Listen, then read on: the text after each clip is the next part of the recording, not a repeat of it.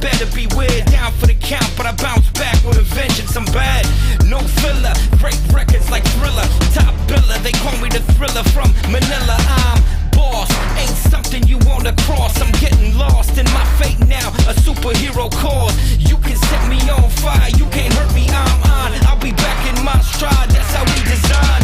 One thing I know, when my back is against that wall, and bear will be coming back, that's how we roll. We go renegade style, when they do it don't stop. Time to break through, come on free.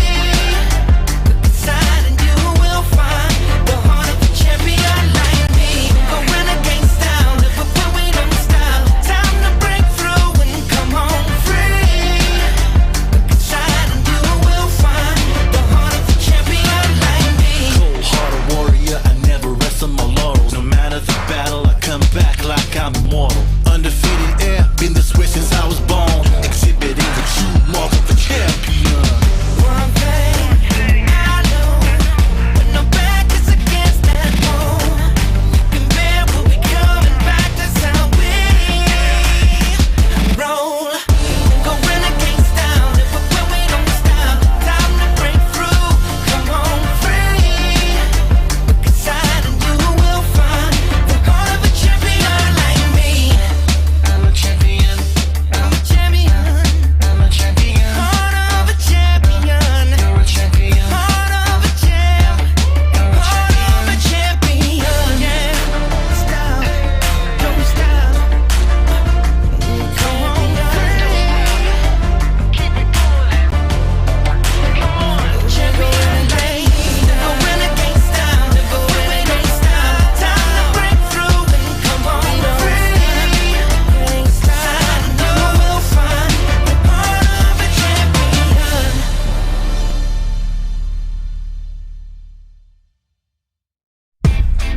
Yo, this for all my dreamers, believers, go-getters.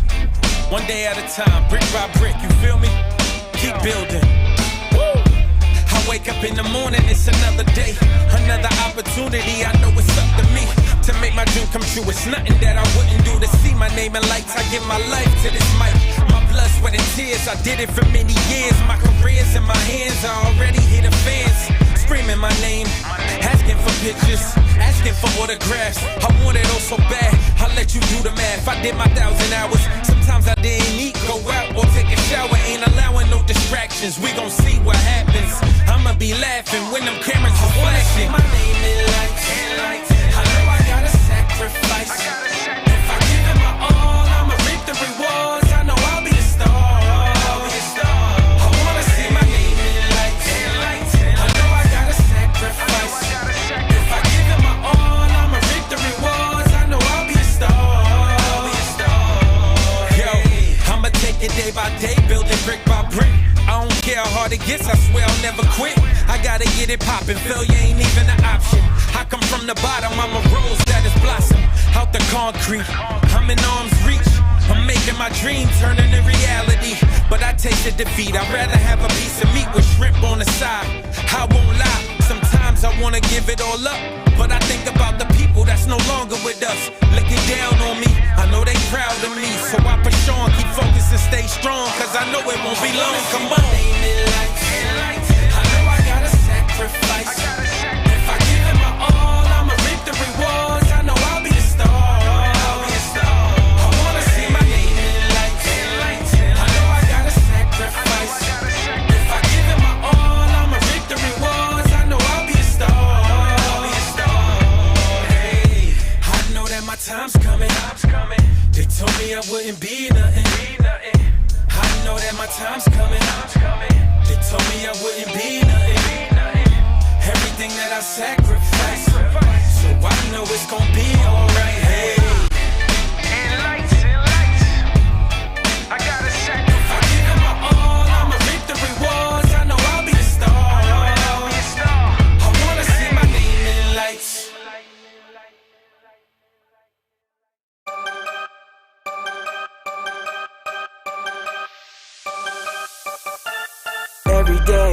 Every day when I awake, I know a what's at stake, what kind of moves I gotta make to keep it poppin', raise the bar, elevate.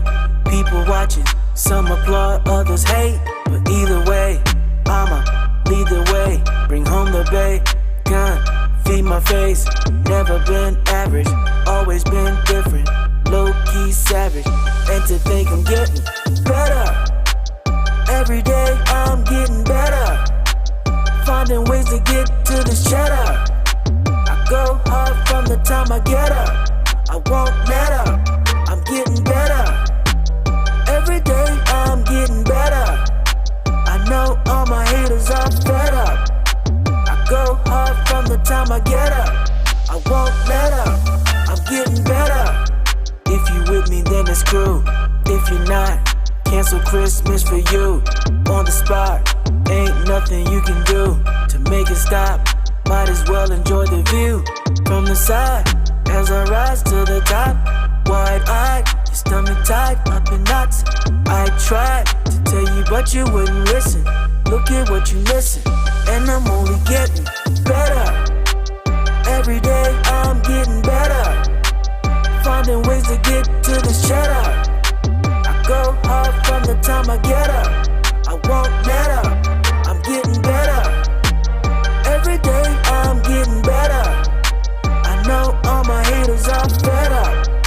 I go hard from the time I get up, I won't let up, I'm getting better. Every day I'm getting better, finding ways to get to this cheddar.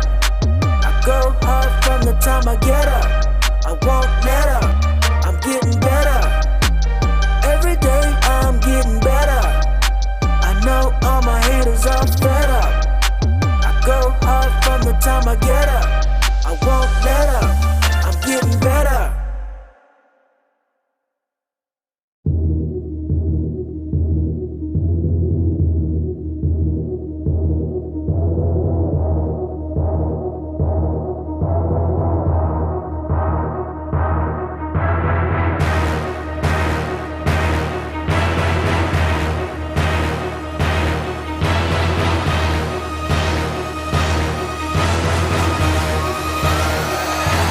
Ready for this.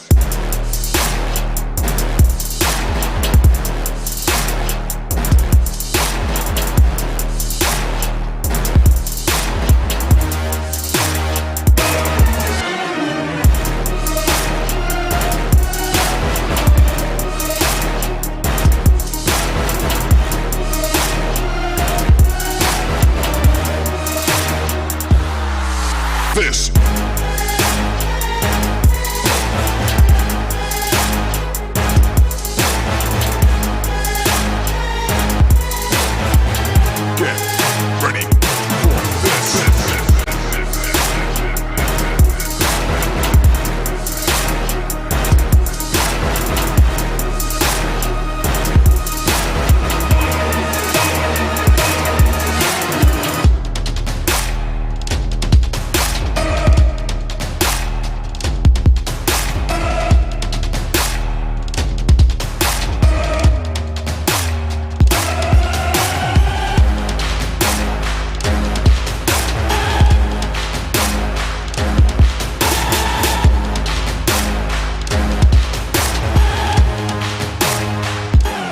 Ready for this.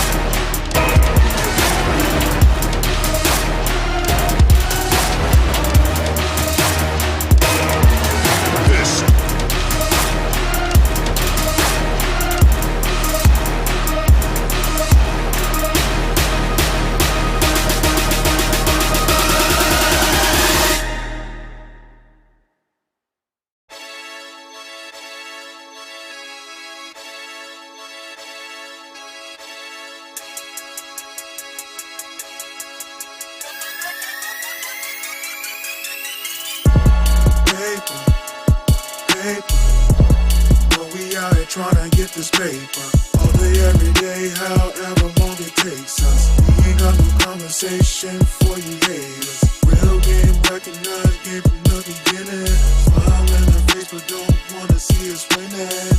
Get this paper, paper, paper.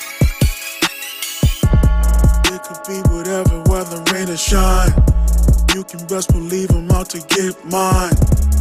Be honest, keep it 100. You know don't nothing move but the money. I hear the haters on the sideline, hella jealous cause it's finally my time. Just don't do nothing you'll regret, cause my whole crew is with the BS. Paper, paper, know we out here tryna get this paper. All day, every day, however long it takes us. We ain't got no conversation for you haters. Real game recognized, game from the beginning. Smile in the face but don't wanna see us winning. Get this paper, paper, paper. Got a bunch of schemes that I like to rock. Just by any means getting to the guap. Every day it's another hustle, but some of y'all don't wanna see me bubble. Go ahead and hate from a distance, but if you pull up, cancel Christmas. Don't do nothing you'll regret, cause my whole crew is with the BS. Paper, paper, know we out here tryna get this paper. All day, every day, however long it takes us. We ain't got no conversation for you haters. Real game recognized, game from the beginning. Smile in the face but don't wanna see us winning. Get this paper, paper, paper, paper.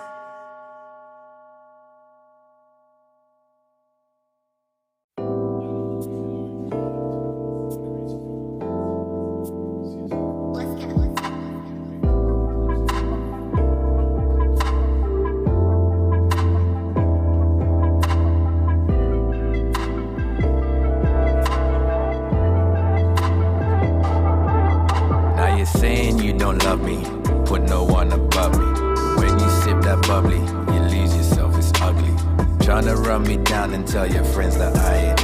Then 3 a.m. you're texting, have you all up on my. Ain't it funny though? Always spending money, buy you this, buy you that. And swear I'm down for us, but it's you holding back. And still you give me bad vibes. Change your attitude, cause it's you. Why you act like I know you don't love me like you say you do. I know you don't love me like you say you do. I know you don't love me like you say you do. I know you don't love me like you say you do.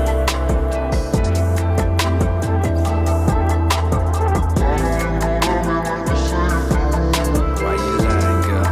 You know you're mine, girl. Only when it seems you control it like some food. Which way do you think we should go?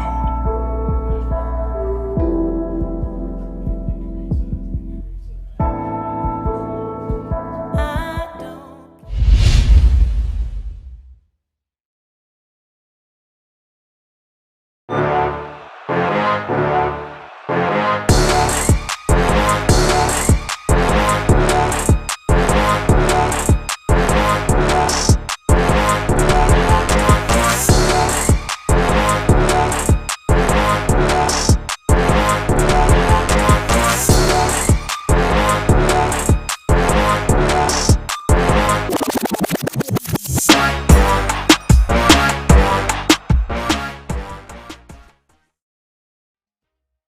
The FIFA Global Series South America pre-show is presented by Mercado Libre.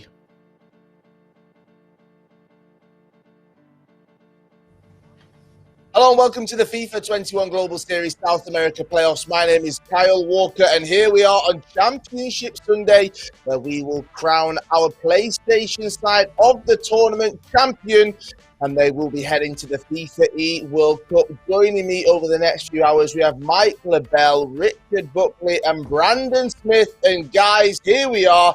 Finals day, Mike LaBelle. It was a great day two, which was day number one on the PlayStation side of things. Are you ready to find our champion? You're confusing the people, but yes, I am ready for the champion. I want the guys that are going to qualify. Everything locks in. We have premium quality matches. I'm not just building a narrative. Just wait. If you haven't seen the schedule, I know Kyle's going to deliver some goodness for you. Get your popcorn out, get your snacks, whatever you need. Some little candies, whatever you got in the fridge, bring it out because this is going to be quality today. This is day number 4. Let's break it down. Day 1 and day 3 were Xbox side, and day 2 and day 4 have been the PlayStation. And here we are on this final day. Richard Buckley, Championship Sunday. South America has provided plenty of surprises, and there's more in store today, possibly.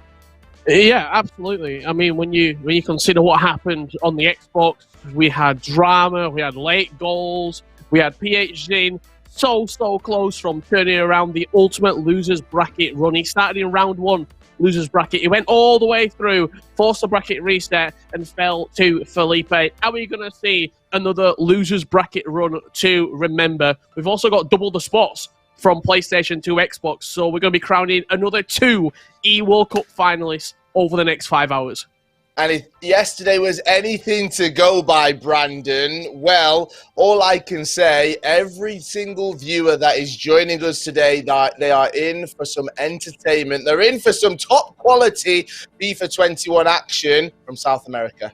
Absolutely, Carmen. This is the last dance in South America where, as we've come to expect across the 4 days, not all the big names will be on that plane to London. We've seen upsets, we've seen shocks, and I'm sure today there'll be even more drama. As Richard said, 2 more E-World Cup spots to make it 14 players already on the plane to London come the end of August. Also, let's not forget, lads, $75,000 the winner today. And of course, those players that are on the top side of the bracket, Nicholas and Crapaldi, they'll be in action later on today, hoping that they can get their hands on that cash. Yes, they've already secured their spots at the FIFA E-World Cup, but we will be finding 2 more, Mike. But it's all well and good getting to the FIFA World Cup. This is what they want. That's objective number 1. But at the same time, they can get some cash money. They can get some pride, some more legacy if they can make it through the latter stages of the tournament. I don't like how you're downselling the impact or the importance of the FIFA E World Cup because that's still the first priority for every competitor. Don't get me wrong. Would they take some extra money? They want to build on the legacy. They want to have the championship status for sure. But that's still the main situation. You want to get that locked in. You book your flight, you book your ticket, and then you know that you also have a deal or an ordeal for next year. You got a lot of negotiation room. On day number 2, we started the PlayStation side of the tournament. There was plenty of action. Let's have a look at our bracket, how it all unfolded. 16 competitors started that competition, all going head-to-head in round number 1. The top 8, the winners, went through to round number 2, and then round number 3 saw the winners continue on. 4 of those went head-to-head, and then we had our winners bracket final, and it was Crapaldi who came out on top. It is double elimination, though. The losers can afford to lose once. You drop down into the losers bracket. 8 of those competitors did that. 4 were lost. 4 went through. They met the losers from the winners bracket. They all went head-to-head. Then round number 3 saw 4 competitors in the losers bracket going head-to-head. And now we move into losers bracket round 4, where we start the day. Crew Esports Matthias, Atlanta's Paulo Neto, CS Sedano, and NSE Tour all going head-to-head, hoping to make their way through to the loser semi-final, then the losers final, where FC Basel's Nicholas 99 FC awaits, and then a spot in the grand final where Crapaldi is patiently waiting. Richard, that losers bracket is absolutely stacked. We are going to say goodbye to some incredible competitors.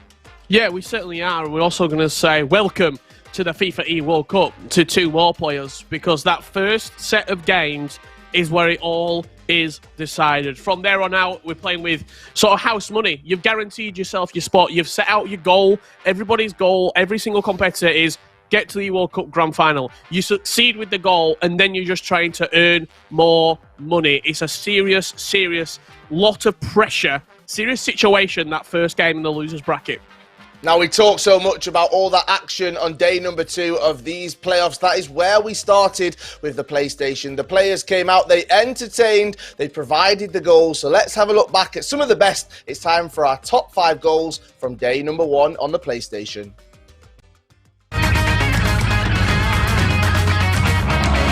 PlayStation of South America. Here comes Matthias Bonano with R9. Gets us cooking. And it's only taken the man that was number one.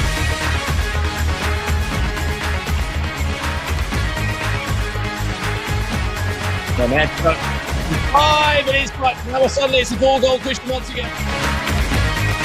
World Cup's in the offering as well for a top 4 finish or a top 2 finish. Here's R9. Chance for Nicholas. That's him 1-0 up in this game. Score for Paulo Neto.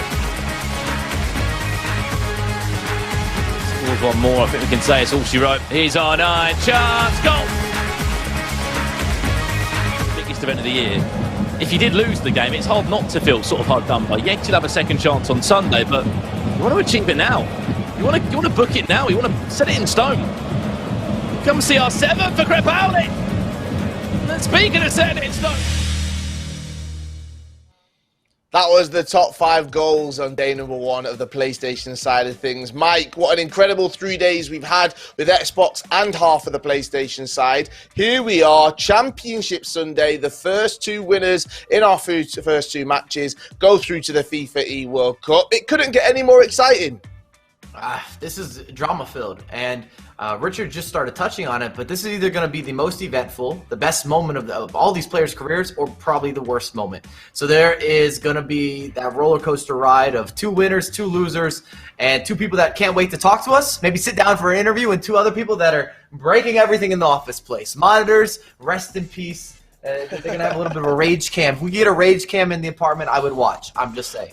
I definitely would like to watch that. Brandon, huge day ahead for some of these competitors. What a season it's been. We've had so many remote broadcasts, but finally in August, all of our FIFA E World Cup competitors will be heading to London and going head-to-head. Absolutely. I mean, it's the stage everyone wants to be at. You can win the CONMEBOL E-Libertadores. You can win qualifier 2, 3, 4, how many you want. But if you don't get to the E-World Cup, I mean, some will turn around and say, you know, that's a disappointing season for me, as crazy as that sounds, because everyone wants to be at the FIFA World Cup. As we've said, me and Mike so many times across these broadcasts, you get there, that's another 1-year contract already. Get it extended. Get a new contract for yourself. That is how big of a stage is, just because the eyes that are watching, the best players that are there, you guarantee good prize money just for getting there too, and it's just the place where you want to be. The grand final, the E-World Cup. Definitely, and 2 people that will be at that FIFA E World Cup, Nicholas 99 FC, also Crepaldi. Richard, when you're looking at those 2 competitors, Nicholas sits in the loser bracket final. Crepaldi is already in the grand final. It just shows how good South America is, that both of these competitors, they've secured that spot. They are the best of the best. Yeah, absolutely. And I think Nicholas, you would have expected to be there. Crepaldi, he's come out of, you would argue, sort of nowhere. He's been a surprise package. Yeah. I also just want to say, when you were talking in regards to the playoffs and this tournament in particular, the last time we saw the playoffs, FIFA 19, we were all there, and people were going into that tournament already knowing they had a grand final spot because it was on the rankings. You could go in at number 1, get Swissed, and still make a grand final. Whereas with this particular tournament, you've got to turn up to the playoffs and you have to perform. You could have had the best season ever, but if you don't perform at the playoffs, that's it. Season over. You have a nice summer. Go on holiday, because you're not turning FIFA back on.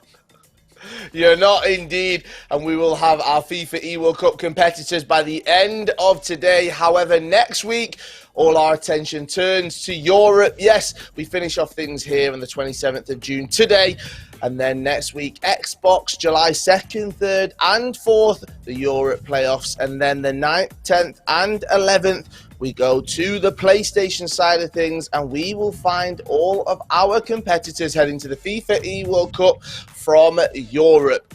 Right, it's time for us to have a look back, though, at some of the regions, because we're getting so close to all of our competitors going head-to-head across all of those regions. We've talked about it so many times, how excited we are to finally see the likes of Dull and Mike taking on MS Desari. That is what we're looking forward to. So let's have a look at all of our regions on the PlayStation side of things, and let's pick our best players that we're excited to see. Right, I'll start then. Oceania, a region that I love It's always sunny. When it's winter in the UK, it's summer in Oceania, and it's provided lots of entertainment throughout the season. And one man that has done that, his name is DW Dylan. He's represented by Dire Wolves, a young kid that's burst onto the scene. I remember the FIFA 20 Summer Cup series, seeing what he had. He came to FIFA 21 and he's managed to pull off something quite special. We saw Nate and Treaders bigging him up. We know Treaders' relation with him, working with him, having his head in his hands at times when it came to a penalty shootout for Dylan. And guys, I'm so excited to see this man at the playoffs. I genuinely believe, Brandon, he could cause some major upsets. Absolutely. I mean, he's the number one ranked player as well from Oceania. There's not been many number one ranked players on the playoffs that have backed it up at the playoffs, as Richard said. You know, just because you finish the season as the number one ranked player, you're not guaranteed the FIFA World Cup. You might get a better seed in Swiss, but that's all you're going to get. You've got to come and deliver, and he was one of those players that did. You know, there's a couple more, but no doubt Dylan looks dangerous for London. He definitely does. Let's jump to the next region then. West Asia, Mike LaBelle. Who have you got? Well, let's talk about the elephant in the room, or in this case, maybe you prefer to be the king of the jungle. MS Desari. Has there been a player that's more consistent over the past 5 years? This is his 5th year. He's a veteran now at 21 years young. And I think it's pretty easy to argue that he's been the best player over the course of those 5 years, or at least you got to put him in that conversation. I know that we all like to throw out the word GOAT or to say that, oh, this guy's on the Mount Rushmore. He's such a collective. But with competitive FIFA and MS Desari, they parallel. They correlate. If you talk about one, you're thinking about the other, and vice versa. It doesn't matter which order. And the fact that he is now returning to, of course, another FIFA E World Cup. He's already been a champion once. He was the runner-up in 2019 in a fantastic, a very special finale, which Richard and Brandon have touched on. Last year, we obviously didn't have the event. This year, we're coming back. It's going to be LAN. He's going to show up. He's going to be ready for the big show, the bright lights. That's MS Desari's forte. How many times have we seen him do it on the big stage? I can't wait until London in August to see that man don the stage once again and hopefully chat to him. I just want to talk to MS Desari in person and feed off that confidence that he exudes. Right, let's jump to you. I told him give him a hug, Kyle. I told him give him a hug. That was in the DMs. I said, when I see you, the hug is happening, brother. We're officially allowed to do that as well, so there's going to be plenty of hugs going around, I am sure. Right, Richard, I'm jumping to you. South America, the region we're currently in this weekend. Who are you picking?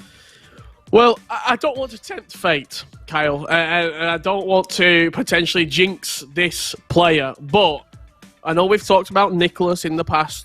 This is the player this year that, in my opinion, has outshone Nicholas, and it's crew Matthias Bonano. 3 qualifier championships, a CONMEBOL E Libertadores title as well. You look that he's going to be at the FIFA E-Nations Cup no matter what happens. He's going to be there. Even if he loses in this opening game against Paulo Neto, he has got a tournament to look forward to at the back end of August. But I don't think it would sit right with me, and the world would be unbalanced if after what an unbelievable season he's had, he's not at the biggest tournament of the year.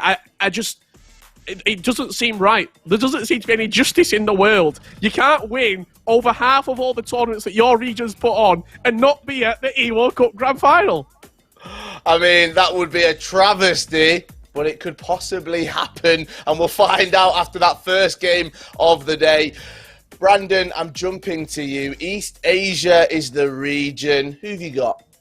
Yeah, one of the best playoffs I think we've seen. You know, we're all involved in that one. And I think the man that, again, was top-ranked player coming into it, delivered on the big stage. Of course, we're talking about Scars J here, or as he's known as SZJ FIFA. He was the winner of the EJ League. He's representing Japan in the FIFA Nations Cup. And he came out with one of the best celebrations. If you've not seen it, go on social media. I feel sorry for the webcam. It just got absolutely hooked off the side monitor.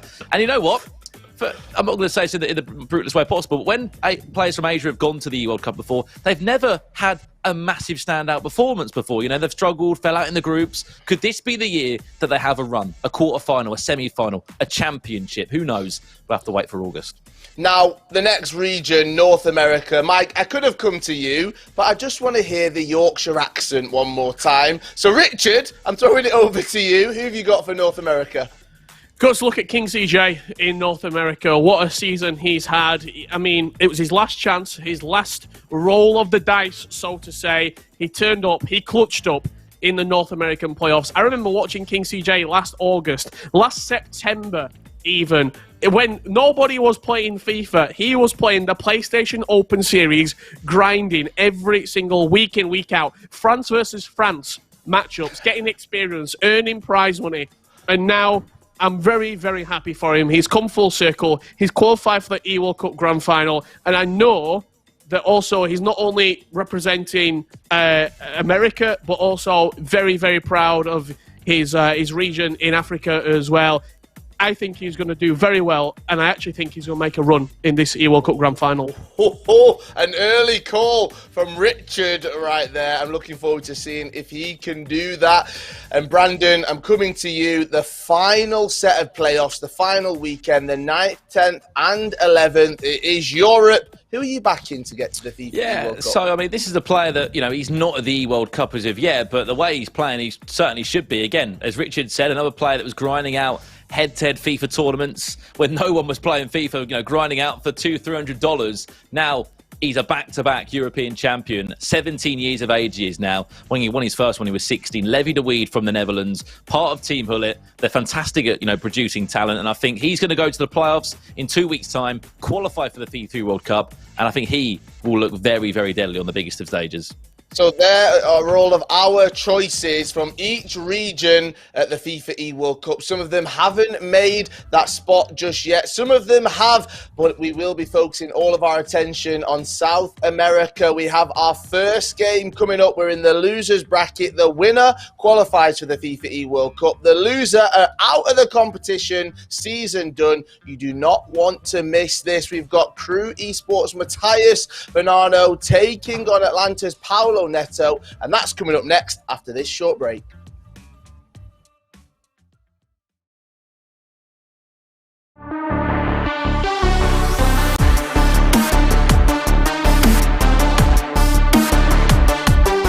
Ronaldo, shots, Lionel Messi.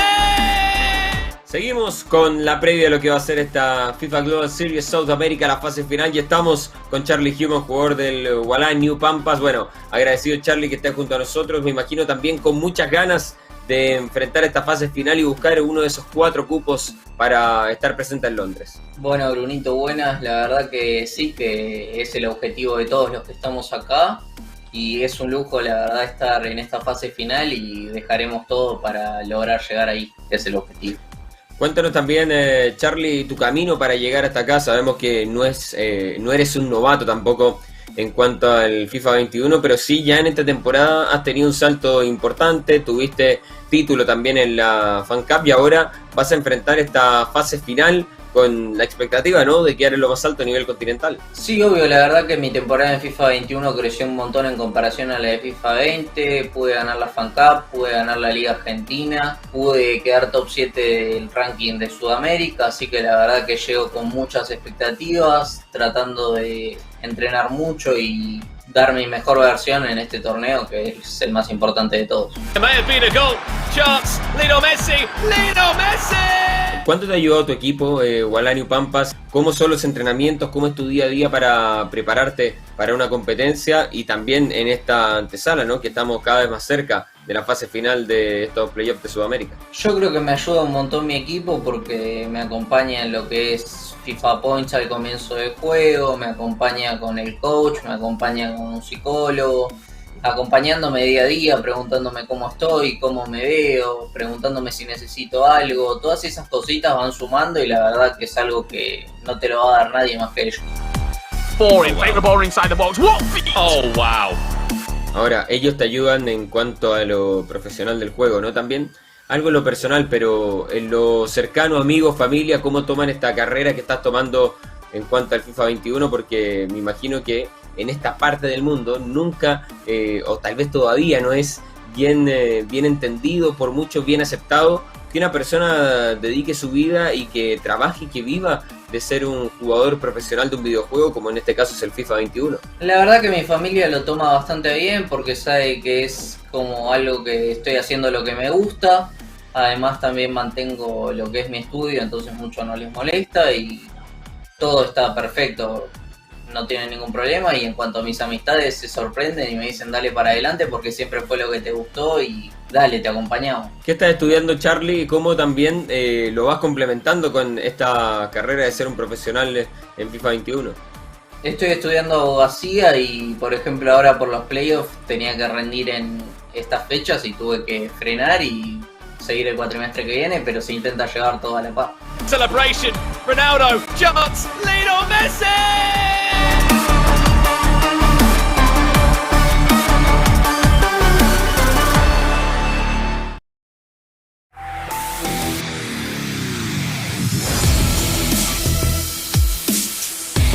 Estamos con Matías Bonano, jugador de Crew Esports, y también con Sebas, que es el Team Manager de FIFA de Crew Esports. Sebas, ¿cómo te va? Bienvenido, y también cuéntanos, para empezar, ¿cómo fue que se arma este equipo de Crew Esports, que es de los más jóvenes en el mundo de FIFA, y por qué también deciden meterse en este videojuego? Me imagino también la influencia del fútbol del Kun terminó pesando. Sin duda, la vinculación juegos de fútbol FIFA y Agüero era algo que era inevitable, era algo que surgió un poco.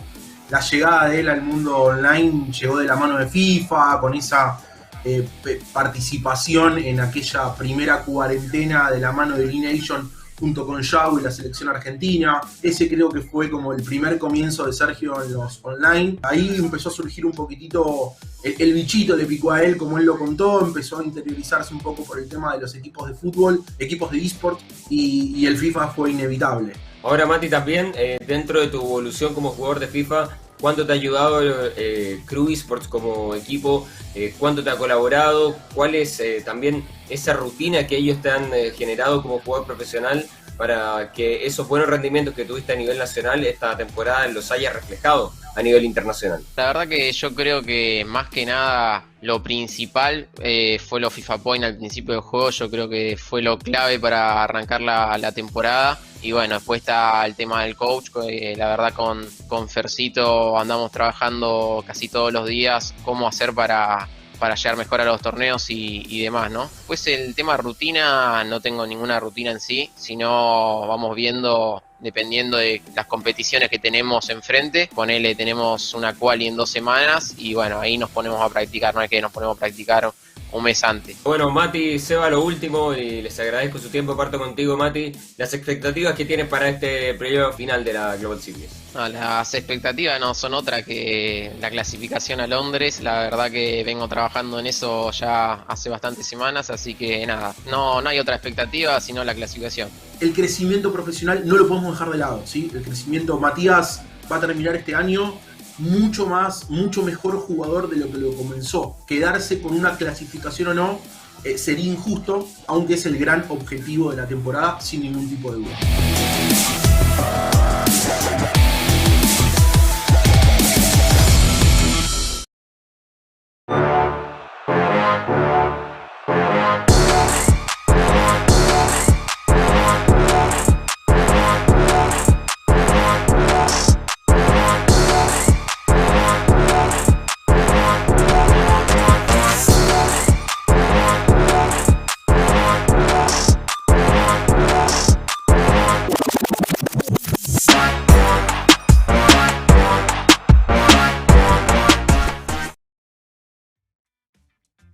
The FIFA 21 Global Series South America is presented by Mercado Libre.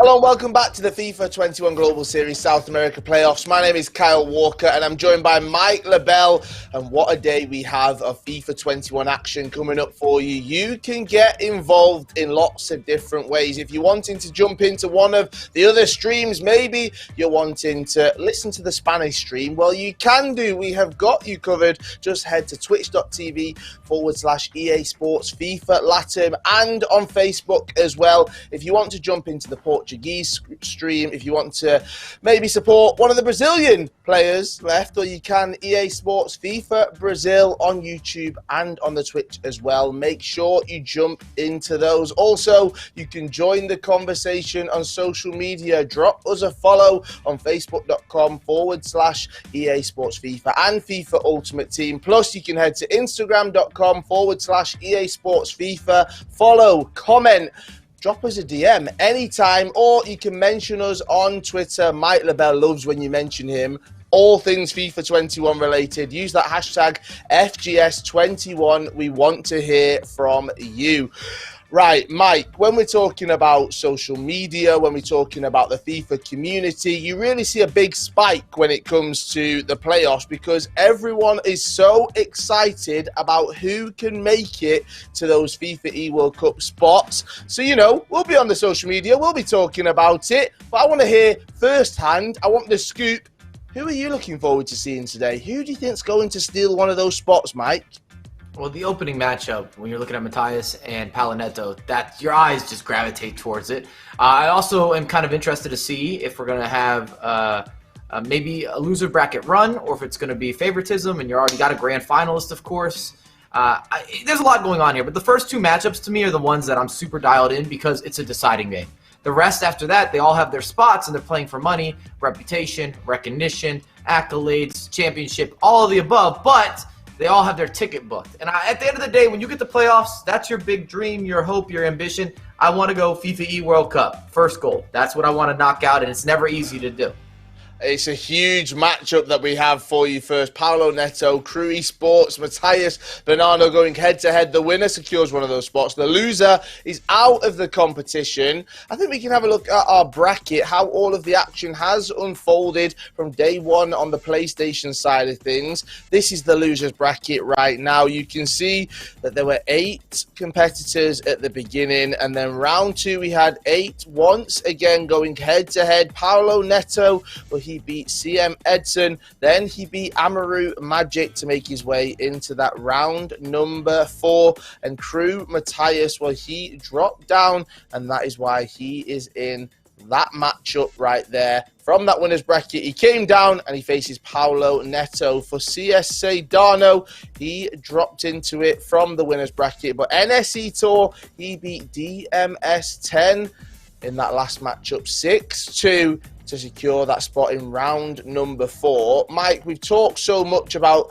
Paulo Neto, about Matthias Bonano going head-to-head. We're moments away from actually seeing that. We spoke to Paulo Neto. We know he can be a very lively character. He likes to have a big smile on his face. However, when it doesn't go his way, he shows his frustration, and he did that on day number 1. Yesterday, he would have been working relentlessly on all of the things that he got wrong on that first day.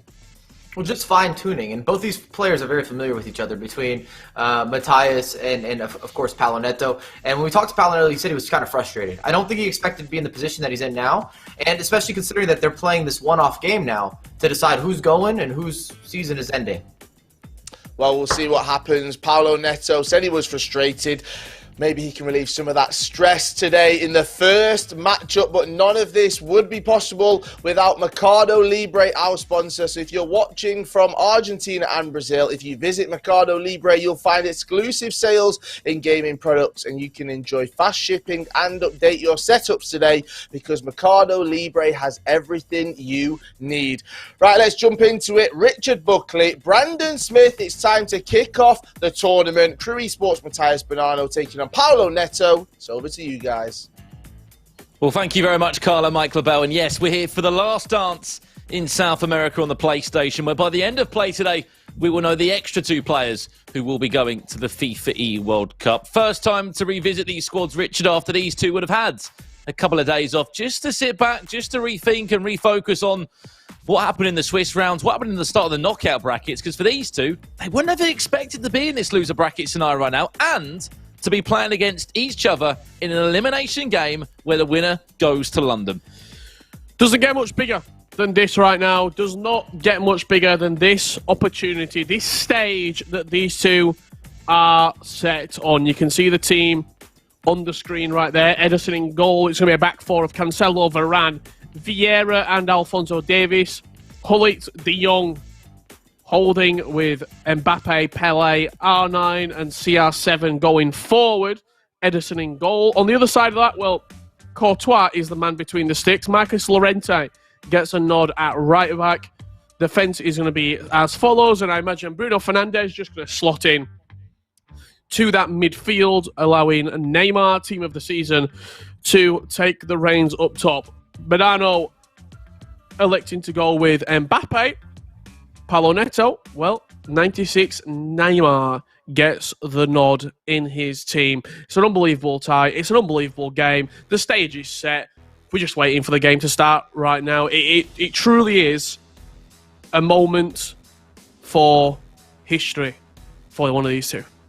Absolutely. As I said, FIFA E World Cup to the winner of this game. But this is a qualifier 1, a qualifier 3 grand final. These two have matched up so many times this season, and now they're matching up, you'd probably say, in the biggest of games of all. If you have just tuned into the playoffs here in South America, well, first and foremost, good evening, welcome along, or wherever you're watching from in the world. You may have been here for some swaps or some important TIFOs, and you're probably thinking, how can I earn them? How can I even get them in my club? Watch this video. It explains everything you need to know about getting those all-important swaps. Earn 8 new swap tokens by watching the final events of the FIFA 21 Global Series and redeem them for untradeable pack rewards. Simply link your Twitch and EA accounts, watch at least 1 hour of any of these events, and claim your FGS player token with the new Twitch Drops campaign system. There are some great repeatable pack rewards up for grabs. Don't miss out. Link your accounts, watch the FIFA 21 Global Series and start redeeming your rewards. It's as simple as that. And that is how easy it can be to get those rewards. And more importantly, you can get some awesome TIFOs as well, which can go in your stadiums, in your FUT Champions games, or playing against friends on FIFA Ultimate Team. As you can see, the SBQR players, the Iceman, Nicholas 99FC, Crew Esports' 2 players, Matthias Bonano, who's in this game right now. And if you are a Premier League fan or a Wolverhampton Wanderers fan, you can get Fulfil's TIFO in your club just by watching an hour plus today of the FIFA 21 Global Series playoffs. Here in South America, there are some awesome prizes to be won and, of course, achieved in your FIFA club. But you're absolutely right, Richard. This is a massive game because these two have played so many times this year, and you'd probably go and say that for a long part of the season, Matthias Bonano was the kryptonite of Paulo Neto. He could not get past him. He could not get round him. Even when he forced a bracket reset, Matthias Bonano always found a way to win. And that's the important thing you mentioned there. The bracket reset doesn't need to force a bracket reset here. All he needs to do is beat him once. He's beat him. Yep. It's not like he's facing somebody that he's never beaten. He has beaten him over 2 legs. He beat him 5-2 in qualifier 1, 5-3 in qualifier 2. He's beaten him before. He knows what it takes to knock Matthias down, to make him suffer defeat, and he can do that. But I just think Matthias Bonano, I just think he's going to come good. I think he's going to come very, very good in this game. Paulo Neto is an unbelievable FIFA player. We've seen it at LAN before. There's something that Matthias can't say we have seen.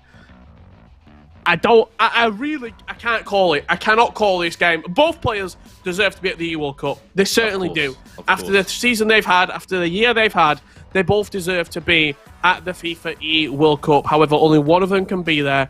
Matthias Bonano or Paulo Neto. It's going to be an unbelievable game. Probably my most excited I've been for one individual game of FIFA all season long.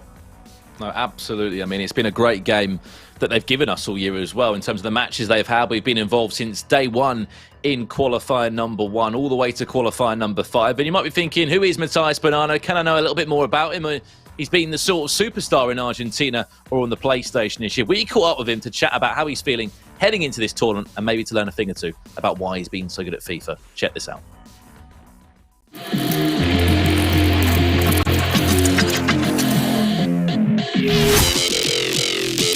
Ronaldo dancing, Ronaldo still, Cristiano Ronaldo. Estamos conversando con Matías Bonano, jugador de Crew Esports. Matías, bienvenido. Y para arrancar, quiero saber cómo ha sido tu camino para llegar a ser un profesional y por qué sientes que con 18 años ya estás compitiendo al máximo nivel sudamericano. La verdad que empecé a jugar desde FIFA 13, desde muy temprana edad. a lo largo de los años me he dado cuenta que estaba por delante de la media de la gente normal, digamos, de mis amigos y demás.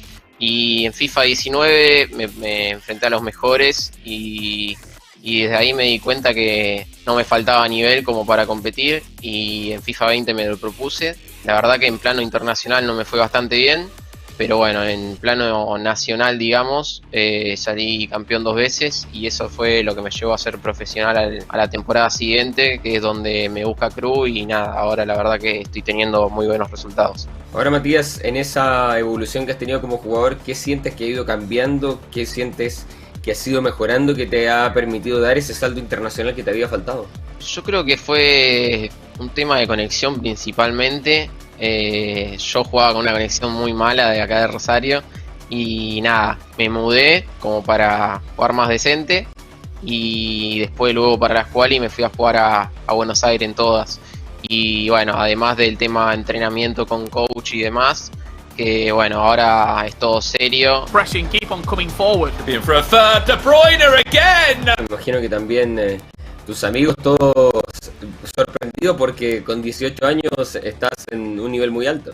Sí, o sea, nadie se lo esperaba, ni yo ni siquiera. La verdad que se han dado muy buenos resultados, casi excelentes. Y nada, esperemos tratar de cerrar esta gran temporada con un viaje a Londres, ¿no? Es la ideal, ¿no? Y tu proyección es, Mati, porque ya esta es tu primera gran temporada como internacional. Vas a estar compitiendo en la fase final de esta Global Series, pero que me imagino que con 18 años tú proyectas que de aquí va a ser una carrera por muchos años compitiendo en FIFA. Y la verdad que esperemos que sí. Con este año me da una confianza total para las próximas temporadas. Así que sí, yo creo que mínimo 2 o 3 años más voy a estar en el plano profesional de FIFA, digamos. Back to Bonano on the rebound. Second time of asking. There's the third goal. ¿Sientes que ya con lo que ha demostrado, ¿no? Ganaste un par de qualis, tienes lo necesario para quedarte con la Global Series, con el pasaje a Londres? Y si no, ¿qué es lo que vas a trabajar ahora que partes a Brasil para ir mejorando esos detalles que te permitan quedarte con el título? No, la verdad que yo creo que sí, que estoy apto como para salir campeón. Estoy entrenando ahí durante las últimas semanas full, como para lograr la clasificación a Londres, que es el gran objetivo. Después salir campeón es un objetivo más secundario, ¿no? Que es a lo que uno apunta. Pero bueno, lo principal es la clasificación a Londres, y después se verá el resto del torneo. Sounds. Varane there in the air, and Varane again.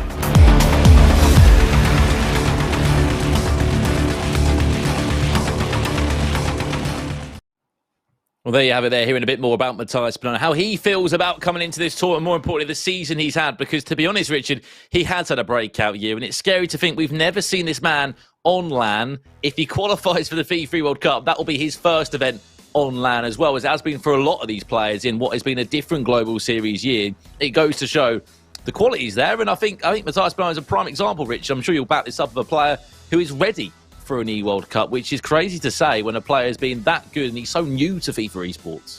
Yeah, it might be new, but he took the season by storm, really, and he took the South American region by storm. It was a region dominated by Nicholas, and when it's all said and done, it can still be dominated by Nicholas, because he's going to the E-World Cup no matter what. He's booked his place. He went underneath the radar a little bit, as crazy as that may sound. We weren't particularly focusing on his game, so to say. We didn't see the crowning moment, but he did all he needed to do. He booked his ticket to London. Will Matthias Bonano, his countrymen, be joining him, or will it be Paulo Neto adding another Brazilian to the mix? Well, here we go. We want to hear from you guys in the chat, as we will all day long. Who do you think takes this one, Matthias or Paulo Neto? You guys can have your say in the chat. And be sure to get your votes in. Who takes this game? Winner goes to London. Winner goes to the FIFA World Cup final. And loser is out of the tournament. It's a harsh way to end the season, Rich, because these two have had such a good season. However, only one can go to the FIFA World Cup.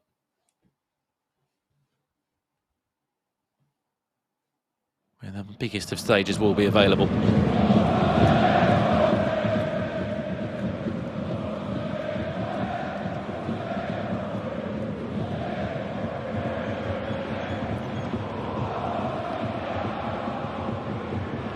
That's Bonano from left to right.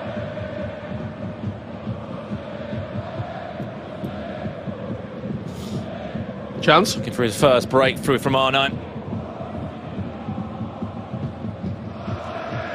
So winning the ball high up the pitch as well. You saw Vieira stealing the ball back straight away, and Matthias comes forward again.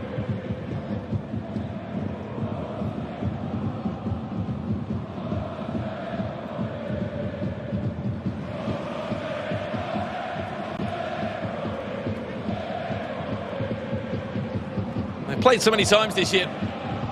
As we mentioned, back in January they played. Chance, here's Matthias Bonano, stings the hands of Thibaut Courtois.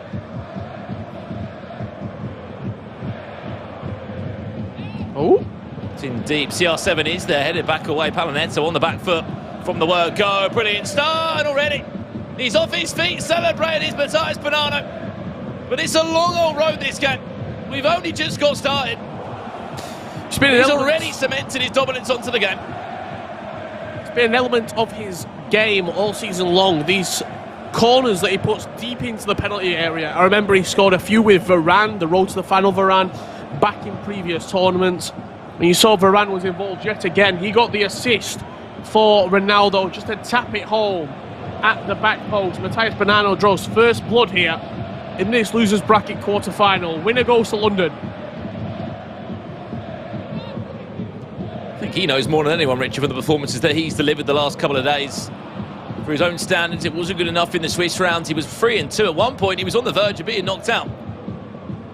After round 3, back on Wednesday evening, he was 1-2 at one point. Here's Paulo Neto looking to restore the lead. Chance, R9 back inside. Paulo Neto, his first real chance of the game, says checkmate with 90 minutes on the clock. Is that a little pun for you right there? Check, mate. Well, it wasn't, but I know they're having a field time at the moment. Didn't know if it were intentional. I didn't know if it were intentional. Now, a great finish from Paulo Neto, levelling up the tie. One apiece. It's going to be a game full of high-intensity FIFA drama here. Back to the point that you were alluding to in the preview of this one. They have played in finals before, these two. Qualifier 1, Qualifier 3. That'll be in December and February. Paulo Neto was in the loser bracket coming through those games. He won the opening tie, which, of course, originally forces a bracket reset. But on the second matchup, he just couldn't follow up. Obviously, this game is very much different. It's 2 legs of FIFA. There's no bracket reset needed to happen. Just play your best FIFA over 2 legs. Winner goes to London. Loser crashes out the top. It's a harsh way, it's a harsh reality, but that's where we're at the moment. These two have dropped down to loser bracket after losing games. Yeah, that's to tell them that they know more than anyone.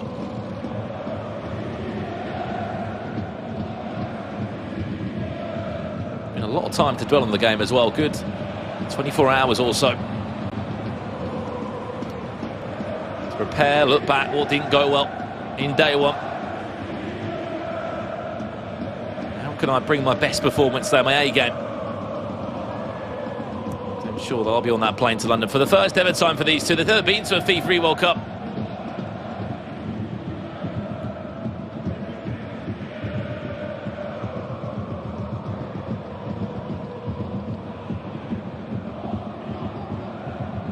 Pele can't find that way through, squeezing it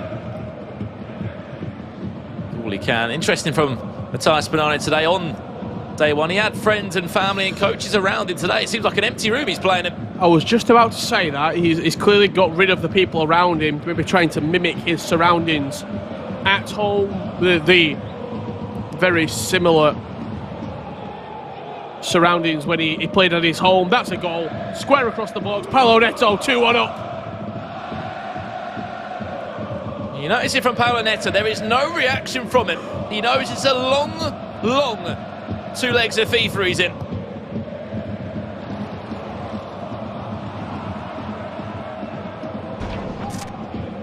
We'll see the replay again of the chances here. I think this was the chance for Matthias Bonano. Just off. Him just being offside. It was Arnold that made the initial run, but no need for VAR calls here on the virtual pitch. That one's clearly offside. Minutes later, Neto went down the other end and scored himself.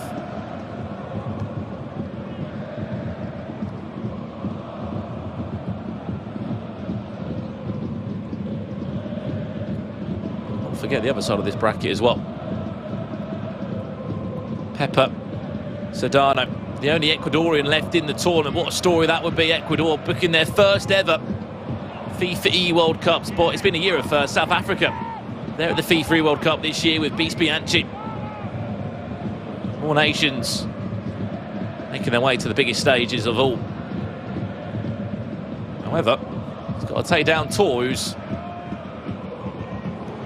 not a bad playoff run. Of course, the fact he's in the loser bracket is not the best, but he had a brilliant start to the tournament in Swiss. He's the only player that went 5-0 in the Swiss rounds. He's also a player that's been to the FIFA World Cup. He was at the last one back in 2019. That's half-time in our first leg here. Neto, a very narrow lead at this point, Richard, but 3 goals in 45 minutes. I'm sure there's plenty more to come. Yeah, it gives us a lot of potential avenues where this game could go down. However, right now, Paulo Neto is on the straight and narrow. 2-1 up after going 1-0 down. Finds himself in a good position. Not great, just good. Matthias Bonano, lots for him to stew over after, you could say, 1 quarter has been completed here.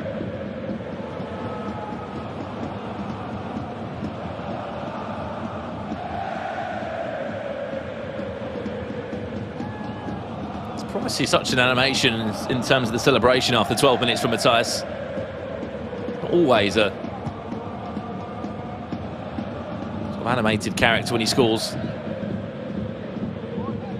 I think he knows how much it means to him as well. This is the moment that he probably feels as though he deserves. He probably feels as though he earned his way to the E-World Cup, but you've still got to turn up to the playoffs, you've still got to perform, you've still got to play well.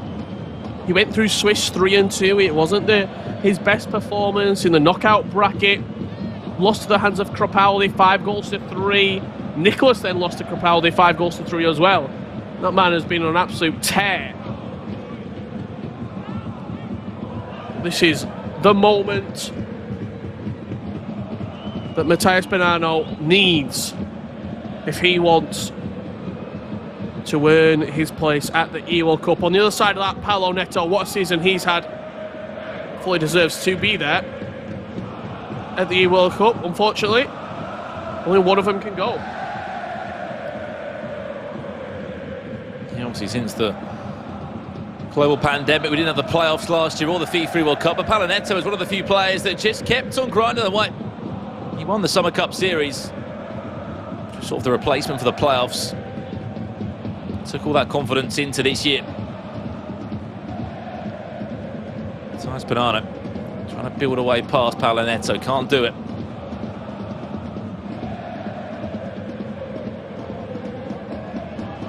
I doubt I feel an out process this game in the first leg.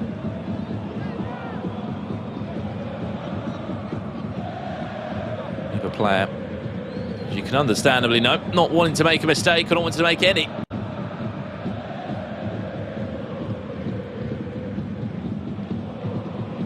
Slip up. This is the level where you have 2 players that are so tightly contested in the game that it just takes one offside trap played wrong or one rash tackle. Next thing you know, you've been heel to heel and there's no way around. Turning the game back to an even playing field. Maybe thinking, how do they both get to this stage in a loser bracket scenario? Well, they've both been on a very different journey.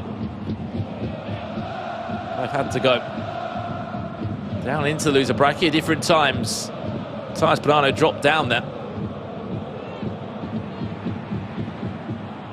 after losing to the man that's in the winners bracket, Crapaldi. He's already had a half taste for the FIFA World Cup, has Matthias Bonano. He was 90 minutes of in-game FIFA time away on Friday night.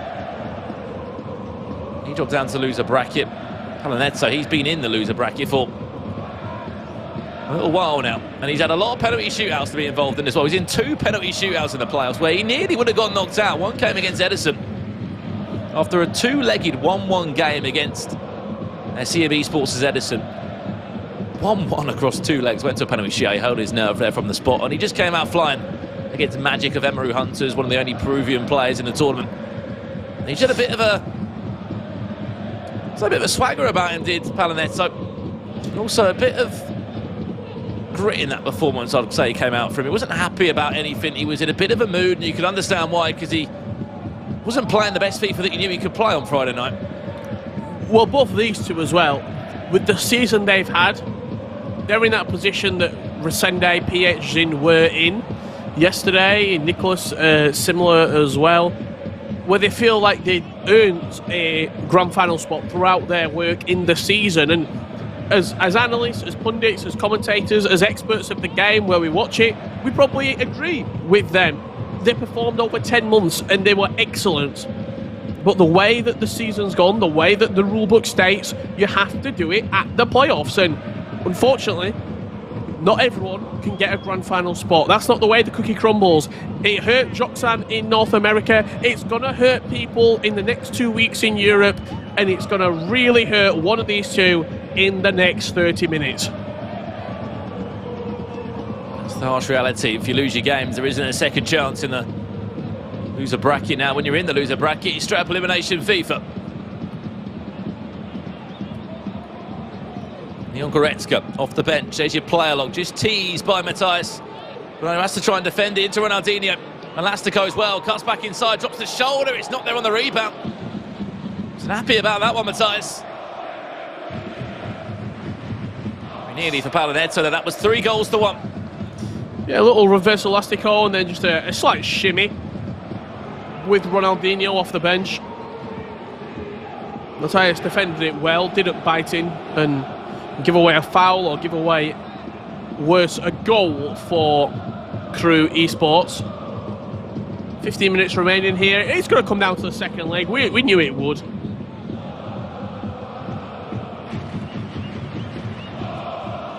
When they've played before, as you rightly said, in different matches this year, it's always been a tight affair.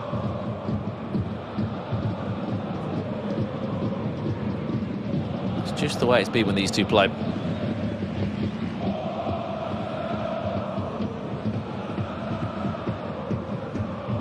Hopefully we'll actually get to see them play again if either doesn't make it to the World Cup. They'll be both at the Nations Cup. Good fee, referee! Oh no, Palanetto. The man that's squeezed his way into the team, Lorente, goes from hero to zero. And up steps CR7, who's been clinical in the Euros on the pitch. Is he clinical on the virtual pitch? Yes, he is. And just like that, a gift of a goal.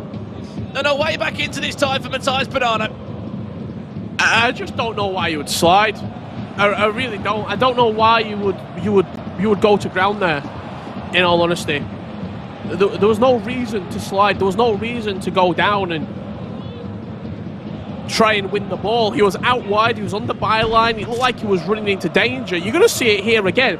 He's not really going anywhere, Ronaldo. He player locks. Palanetto slides in, and you can see as soon as that slide came in, his face cam, a grimace. He knew he made a mistake.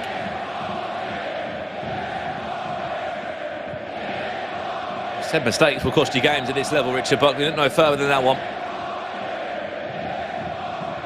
Matthias holds his nerve from the spot. Matthias Bonano is back in the tie now. 2-2 the scoreline.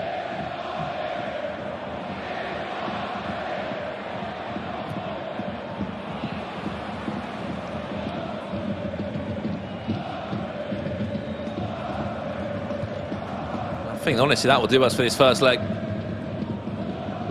There'll be one more chance for Palanetto. If not, we're into a one-leg of FIFA where everything can happen and anything will happen.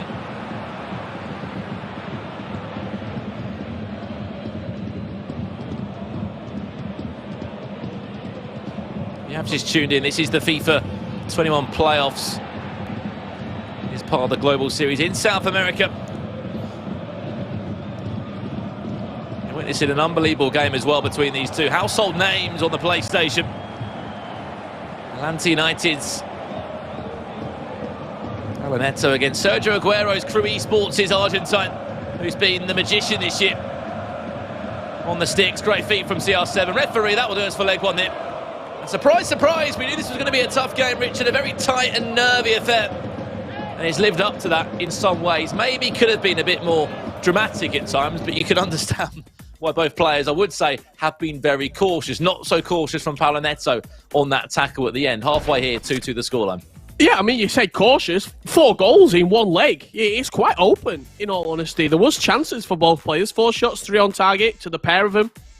There's been a lot of possession in around the midfield. Both players defending well, winning the ball back in the right areas. But I think cautious, I would probably say not. I would say tense more than cautious. I think you can tell both players are really, really trying their very best. When you've got 2 powerhouses, 2 players, 2 alpha males going at it, and only one of them can come out on top, there will be mistakes. There will be moments of sheer brilliance in the final third, and we've seen a display of both so far. This right here, this was a moment of madness from Paulo Neto and Marcus Llorente. Sliding in, Matthias Bonano kept his composure, slotted it in the bottom corner. A good penalty as well without the cursor. 2 apiece, everything to play for going into leg 2, and I am here 100% for it. Absolutely, as we said, so much still to come here in those all-important FIFA 21 Global Series playoffs. We're going to go to our first break of the broadcast today. When we do return, it will be the second leg, and at the end of that game, someone will book a spot in London for the FIFA World Cup. 12 will become 13 on that plane heading to London from all over the world. Do not go anywhere. We're back in a couple of minutes for that all-important second leg here. Trying to run me down and tell your friends that I ain't. Then 3 a.m. you text and have you all up on my. Ain't it funny though? Always spending money, buy you this, buy you that. And swear I'm down for us, but it's you holding back. And still you give me bad vibes. Change your attitude, cause it's you. Why you act like I know you don't love me like you say you do. I know you don't love me like you say you do. I know you don't love me like you say you do. I know you don't love me like you say you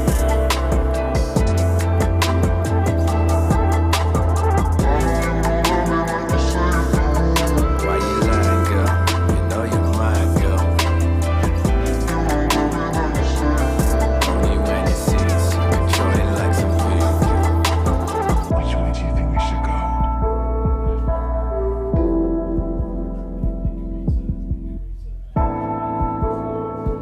I don't care. Tired of the drama, silence, give me more than tears. This hit is yours. Too broken to be fixed, and too proud to ask for help. First to be yourself. I know you don't love me like you say you do. Though why you think that? I know you don't love me like you say you do. Why you think that? Though why you think that?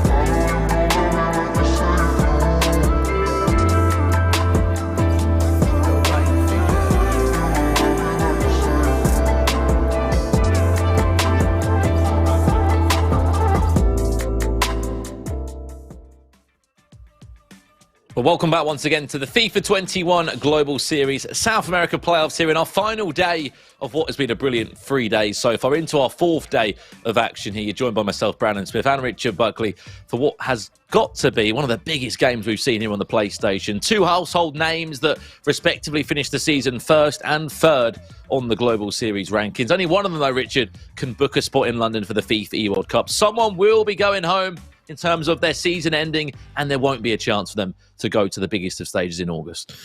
No, there certainly won't be, unfortunately. Somebody will be crashing out and their season will be coming to a close here in the FIFA Global Series. The countdown is on.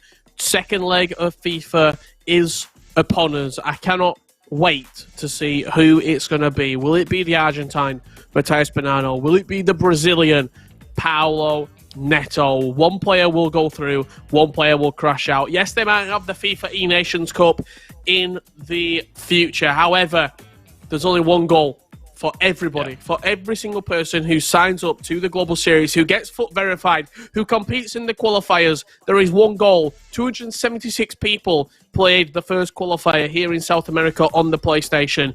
Only 4 will go to the grand final. Let's find out who number 3 will be. Well, it might not be our first game of the day here, but it is Judgment Day. This is the big game. You win this, pack your bags, you're off to London for the first ever time in terms of your FIFA E World Cup. This might be the last time you get to see Neto or Matthias Bonano this year on a broadcast in FIFA 21. I mean, yes, as we've said, we'll see them in August in the FIFA Nations Cup, but other than that, we'll be seeing them on FIFA 22.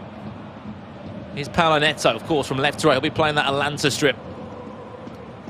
Aiming to make the American Football Club very proud. He's been with them for a couple of years now. After a dominant display, chance on. Through the goalkeeper's legs of all. It doesn't matter if it's pretty. It's R9, 6 minutes in, it's Neto back in front. Well, it was just moving the goalkeeper as that shot came in, and I think the right stick goalkeeper movement slightly threw off the save animation from Edison. It went straight through him. He's not going to complain one bit, Neto. 3-2 up here, early goal.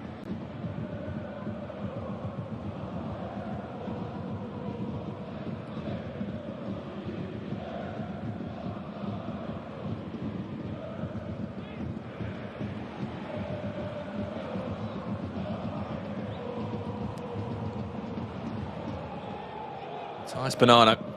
I mean, I would say it's a shock for either of these two that didn't make it to the World Cup, because it is a shock. The worst part about it is there's been a lot of opportunity, and there's been 4 spots given on the PlayStation. The Xbox players didn't have that luxury. I think the surprise emergence and the unbelievable surprise emergence from Capaldi threw a lot of people off. There is no guarantees, Richard Buckley.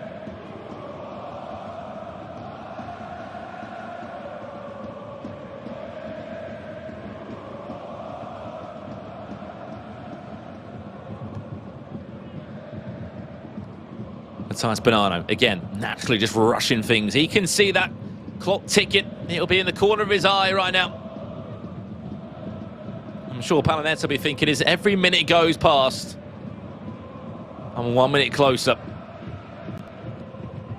to the FIFA World Cup. It's a difficult one to play this. A 1-goal lead is not enough, no doubt.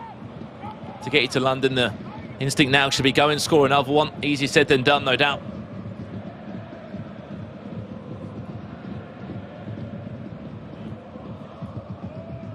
Speak about players ending the season well, Richard, ending the season in a strong way. He might not have had a tournament to remember in the CONMEBOL Libertadores. He was still a grand finalist in his own right. He got himself a top 4 finish. He wasn't a champion there. Matthias Bonano was the champion of the first ever CONMEBOL competition in terms of the FIFA esports landscape, but he did win qualifier 5. And one thing that we have noted very much across all of these playoffs events, those late bloomers, Rich. March, April, May time, heading into June, where it really does matter. Those have been the players that 9 times out of 10 have brought the performances. Yeah, they're the ones who qualifier 5, where it starts to get a little bit sort of towards the back end of the season, and you can start to see a little trickle over period. You start to see a fall over, and imagine a Venn diagram. You've got qualifier 5 victory. That transfers into the playoffs as well. It's the last event before the playoffs start, and you take that form, that momentum, that confidence into the playoffs.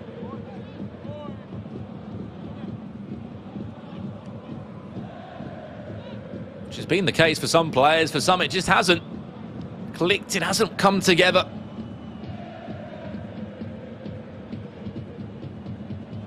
If you're joining us now, this is one of the biggest games you're going to watch today. Which sounds crazy to say, as it's only our first game, and it's not even the one for the PlayStation Championship title. It's what this game means. Near enough, what, 9 months of hard work? 8, 9 months of hard work grinding the game. To be the best, to be amongst the best. I've always questioned Matthias Bonano in terms of being so good, but you keep at such a high level for so long. Where is your motivation? Where do you find it? Matthias Bonano on the back foot. Needs the help of Edison in the end just to calm that attack down. A little frantic there for a second. A couple of slide tackles coming in. Patrick Vieira. Cooler heads prevailed there, just ushering it back to Edison.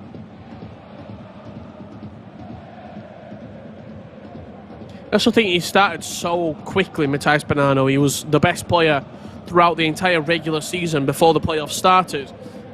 Everybody else caught up. They started picking up what he does, how he's playing, what tendencies is he doing. As the headset comes off, the glasses come off, Matthias Bonano, are we about to see business pick up for the Argentine?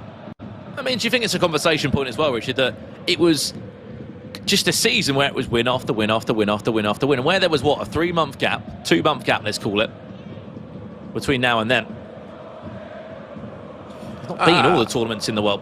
I'm sure there'll be lots of debates if he wasn't to earn a spot at the grand final. I'm sure there'll be debate over what he's just done there. I've not been playing as I should be. I've not been wearing my headset. I've not been... I've wore glasses for this event. I travelled to Brazil. I'm not playing in my own home. All these things, if he doesn't get to the grand final, will be topics of discussion. But the biggest thing is, he's simply not being good enough in the playoffs. There's been 4 players who have been better than him. And that is, unfortunately for Crew Esports, unfortunately for Matthias Bonano, that is the reality that he faces right now. When Paulo Neto is 45 minutes away from realising his destiny. And I mean, just to give you guys a bit of context, throughout all the qualifiers, the way that Matthias Bonano is like playing his FIFA, he speaks to a coach at half-time in what we presume is a PlayStation party chat. The last roll of the dice, and a bit of belief there from Neto.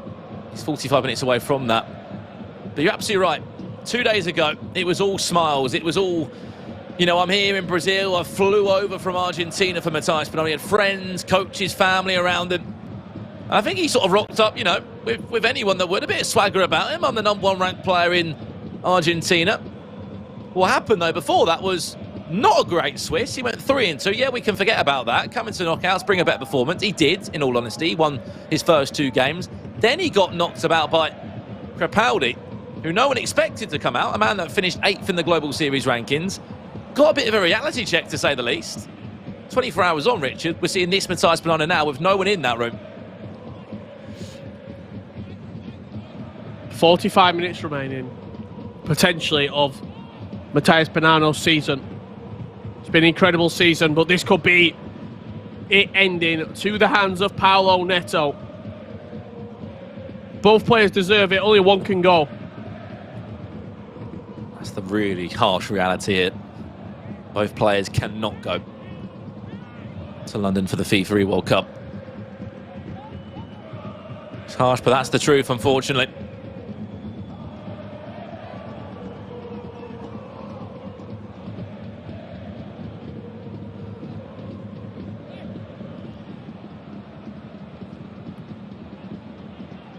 I think as every second goes past, there is a game plan here for Matthias. Oh, sorry, for Paulo Neto, in which he's just sucking time out of the game. Good in possession, very good in possession. Brilliant feed. Bruno Fernandes nearly found R9. Really good build-up, wasn't it? Bruno Fernandes dancing around the defenders. If the pass would have been a little bit better, he could have had a chance. Defended that really well as on that occasion. Paulo Neto. This game's getting open and there'll be chances to win it for Paulo Neto. Watch for CR7 in the box. R9's also there. Player locks. Too much though from Pele. The touches were heavy. Wins a corner. Something off the training ground has been a common phrase I've used here in South America, because it literally has been in all the set pieces department. Free kicks, corners. There's been a complete difference of techniques and ways they've played them.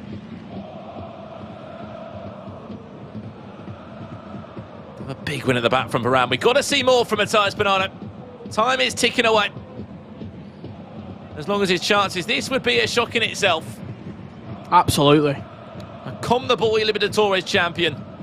A man that's won so much this year, representing his country. Alongside Nicolas 99. He's been the up-and-coming Argentine. He's been the man in South America that everyone's looked at. He has left it late before, though. And he will keep on fighting until the 90th minute. But Paulo Neto is in the driving seat right now, and he's got his foot down on the accelerator. He's looking for counter-attacks. He's looking to steal the ball and transition quickly.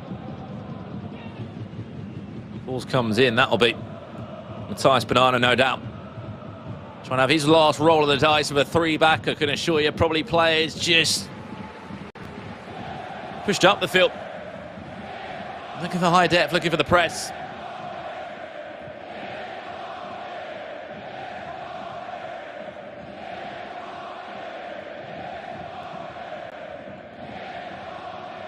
Around now. Ball into the box, head away, back out by Vieira. This is your final 20 minutes now. One of these two will book a spot in the E-World Cup final in London. Is he onside R9? He was, but Varane was there. That cross into the box there, he didn't have any conviction on it. It was a little bit hopeless into the box, just a hit and hope. He needs to be more decisive, he needs to be more cutting edge and clinical in his attacks. Both of these two need to be more clinical in these sort of moments now. Rashford, R9, Matthias Bonano just can't get anything around that box. Just a player that's known for attacking FIFA. He's known for being deadly at these sort of moments. But he's up against a player right now that is not letting him do anything. Whipped into the box, it's ugly to try and get anything on it. He's trying to do right now everything in the repertoire right now. Paulo Neto through ball will just go out of play. 10 minutes remaining. You saw a 5 back there from Paulo Neto. He does not care. He'll put 10 behind the ball if he needs to. He's 10 minutes away from the FIFA E-World Cup.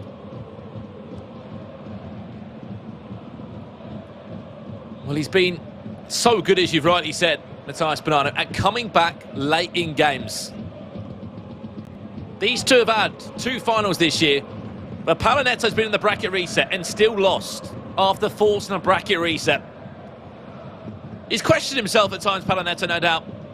Am I good enough to beat Matthias Bonano? Can I beat Matthias Bonano? And he would have known about this game as, of course they both would have, it was in the bracket for the world to see, but more importantly, he knew what this game held for him. A ticket to London. A confidence booster. And I think if he wins this game, he goes on an unbelievable run in this loser bracket. And rightly so. Another big win. This could be dangerous for Matthias Bonano. If he finishes this chance, he will be on his way to London. CR7 drops it back. Hill to Hill. Brilliant defensively, from Aaron Wan-Bissaka. Again, he gets the ball back, though. Paulo Neto has to be patient in the build-up. Free kick. It will be a foul on the edge of the box. Hey, another pause cued here. He's got a free kick, 20 yards out on the edge of the box. Paulo Neto. Chance to win the game here.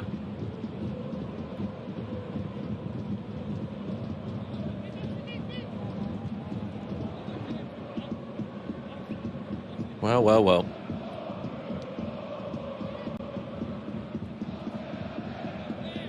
"19 metres out, in metres, not yards." He's moved him all the way across. He goes up and over the wall. Completely dispersed. Chance, Neymar direct shot. No, he's going to run over it. Play short. Pele on his own. That's deflected well. Very tactical from Matthias Bonano. Works out. Gives the ball straight back to Leon Goretzka, though. There's no need to go forward for Paulo Neto in some ways. He's in the lead. One more goal would seal the deal. Mbappe into Neymar! And that could be the goal to send Paulo Neto on a plane to London. It's a headed hands moment from Matthias Bonano. I can't quite believe it that a man that's been this dominant all season long will not be at the FIFA World Cup. He won't be there. He won't be amongst the 32. And he just hasn't brought his A game to these playoffs. That's the truth. Paulo Neto will be on his way to the FIFA E World Cup Grand Finals. He'll be going representing Atlanta United. There will be tears as well from Paulo Neto. This might be the first round of the loser bracket, but there will be tears. There were tears for both of them. I just can't put my finger on it for Paulo Neto. This man has had so many hurdles this year against this man, Matthias Bonano. But when it really matters, there's a goal now, but there's only 15 seconds of in-game time left. Too little, too late. It should be job done. It will be job done. And Paulo Neto is on his way to London. The Atlanta United man, against all the odds, when it really mattered, in a loser bracket matchup, he's got the job done. Congratulations, Paulo. You are spot number 13. There's your passport. You're off to London. Both players deserve to go. Only one of them could. And it was Paulo Neto on his way to the FIFA E World Cup Grand Final. Something that I think people forget as well, Brandon. And I'm going to bring it up right now. FIFA 20 was cut short, okay? FIFA 20, the global pandemic, it didn't happen. There was no E World Cup Grand Final. Paulo Neto was 11th, not in South America, in the world. He was probably going to be at the E World Cup Grand Final. He was probably going to be at the FIFA 20 E World Cup Grand Final. That event was cancelled. If anything, this is poetic justice. He deserved to be at the E World Cup in FIFA 20. He came back in FIFA 21 and fully deserved his spot amongst the 32 best players in the world. Fair play to Paulo Neto. Let's have a look at the teller, take them from that grand final. Paulo Neto's your breaking news. He's spot number 13, ticket number 13, you can say, in the FIFA E World Cup. A huge congratulations to him. These are the highlights from the game, and it was across the two legs, especially the second leg. He just could not get going, Matthias Bonano. And fair play in some ways to Paulo Neto for controlling the game, for defending well, for setting up in a five-back, because people will say, you know, why have you done that? This is an E-World Cup qualifier match, and you'll do whatever you want. You put 11 players behind the ball if you need to. Yeah, I think he transitioned to that in the latter stages of the game. Hit him on the counter-attack. He knew spaces were going to open up. Neymar, who else would it be? His countryman, putting it in the back of the net. A late goal from Matthias Bonano, too little too late. He's had an outstanding season, probably the best breakout season that we've ever seen, up there with Tex. Yeah. You would probably, I mean, even Tex, it was his second season in FIFA 19 that was his follow-up season. Matthias Bonano, if he can do anything close to what Tex did, break out and then the second season kick on, the world will be watching. But as of right now, it's Paulo Neto's time to shine. Yeah, 12 become 13 on that plane to London for the August FIFA World Cup. It's an absolute heartbreaking moment for Matthias Bonano. He's been so good this year.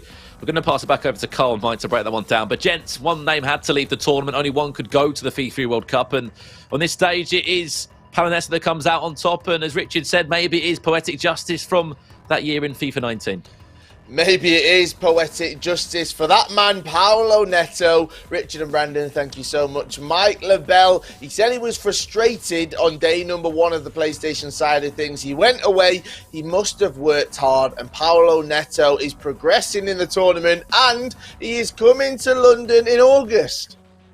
And Paulo Neto is peaking at the right time. And I talked about this early on. He's my player to watch. And I'm happy for him. I know that he's a very emotional guy and that he's put in so much effort throughout the last few years in terms of being able to put together this success and really build into it. So congratulations to Paulo Neto.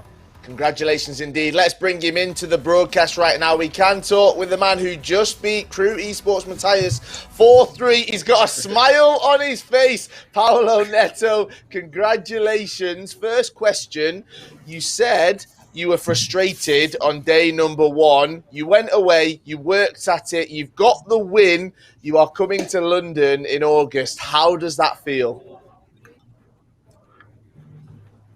Oh yeah, it feels great. And the whole season, the main goal was to go to London to the World Cup, and got it. Um yeah, I was very angry for me, upset, but it's very hard to have this emotional comeback because when you lose on the winners, you think that you won't get again the spot. But yeah, I made got myself concentrated again and played good and won Matthias. Well, first off, major congratulations. Happy to see that you got the placement. I want to know, does anything shift in terms of training? Because now you're going into a LAN event, and everything this year has, of course, been online, so it's a little bit of a different environment. You've experienced both throughout the last couple years. Yeah, for sure, it's different. The training and actually for this event I had a different preparation whole the season. I didn't have a coach, and now for this event I had Renzo with me. He's a very nice guy and helped me a lot on improving last month to now, so I want to thank him too. Thanks Renzo, and he did it. Now I'm gonna prepare myself for the big event and in London. Richard did mention after last season coming so close to possibly going to a FIFA E World Cup, the season being cut short, does that make this almost a little bit sweeter now that you're going to the FIFA E World Cup this year? Yeah, for sure. It's a lot of sweeter because my main dream on as a FIFA player was to go to the E World Cup. Last year I was like good ranking. I probably was going to the World Cup, and unfortunately we didn't have it. And now I got my spot, and I play for that. And final question, surely now Atlanta United, they're going to be paying for a new backdrop. If you go into the FIFA E World Cup, you need a new backdrop. Yeah, for sure. The old one, I'm very different, and at the image and the jersey is different too, so they need to change it. Definitely. Paolo, congratulations. You're progressing in the tournament. You're heading to London to the FIFA E World Cup. Well done. We'll speak to you later. Thank you. See you later.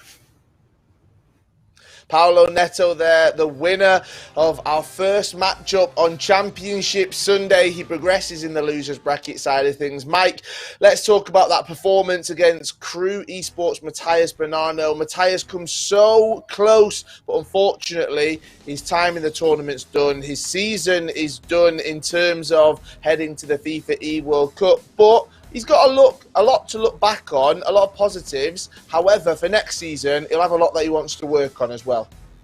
Massive takeaways, and obviously one of the most consistent players from this region. Unfortunately, in the later stages, didn't have those fine margins, and that's kind of the name of the game. It's been all in with this playoff format, which I'd still prefer all in than not mattering at all, because we've seen that happen before in previous playoffs where there weren't any spots available because of the points that had already been accumulated throughout the course of the year. So maybe there's some happy balance or in between, but nothing to shake your head about. Everybody that gets to the playoffs, it's a big congrats in that regard. I don't know that I would put him as a Tex-esque season. If you recall Tex winning all those international events, I know Richard started making that argument. I just don't want to downplay what we saw from Tex. It was just spectacular in his initial breakout year, but I'm looking forward to more Matthias in the future. Yes, I'm sure we will be seeing him next year, hopefully at plenty of LAN events. But the show must go on, and we move into our second matchup of the day. CS Sedano taking on NSE Tour. Do not go anywhere. The winner is taking the last spot at the FIFA E World Cup, and we'll have all the action after this short break. Nothing move but the money. I hear the haters on the sideline. Hella jealous cause it's finally my time. Just don't do nothing you'll regret. Cause my whole crew is with the BS. Paper. Know we out here trying to get this paper. All day, every day, however long it takes us. We ain't got no conversation for you haters. Real game recognized, game from the beginning. Smile in the face but don't wanna see us winning. Get this paper.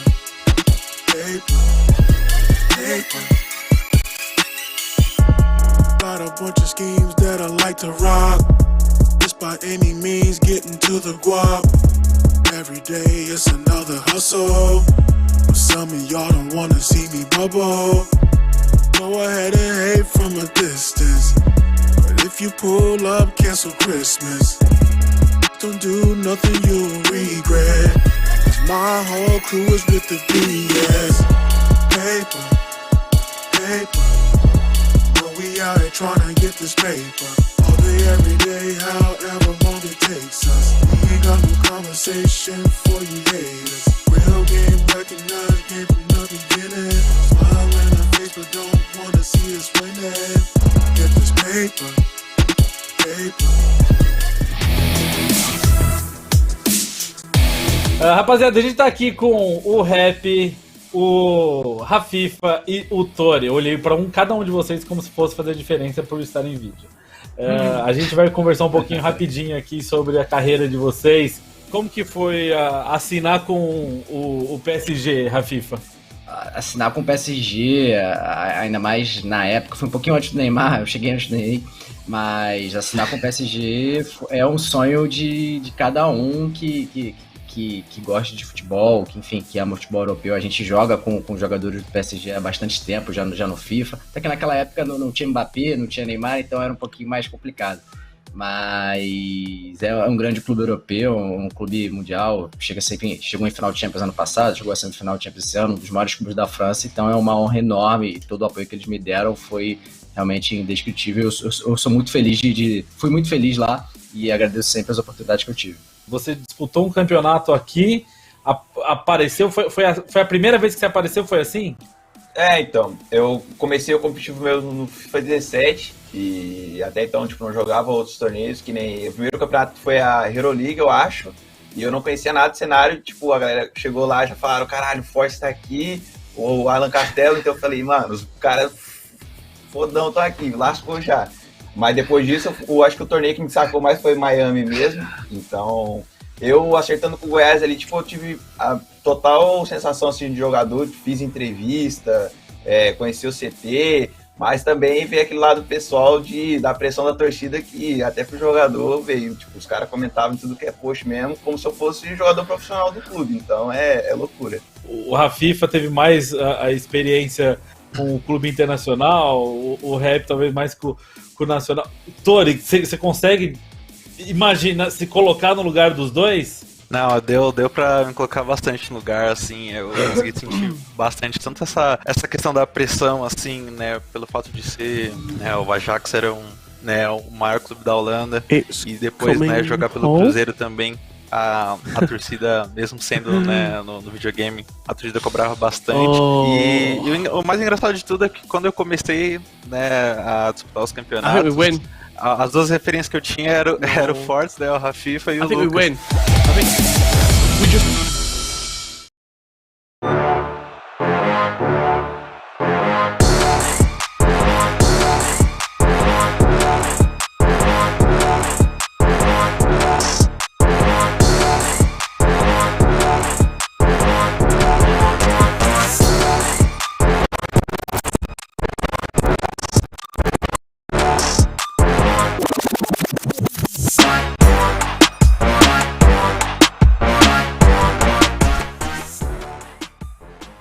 Hello and welcome back to the FIFA 21 Global Series South America Playoffs. My name's Kyle Walker. I'm joined by Mike LaBelle. And Mike, here we are. The next matchup determines the final player going to the FIFA E World Cup from South America. We've already got 5, 2 on the Xbox, 3 on the PlayStation. We're about to find our 4th. This is it. Yeah, this is it. This is the real big decider because now we have that confirmation, as you were alluding to, you're building up. And you just saw how intense that last matchup was. You could see some of the emotion as well in Palinetto's eyes. And as you were saying, maybe a little poetic push, or what was the word you used? What was the poetic? Poetic justice. Poetic justice. There we are. If you left me there, I don't know where I would have gone. It would have been wrong. I don't know where I would have gone, but it wouldn't have been correct. I would have been. We had some poetic storytelling involved, and we're just rewinding the times. Who knows? But I'm really looking forward to this matchup. Also, a couple players that we kind of expected to see in the mix, especially with Tor, and we'll see if we can get the job done or not so much. We've seen some upsets throughout both day one and now heading into day two, which has led to eliminations and progressions from certain players that maybe you expected, and other ones you said, no chance, I can't believe this, tell us more, I need the backstory. Now, if you're at home and you are watching, we want you to jump on the socials, use your phones to join the conversation. Use the hashtag FGS21 on Twitter. Please let us know who you think is going to win this next matchup. Who's taking that 6th and final spot into that FIFA E World Cup? We can have a look at the bracket right now. This is how all the actions unfolded. But Mike, I've got a question for you, because for Crew Esports Matthias, for Paolo Neto, for Sedano, and for Tor, they're coming into this day number 2 with one objective in mind. That's to get to the FIFA E World Cup. However, how hard is that as a pro player to have that objective, but then you've also got the rest of the tournament? You want to win the entire tournament, so you've almost got 2 massive objectives to achieve. I think for most of these guys, the first objective is really the main goal, and you take it game to game, especially if you're talking to a coach or an organization, you're looking at staff, and just having those types of conversations. Everybody is focused on the match in hand, and then kind of going from there. You don't want to look at a big picture, because that can be terrifying, and you can also put a lot more pressure on yourself. That's not necessarily needed. Well, we do go into this final matchup that will determine who goes through to the FIFA E World Cup. From there, we'll be looking at who wins the entire playoffs. Let's get into it. But let me say, none of this would be possible without our incredible sponsors. So let's give a shout out to Mercado Libre. Yes, for everyone from Argentina and Brazil, if you visit Mercado Libre, you'll find exclusive sales in gaming products. You can enjoy fast shipping and update your setups today, because Mercado Libre has everything you need. Right, CS Sedano taking on NSE Tor. Let's jump straight into it. Richard Buckley and Brandon Smith, take it away. Well, thank you very much, gents. And yes, we've already just crowned someone else on their way to the FIFA E World Cup. Paolo Neto takes spot number 13. Now it's time for spot number 14. It's the final one here in South America across these 4 days. And then it will all be about the money and the pride of maybe making yourself a champion on the PlayStation. It's nice to see this man on broadcast, though. Pepe, Sedona. This man has been the highest ranked Ecuadorian that's been in this competition. 44 v6. He comes into the playoffs after winning the Ecuadorian virtual FIFA Pro League. He's come in full of confidence, and once again, we might not have seen him at qualifier 1, 2, 3, 4, 5, or the CONMEBOL Libertadores, but this man is writing his own history right now, Richard Buckley. Yeah, Pepe Sedano has been very, very good. He beat the player that we just saw book an E-World Cup Grand Final spot, Paolo Neto, on a penalty shootout. You can see the team that he's using right there on the screen as well. Van der Sar, Lorente, Varane, Pele, and Alphonso Davies. It's going to be Pele going into Cam, I imagine.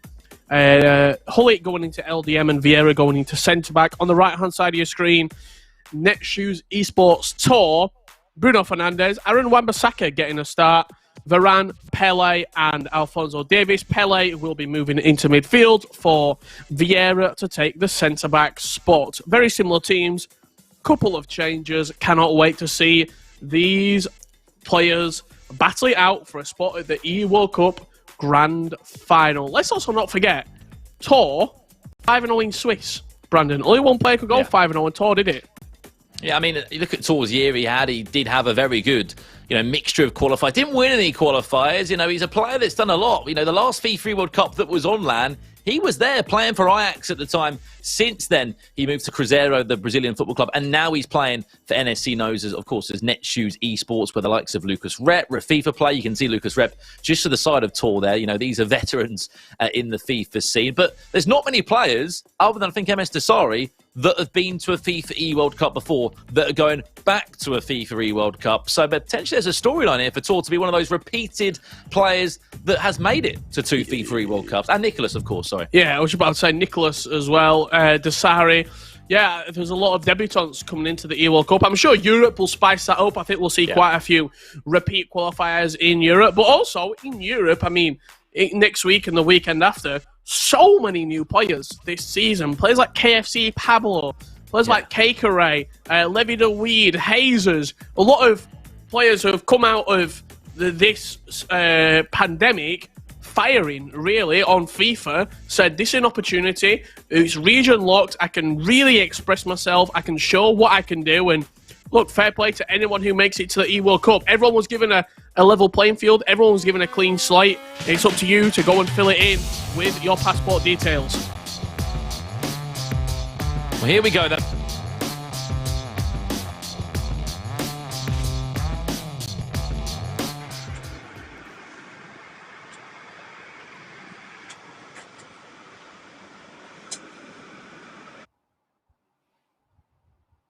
We're underway in this one between these two. Pepper, Sedano, the only Ecuadorian left in the tournament. Up against NSC Tour. These guys have been on an unbelievable journey. And now they've got an unbelievable opportunity in front of their very own eyes right now. And I mean, is it pressure or not? You know, look at both webcams there from the offset. You've got friends, family around you. I mean, I think I was in the position, I don't think I'd want that many people around me. So many eyes, you know, watching me and watching every move that I make. So much pressure. And I mean, this is the big game where maybe you want those close people around you that can help you and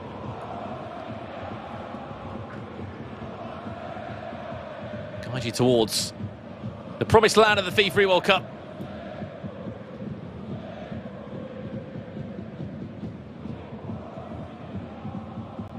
Chance early start, brilliant save.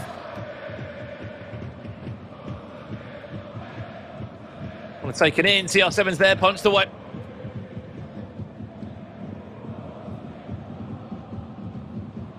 Sedano, he's on the front foot. This man has been a bit of a surprise package here in the playoffs, off the post, penalty. Wow. Talk about a quick start here. Patrick Vieira, the perpetrator. Neymar steps up, Brandon. Ronaldo, actually. Chance saved!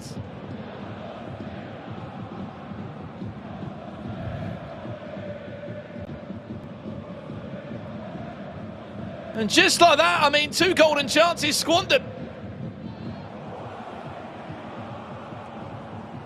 He's been on the top form, as we said, in these playoffs. He was a surprise package. He won the Ecuador Virtual FIFA League, the first ever year that he ran.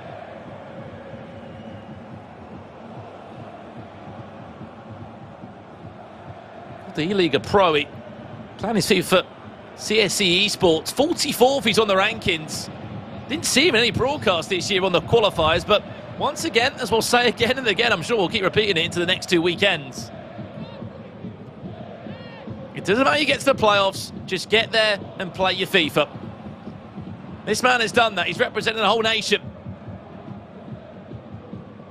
This has been the year of first in the Global Series, an online Global Series. He's come out absolutely flying here, has Pepe Sedano. We just saw how deep Pele drops in to pick up the ball. He's almost like a 4-2-4. 4-4-2 second variation, I think it could be. But so many bodies high up the pitch, making himself a real nuisance in the attacking areas.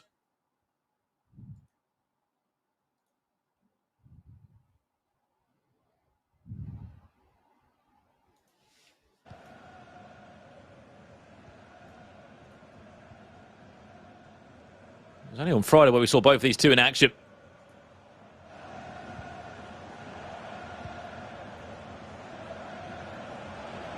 Both did drop down to lose a bracket. At different moments, it was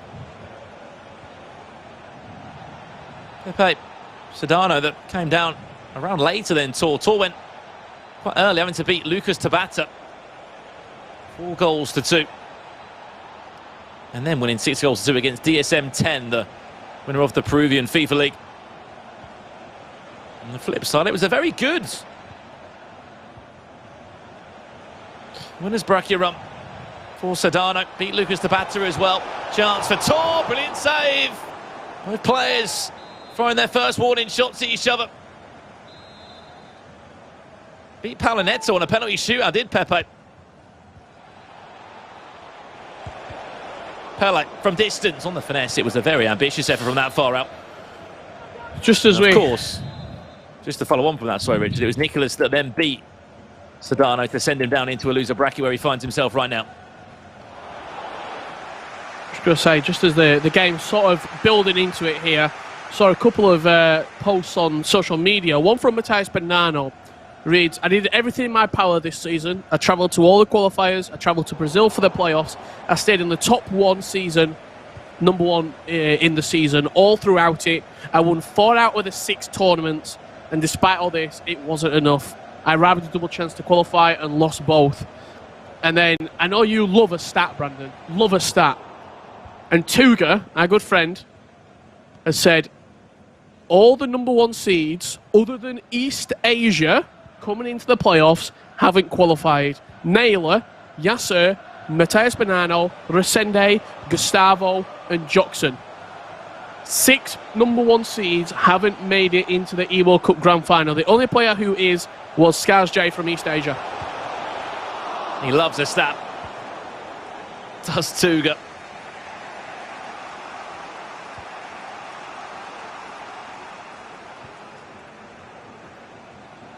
That's actually crazy when you consider it, though, right?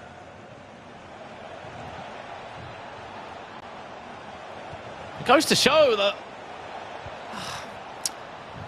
I don't know what it goes to show in some ways. Is it... It's a long season, is it... These players are just slipping off at the wrong time? That, you know, they're getting found out by this point of the year where it's late into the game. You know, there's no excuse why you shouldn't learn all the mechanics in terms of what works, what doesn't. You should have your... pretty much your starting 11 that you know. It's an unlocked account situation. I think for me personally, my own opinion, my sort of analysis on this, if you finish the top seed in a region throughout the course of the year, for example, in Europe, if you finish number one on Xbox and PlayStation, that should be an auto qualification to the Grand Final. If you finish number one in any region, you showed over a consistent period that you were the best player in said region. I know people might disagree with that and think that you're favouritising certain players and whatnot, but that player's shown the consistency over the entire game cycle, over multiple qualifiers, over multiple different eras, different metas and whatnot. They've shown that they are at that level. For it all to come down to one particular event, to one particular evening of a one-off game, I just think it's a little bit harsh, especially for players like Joxan, Matthias Bonano, Resende, who have been incredible, won over half of the tournaments that they've been put into this year. Not to be at the World Cup Grand Final, I do think it is very harsh. I mean, you look back at that stat as well. There's only 2 players that have backed it up from a top seed position. And that was Skars J and DW Dillon.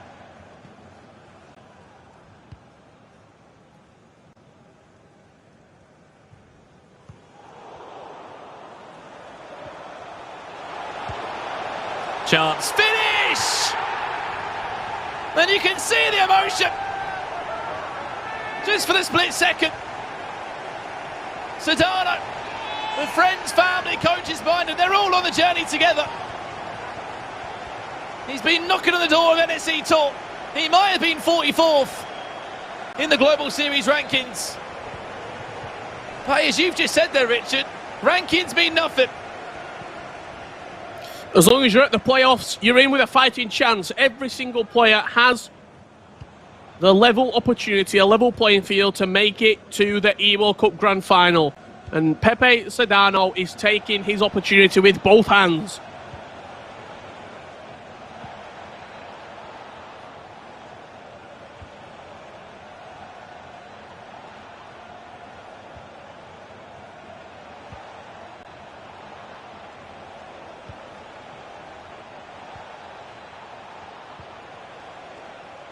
Tour looking to respond, no way around the corner.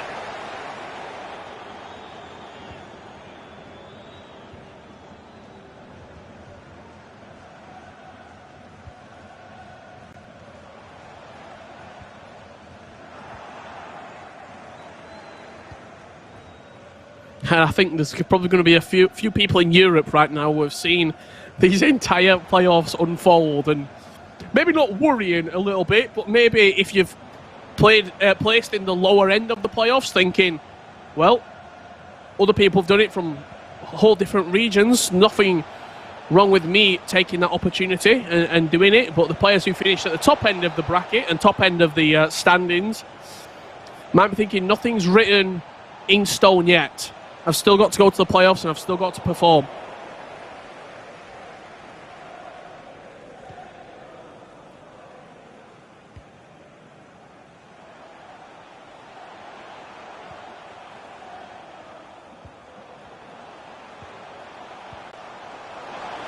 Chance. CR7, watch that back post. R9's there. CR7, he went on his own. You've got to remember that Sedano had a penalty that he missed. Could have been 2-0 in this very moment.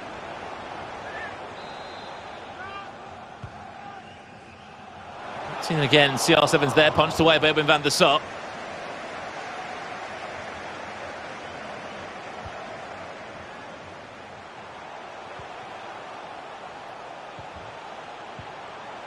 Around Neymar. Oh no, back to CR7. Pele does well. Pull it. Neymar.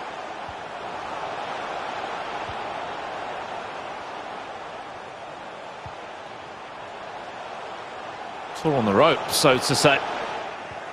It's been all Sedano at this moment in time. Yeah, he absolutely has been. He's been very much on the back foot tour. You still see him using the Ajax kit. Little nod to his past. Just not really be able to get going. Rep, just to the side of him. He's a man that's been to a FIFA World Cup in his time. Remember crowning him back in what? FIFA 17, Americas in Los Angeles. Lucas Rep. He's R9. Chance. There's the goal for Tor. It's taken him 72 minutes to dust off those nerves.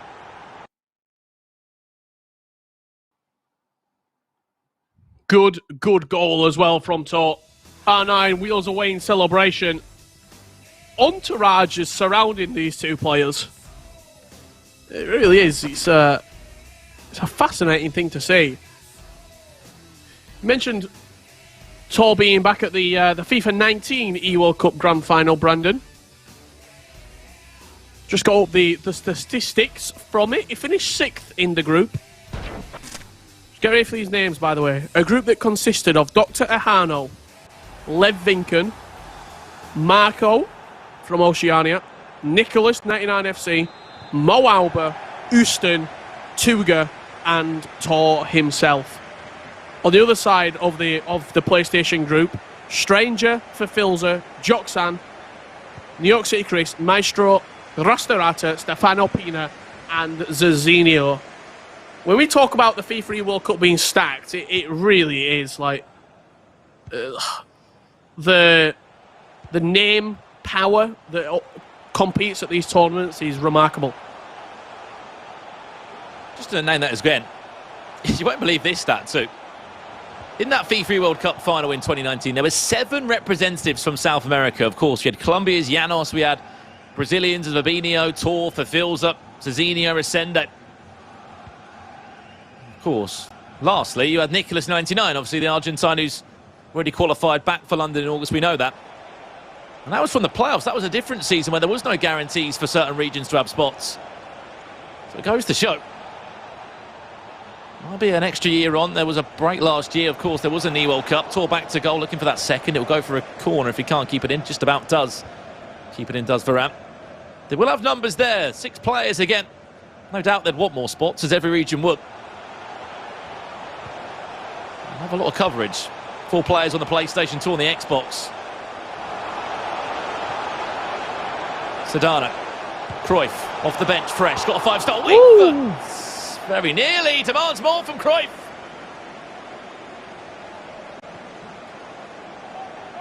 Almost a little bit of a throwback there, the way that he just did a drag back inside the box. No skill input in particular, just a simple drag back, turning the ball onto his left foot.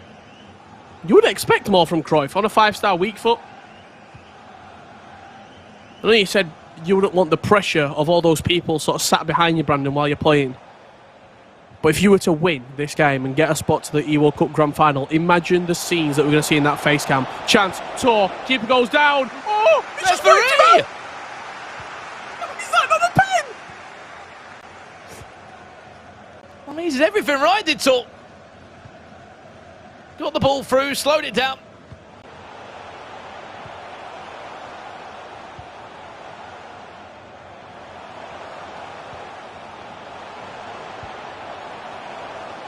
Any time last minute. Sedano. Neymar. Does well. Neymar still! It's beautiful from the Ecuadorian. An eruption in Ecuador right now as that one flew into the back of the net. Neymar on his own. A goal to remember in a game that will be remembered for a lifetime if he can win across the two legs. We might not have seen much of Pepe Sedano, but he's given us lots to embrace and enjoy right now. The Ecuadorian 2-1 up in this tie. Winner of this gets a spot at the E-World Cup Grand Final. You see this? The form book? Throw it out the window. Get it gone because it doesn't even matter anymore, Brandon. The form book's gone. He's long gone. You finish top on the rankings. It doesn't matter. 44th in the rankings. You know, we haven't seen him at a qualifier, but there's ways into the playoffs through virtual leagues and other partners tournaments, such as the Common the Ball Libertadores. Here's the chances, here's the goals from the game. Look at that. I would love to be in that environment right now. Every time you score a goal, you got 4 people around you. I mean, sometimes it might be not the best when you lose, and being in a winning environment, I can imagine that is great in terms of getting you fired up for the game. Yeah, we're going to see the goal here coming in from Tor, just a push touch away, the directional nutmeg with R9. I hope we get to see the potential foul. I'm not sure if it's in the replay package or not, where he just got absolutely cleaned out. Here it is. How is this not a penalty? Yeah. I'm surprised Tor didn't react more to that. I mean, we've seen players obviously be uproared when there's not a penalty. This was the goal late in the game, so a penalty shout doesn't come in. Minutes later, this happens. Talk about a showboat finish, Richard Buckley. Neymar, quick feet, tidy feet in the box. And again, celebrations all round as the Ecuadorian leads by 2-1 at the halfway point here. I mean, if you want entertainment value, if you want scenes, this is the place to be right now. Passion is on display. E-World Cup spots will be given out. I cannot contain myself. Yeah, I can't wait for either, as we said. 90 minutes, there will be spot number 14 awarded to someone on the journey to the FIFA E-World Cup. We're going to go to a quick break. Now, when we do return, we'll have that second leg for you coming up here in the FIFA 21 Global Series playoffs. Don't go anywhere. We'll be back in a few to find out who takes spot 14 in the FIFA E-World Cup.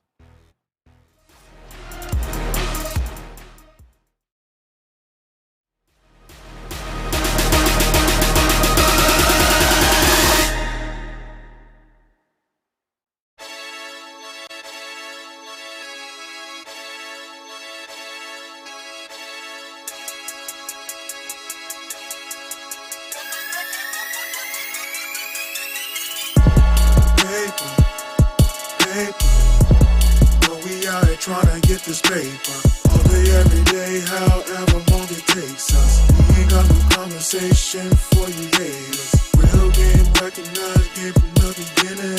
Smile in the face, but don't wanna see us winning. Get this paper, paper, paper. It could be whatever, weather, rain or shine. You can best believe I'm out to get mine. Be honest, keep it 100. You know don't nothing move but the money. I hear the haters on the sideline. Hella jealous cause it's finally my time. Just don't do nothing you'll regret. Cause my whole crew is with the BS. Paper, paper. But we out here trying to get this paper. All day, every day, however long it takes us. We ain't got no conversation for you haters. Real game recognized, game from the beginning. Smile in the face, but don't wanna see us winning. Get this paper, paper, paper. Got a bunch of schemes that I like to rock. Just by any means getting to the guap. Every day it's another hustle. But some of y'all don't wanna see me bubble. Go ahead and hate from a distance. you pull up, cancel Christmas. The FIFA 21 Global Series playoffs here in South America. It's the last dance on the PlayStation side. And, I mean, we're on the verge of seeing another new name write themselves into a history book and another nation making that lovely long travel day or two to London for the FIFA E World Cup. The Ecuadorian of Pepe Sedano. He might not have been heard of before, Richard, in terms of the Global Series, but the start of so many leagues that have emerged this year, including the Chile League, the Ecuador League. Of course, we've had leagues from all over the world. Argentine League, played for a couple of years now. There are ways you can get into the FIFA E World Cup. Sedano took that route, and he's hit the ground running in the playoffs. Yeah, absolutely. If you've not heard his name being called before, well, get used to it. Get your pronunciation in point, because he is going on his road to the FIFA E World Cup. The only thing that stands in his way, well, it's Netshoes Esports Tour. Second leg of action will be coming up very shortly indeed. I can even tell you 40 seconds and the game will be underway between these two. To give you the lowdown, it was a 90th minute winner from the Ecuadorian, Pepe Sedano. 2-1 he leads going into leg number 2, but he's got some very experienced heads behind him, does Tor. Composure won't be something that is wavering in his repertoire, and I expect him to come out in this second leg, be calm, be composed, and I actually think he's going to turn this game around, Tor. There you go. I mean, he didn't have the best first leg, in all honesty. You can't forget that Sedano did miss a penalty as well. If that penalty goes in, the complexion of the game will be completely different. It'll be a 2-goal cushion coming in to this second leg right now. But yeah, Tori struggled to get going. He's a player that had a great Swiss round in the playoffs. Went 5-0, and he's also a player that's been to a FIFA E World Cup before. So let's see how this second leg is played now. Remember, 90 minutes away from the FIFA World Cup, and 90 minutes away from one of those two webcams. The scene's in there, going absolutely berserk. Yeah, if you want animation and you want emotion, this is the place to be, because one of these two places, whether it's, I'm going to say probably the Netshoes Esports HQ or offices, or Sedano's, I'm probably going to say home of residency, is going to go mental.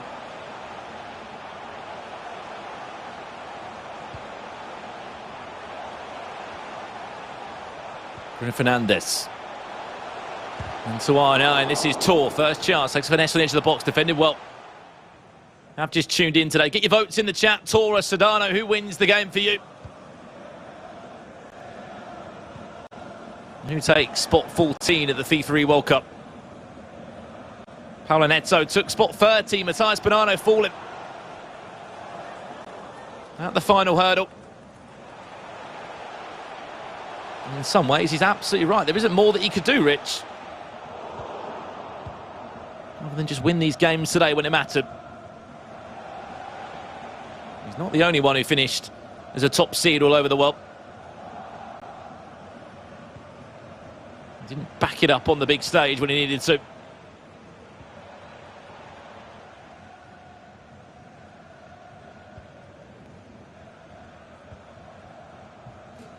And this sort of slow play here from Pepe Sedano is just wanting to pull Tor out, pull him into areas where he might not feel comfortable in this second leg. Because a second goal for Pepe Sedano to extend his lead to 2 may be too big of a hill to climb for Tor.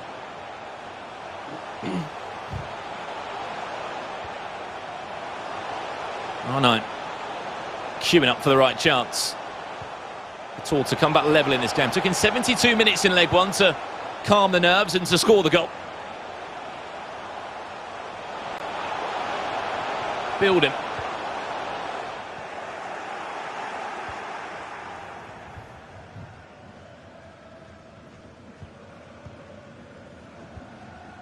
Safe to say these games, rightly so, have been ridiculously contested, very tightly contested. Not going to swing either way. And so they shouldn't. Look at Tor's year, the best run he had in terms of a qualifier. A couple of top 6 finishes across the year.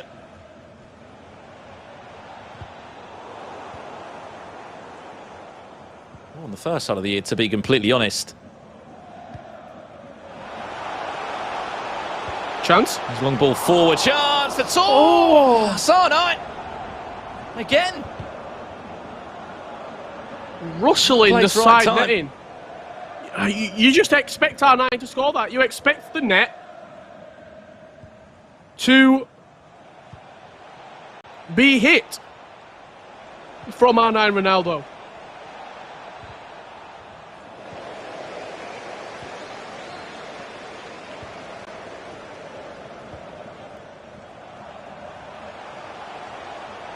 Finished the season 6th place, did Tor. It was qualifying number 2, I was looking back there. The one that Nicholas won.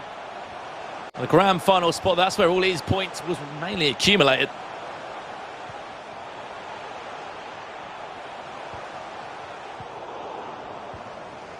Well, he does well. Suddenly this second leg, it's been all about NSE Tor. Being on top, where's that goal coming from? Oh, no! Oh my days. I have no idea what's happened there. Hands on head moment for Sedano. They'll laugh and joke, they won't celebrate it for Tor. The skill move was great, but whatever animation happened there, it wasn't great. I actually don't know what just happened. I think Ronaldo hit the heel to heel. He then took the shot. It rebounded sort of off the defender, then back onto Ronaldo's boot. We'll have to look at that again to see what actually happened, but Suddenly, confidence will be flowing right now. Suddenly we're all back square again.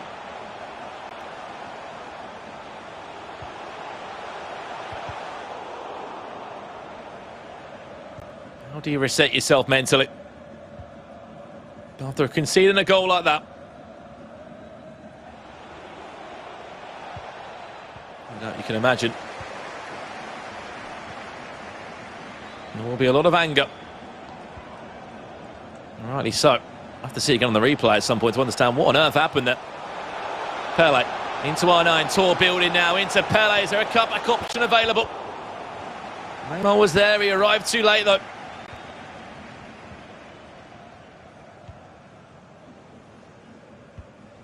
It's going to be a second half shootout here for an E World Cup Grand Final spot. Pepe Sedano animated after that went in and he conceded, but he's just got to calm himself down, recompose himself and attack the second half now for Tor. Might have drawn first blood in this second leg, but we are all square.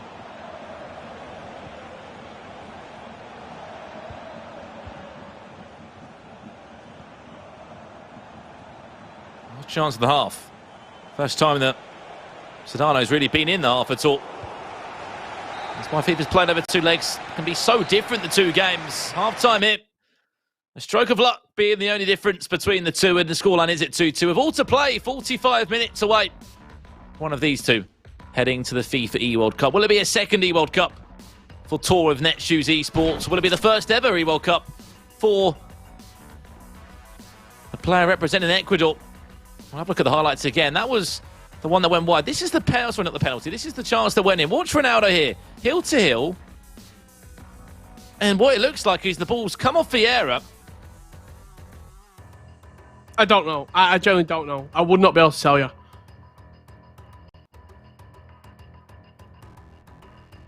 So there was this late chance here and tries to get Neymar back on the ball. It's never to happen though. And that is the situation we're in at half-time in this game. Both players on the screen, and the difficult one for this player in Sedano now. No doubt he'll feel hard done by on that. You've got to reset and think, right, I've got 45 minutes here. It's an even playing field again. One goal could be enough to send you to London for a FIFA World Cup.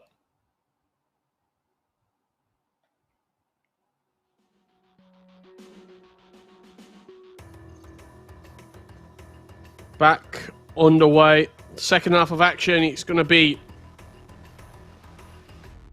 all or nothing, really. Do you gamble? When do you gamble? If you are going to gamble.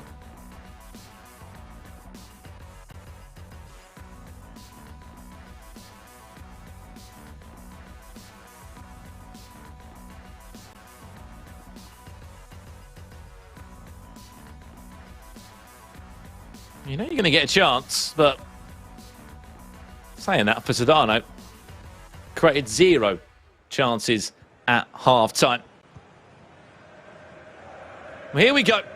This is the big one, the match that matters. We saw a dramatic end to Matthias Bonano against Paulo Neto. In the last matchup, Paulo Neto did book that spot to London if you missed it. And the final spot will go to Tor or Sedano.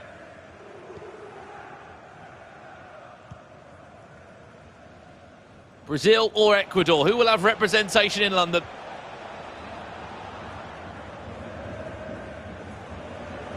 Maybe the man that's 6th on the Global Series rankings, or the man that's 44th. That's a story within itself.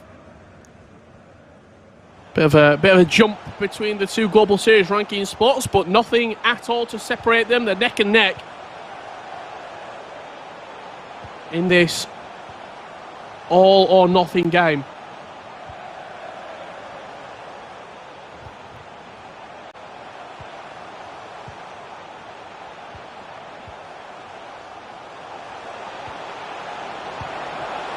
Chance for Ronaldo, brilliant save.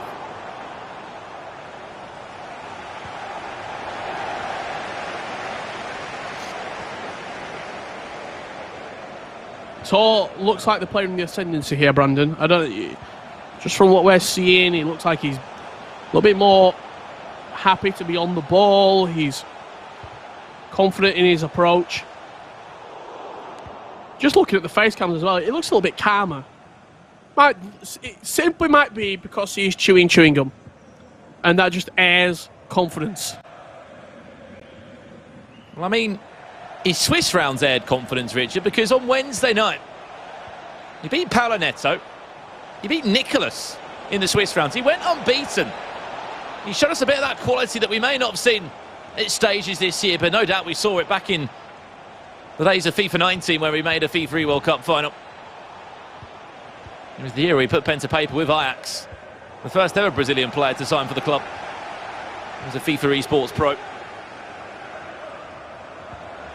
Long ball forward.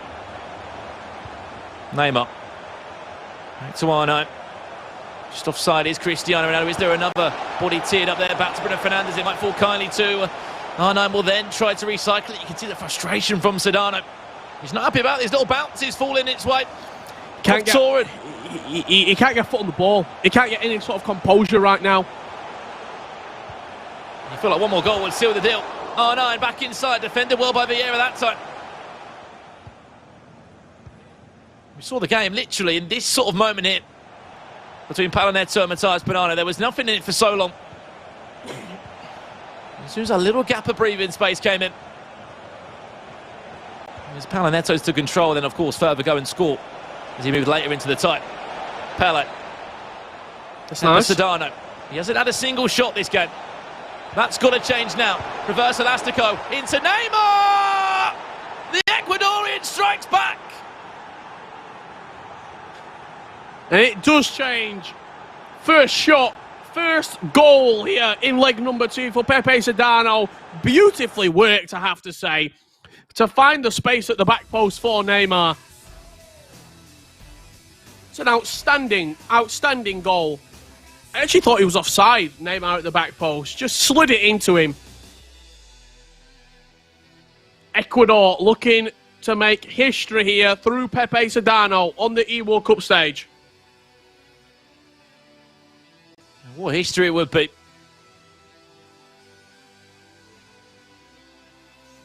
And Ecuador making it to London for the first ever time.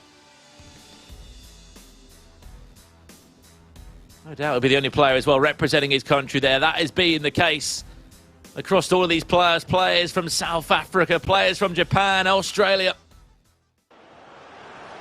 or even Argentina. There's only been one Argentine in the FIFA World Cup. That's Nicholas. He's in action, of course, later on today. Before that, though, there is business to attend to. 20 minutes left. Can Tor clutch up? Or will it be a fairy tale storyline here for Pepe Sedano? He's more than held his own. Not looked out of place, out of depth once. Chance. Cruyff. Has to score, Tor. Has to score if there's any chance. Cruyff, what was that for a split second? That would have been magical. It's just almost jumping the ball up. Not sure if that was intended from Tor, but it nearly worked.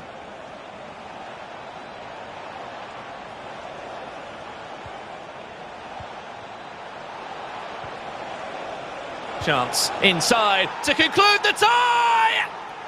And Cristiano Ronaldo may have just sent Pepe Sedano into the FIFA World Cup in London. The surprise package once again. That has been the story. He puts his hand up and says, wait, we've got 20 minutes of this game still left. But that goal's a 2-goal cushion now. And maybe, just maybe, that man is writing himself into the history books, Richard Buckley. Look at those face cams. Look at those scenes. Unbelievable. Head on hands for Netshoes Esports. All hands in the sky for Pepe Sedano. Absolutely love to see it. Well, this is the moments, life-changing moments created in front of your very own eyes right now. This is what it's all about, esports. Turning players into superstars overnight. That man came into this playoffs as the only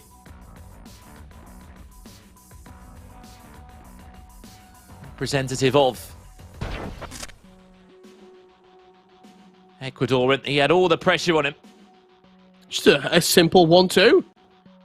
Took the time, took the extra touch needed there from CR7, and look at those two face cams.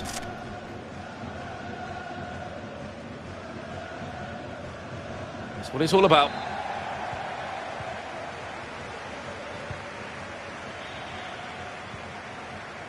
CSE Sedano. 10 minutes away from London. And that will conclude the South America spots. We'll be on their way to the FIFA World Cup. Tor needs something now. He's a hero.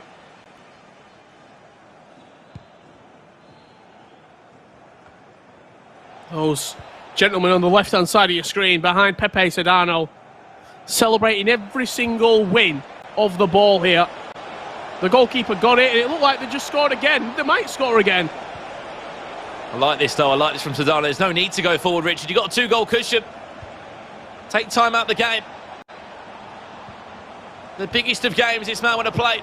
He came in as an unknown. He came in as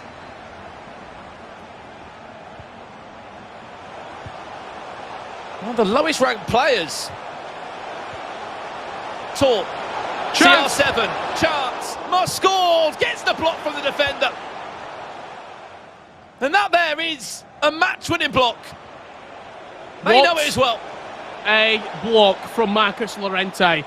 Bodies on the line type stuff. He'll be on the plane with him, I can guarantee that. There won't be time. There can't be time.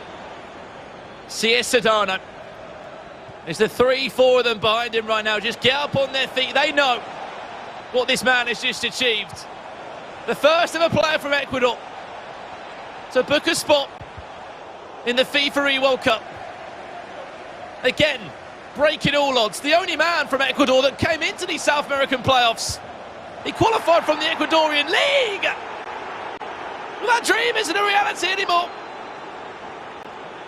You are off to London, my friend.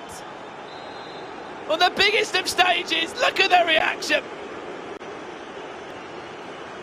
Outstanding. He can't believe it.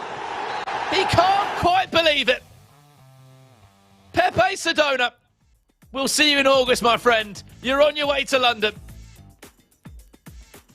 So it's all about. We've seen emotion. We've seen passion. That is what it is all about right there.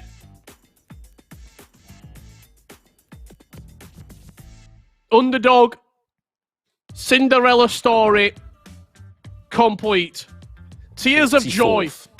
44th in the rankings, Richard Buckley. That just goes to show, forget rankings, get to the playoffs and play your best FIFA. Pepe Sedano, you're in London for August, my friend. Spot 14 is confirmed. And that is it in terms of FIFA World Cup allocation here. I mean, I feel sorry for Tora again. I feel sorry for so many of these players. It's a harsh reality that some players won't be in London.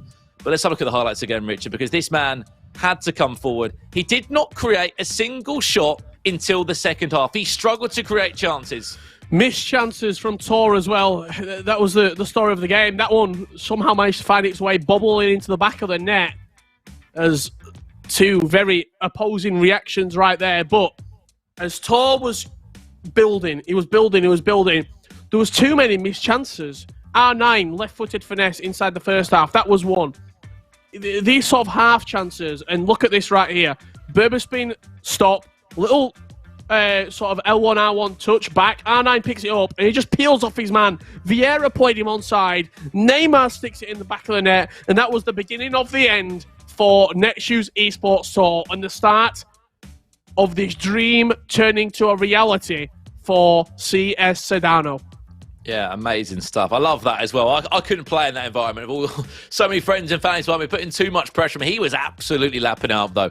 Had to turn and say, let's calm down. Until that moment there, where he made it a 3-goal cushion. And this is a man that had no shots at half-time. He comes out flying in the second half. Pepe Sedano, the only Ecuadorian that will be in London. The first ever Ecuadorian to go to London. Incredible stuff. FIFA World Cup for him, Richard. And that is it in terms of E-World Cup allocation for South America for another year. I was just going to mention that. Not only did he have no shots in the first half, but as the analysts, as the pundits, as the host, Kyle, I'm sure he'll admit it as well, we gave him no shot to make the E-World Cup. We very much... We thought Paulo Neto, yes, he made it. We thought Matthias Bonano. We thought also probably going to be Nicholas, going to be there as well. But no one was talking about Sedano. Nobody was talking about Crapaldi.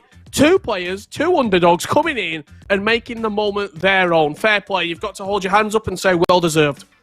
Well, that is it. 14 spots done and dusted for the FIFA World Cup, and all that is left to do is there's 18 spots left in Europe, of course, next week and the weekend after. We're going to pass it back to Carl and Mike now to break it down. But, gents, if there was a script to be followed, we've learned over the 4 days not to follow the script.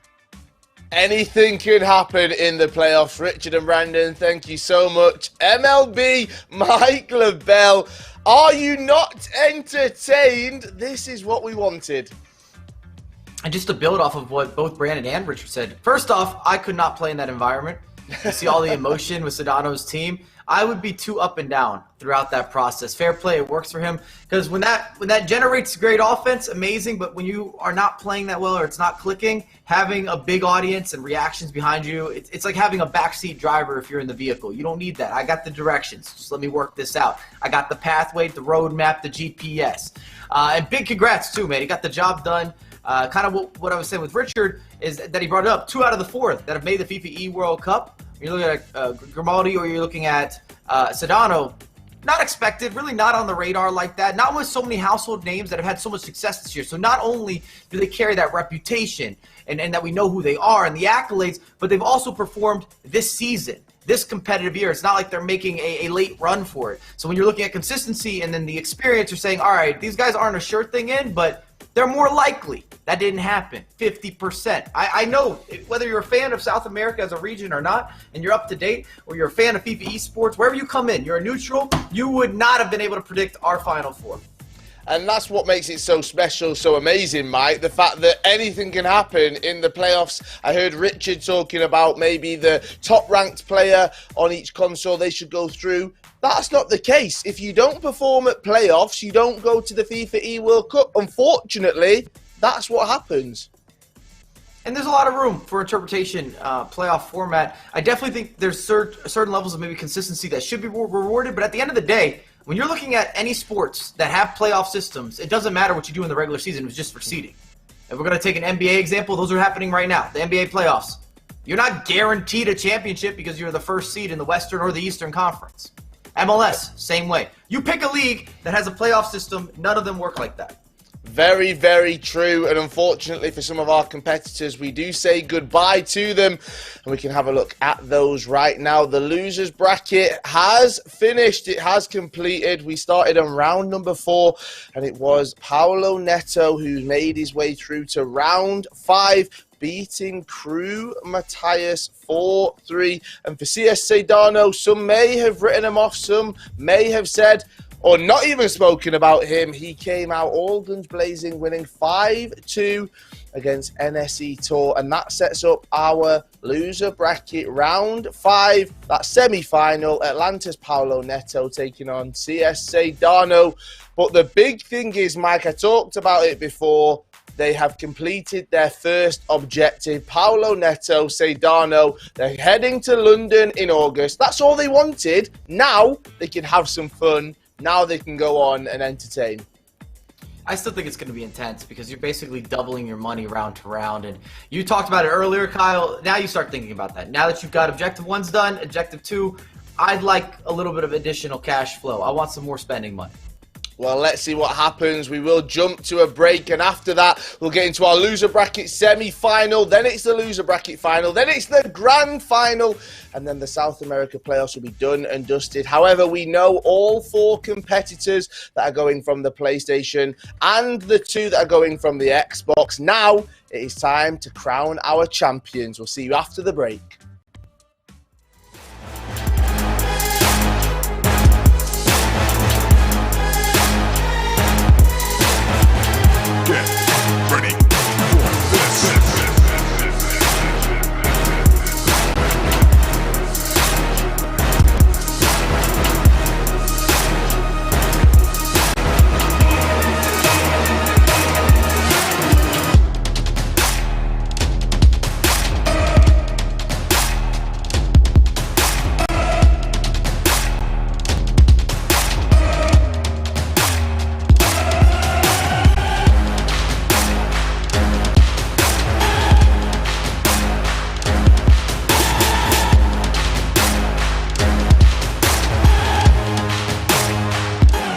Ready for this.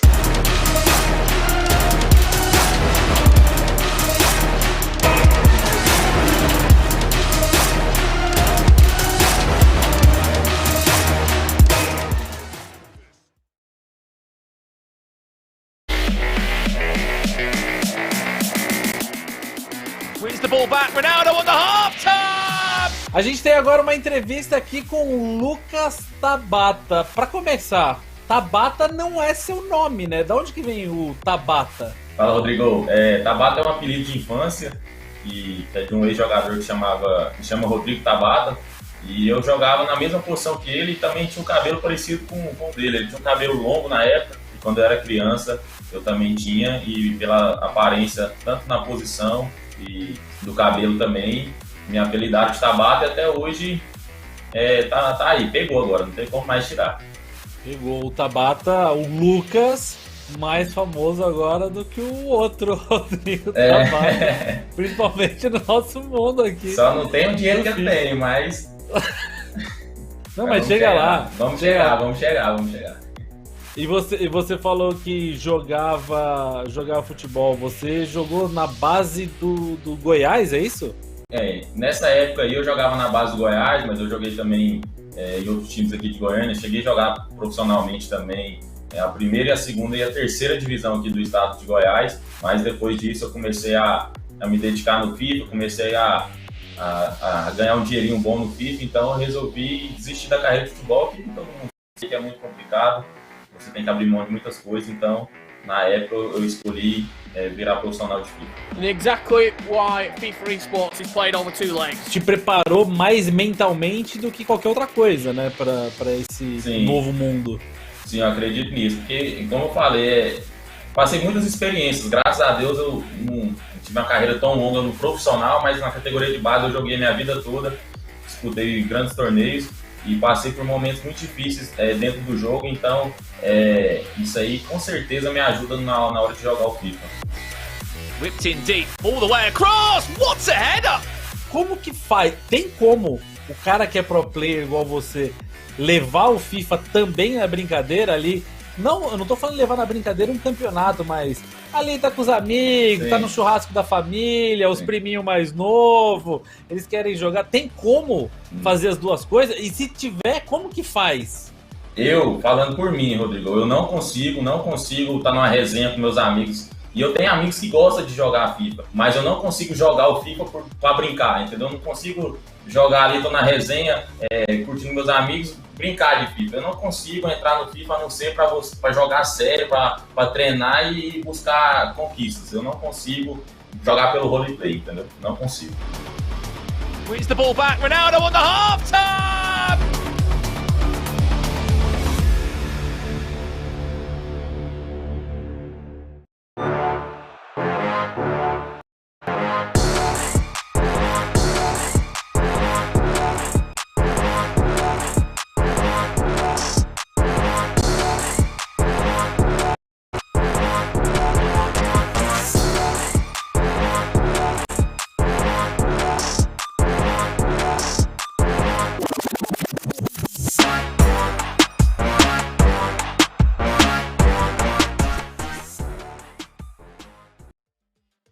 Welcome back to the FIFA 21 Global Series South America Region Playoffs. We have our 4 competitors on the PlayStation side that are heading to the FIFA E World Cup, I should say, in August in London. And now it's time to crown our champion. Paulo Neto takes on CS Sedano in our next matchup. Then Nicholas 99 FC sits patiently waiting in that loser bracket final. And then it's on to the grand final where Crepaldi is waiting after an incredible performance on day one. Mike, I want to talk about 2 names that we briefly mentioned here that people might not have even known coming into the playoffs. They've made their way to the FIFA E World Cup. Crepaldi sits in the grand final. CS Sedano's made it into the grand final. Surprises, shocks. I did not expect this when we started the playoffs. Well, especially even more so with Crepaldi, who had to go through every single competitor you could imagine from this region. If you're looking once again at notoriety, success, accolades, all the above. He has the most difficult track record in order to get here, as you can see kind of on screen. He's beat Tour, he beat Matthias, he beat Nicholas. It's pretty unbelievable. You can't say he doesn't deserve to be in the grand final. He was absolutely spectacular a couple of days ago, and if he can remake that and replicate it, he should win the grand final.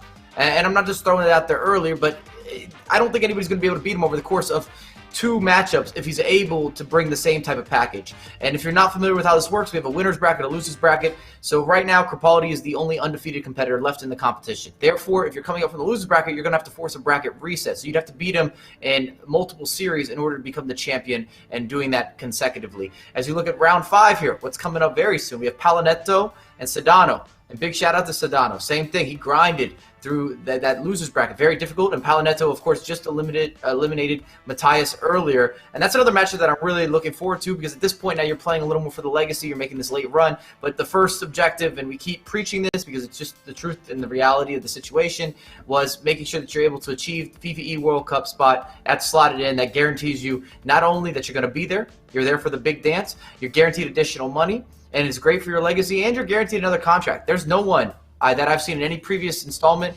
that has made a FIFA World Cup and then was unable to work out some sort of arrangement or partnership or collaboration with a club or an esports organization the following year. It happens. It's a guarantee, which is huge. It just means that you've got yourself another year where you can commit fully to being the best FIFA player and really trying to maximize your potential.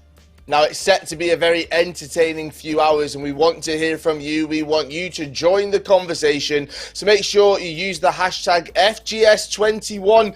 I've seen a few people tweeting about it. There's plenty of people in the Twitch chat. Plus, people are even on Instagram mentioning us in stories as well. All of you viewers, we see you, we hear you, and we want you to join that conversation. So once again, use the hashtag FGS21. Now, none of these events would be possible without our incredible sponsors. So let's give a shout out to Mercado Libre, to everyone watching from Argentina and Brazil. This is for you. If you visit Mercado Libre, you'll find exclusive sales and gaming products, so you can enjoy fast shipping and update your setups today, because Mercado Libre has everything you need. Right, it's time for our loser bracket round number 5. CS Sedano takes on Paulo Neto. Who comes out on top? Who remains in the competition? Let's find out and throw it straight across to Richard Buckley and Brandon Smith. Thank you very much, Carl. And yes, for these 2 players now, for them, it's a case of, we've done the hard bit. We've got the FIFA World Cup under our hands. It's done, it's dusted. We'll be in London in August for the 6th to the 8th in the biggest tournament of the world. And it's crazy to think that we've already got 14 names on that sheet that will be going to London in a couple of months' time. But we've got business to attend to now, Richard. We've got 4 players left in the tournament. 2 players in this predicament right now. Winner goes through to play Nicholas, and then the winner of that goes through, as we know, into a big grand final where Crepaldi waits for $75,000. So a lot on the line. We know these teams well. If you missed them, we'll refresh you very quickly on both of these, Richard. We certainly will. Brandon Smith, you can see Paolo Neto. Both players actually using the Marcus Llorente Festival of Foot Path to Glory foot item. Vieira, Varane, Neymar, Hullet, R9, Pele, Bruno Fernandes and CR7 for Paolo Neto. On the right-hand side, the only difference between the two squads, I'll be completely honest, is that De Jong for Bruno Fernandes. One player decided to go with Frankie De Jong. One player going with Paolo Neto with Bruno Fernandes and Frankie De Jong. One player is called Paolo Neto, and he is on the left-hand side of your screen, Brandon. The Brazilian marked his spot in the E-World Cup earlier on today, beating Matheus Bonano, and seen a lot of people talking around the situation. Matheus Bonano dominated the season. Unfortunately, won't be making it to the E-World Cup Grand Final. We've made our opinions on that matter. Probably my opinion more on that matter earlier on in the show. As of right now, it's the Winners' Club. You're in the Winners' Circle. You're going to the E-World Cup Grand Final. You've guaranteed yourself a very, very nice bit of prize money as well. Top 4 guaranteed 10k if you go out at this stage. You win this game, guaranteed $25,000. Crepaldi's in the Grand Final, guaranteed $40,000. And the winner's walking away with 3/4 of 100k. $75,000. It must be said, even though this has been completely split across 6 to 7 different regions, the prize money hasn't. I mean, in terms of the prize money, it's just increased. $75,000 just for the South American PlayStation playoffs. 2 years ago, that was the money for the first place prize in the whole PlayStation playoffs, including all the regions from all over the world. So some serious money being invested across this last year in the Global Series. And only one name can take it today. In the grand final here. I've done the hard bit. The FIFA World Cup has been secured. It's locked in. No one's taken that one off you now. And how weird does it feel, Richard? 40 names on the sheet already. It's crazy, isn't it? It's flown by. Week by week, we've been ticking off a couple more names at a time. It doesn't seem... 2 minutes ago, we said, DW Dillon, you're the first name. Now, 14 players confirmed. We've got a bulk of them coming in tomorrow. I should say next week.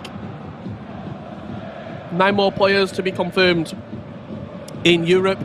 And then the weekend after, finalising the field in Europe on the Xbox and PlayStation respectively. 18 players will be confirmed, and then we'll have our 32-man tournament ready and finalised before our group stages and whatnot is drawn. I love a group stage draw as well, seeing all the different players, where they're going to fall. The excitement's building.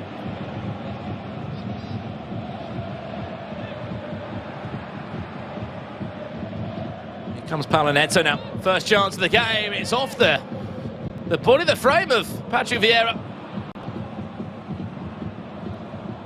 You're absolutely right, Richard Buckley. I mean, it's the tournament that everyone wants to be at. You see the joy when you qualify. You see, of course, the heartbreak when you don't. Brilliant feed. Paolo Neto! It's absolutely beautiful. Reverse elastico of Pele. Found the top corner. And first blood to Atlanta United's finest. Paolo Neto just going to get better and better throughout this tournament. What a save from Thibaut Courtois. Pepe Sedano coming down the other end and forcing the very best from Thibaut Courtois at his near post. Facts are what it states. Can't go over 44th. He was ranked in the Global Series rankings. He got a top 9 finish in qualifier number 2, where Paolo Neto was also involved in that tournament. They didn't match, unfortunately. They just avoided each other in the loser bracket. They did match in this tournament, though. They played in the playoffs.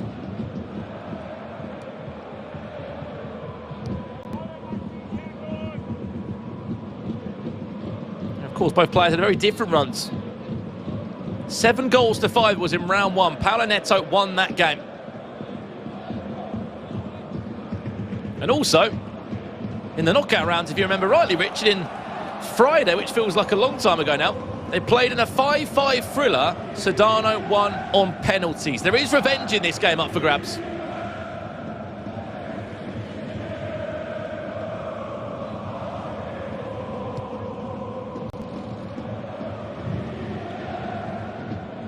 Ronaldo into R9. Sedano responds. Just like that. I mean, as you said, they're a 5-5 thriller in the winners bracket back on Friday night. It had to go to penalty shootout. I mean, we're only 23 minutes in here, but right now it looks to be the same story. 2 goals in quick succession and we're all square. Yeah, I'm not surprised that he's replied straight away. If there's one thing that Pepe Sedano taught us about that game against Tor, Brandon, it's that he will never back down. He will always keep on fighting.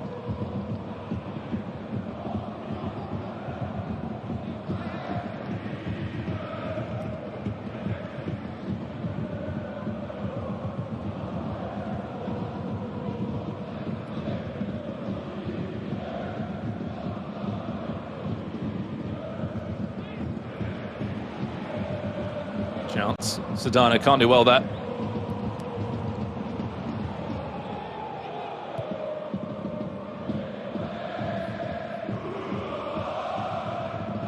It's been a weird 4 days in South America, to be honest with you, Richard Buckley. It's been hard to call. Everything that I feel like I've predicted has been wrong. Chance for Neto, great save from either side. I mean, I guess we've not all had great predictions these last couple of days, but what? We've had Nicholas qualified favourite, PHG qualified favourite. Neto, of course, was a favourite as well. We've had surprises, though. It's a goal. Paulo strikes again, makes it 2 goals to 1 on the 32nd minute. Certainly think that it's been very just hard to predict. There's been so many players, and those tough predictions are continuing to next week as well, Brandon. In Europe, when you also consider how many people are going to be competing. The Swiss stages, the knockout stages. Pele, Courtois again, outstanding save. Chance, finish! Paulo laughs and smiles. He knows what a game he's in. This is a loser bracket semi-final. Winner will play. The Iceman, Nicholas, 99. If there's anything to go by these first 40 minutes, we're in for a long old run of goals and chances. His name up to make it 5. Cheeky chip. Not really enough in that one to get it past Thibaut Courtois. Yeah, not enough on it trajectory-wise. He's a big boy, Thibaut Courtois. Went to go up and over him. Fell a little bit short.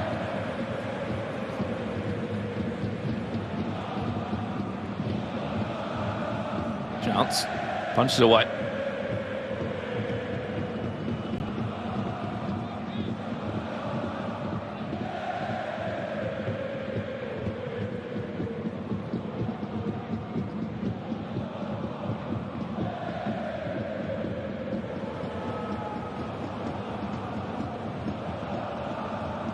Such an open game. It's what we want to have in front of our very eyes.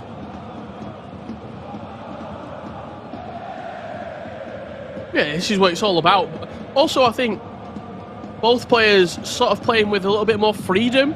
I think that's safe to say. The pressure that they probably were feeling has lifted a little bit. They've achieved the ultimate goal. They go into the E-World Cup Grand Final, so now they are playing with, so to say, house money.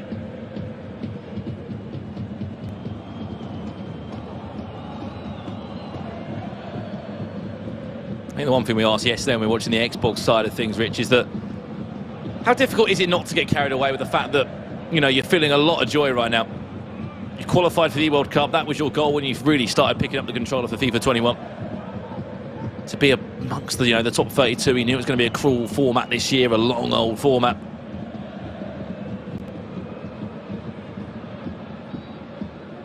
Being able to say that you're one of the players there, that you're one of the 32 best FIFA players in the world, you've not been able to use that phrase quite a lot. It's certainly, it's going to mean a lot. And it's going to resonate with all the players here.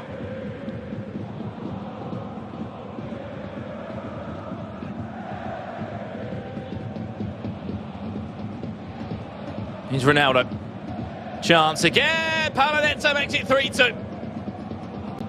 End-to-end FIFA. 7 minutes after the restart in the second half, and the goals continue to fly in. It's what we love to see. It's what we live for. This game is worth $15,000, as you said rightly, Richard Buckley.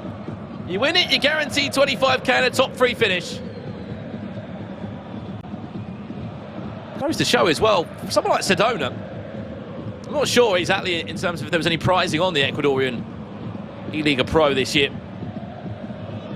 So he got a top 9 finish, there would have been some money involved in that, not all the money in the world. You come on in the playoffs, you can have a serious payday. Oh, absolutely. Especially on the PlayStation.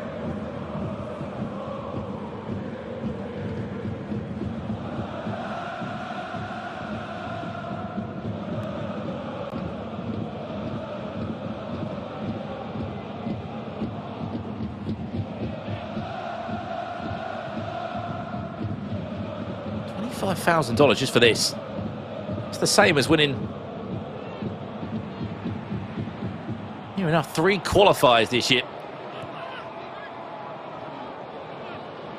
You win the whole thing today. 75k in your back pocket. Not bad, is it? However, it's not just been the case of turning up one weekend and playing your FIFA. It's been a lot more behind the scenes. A lot of hard work from October to now.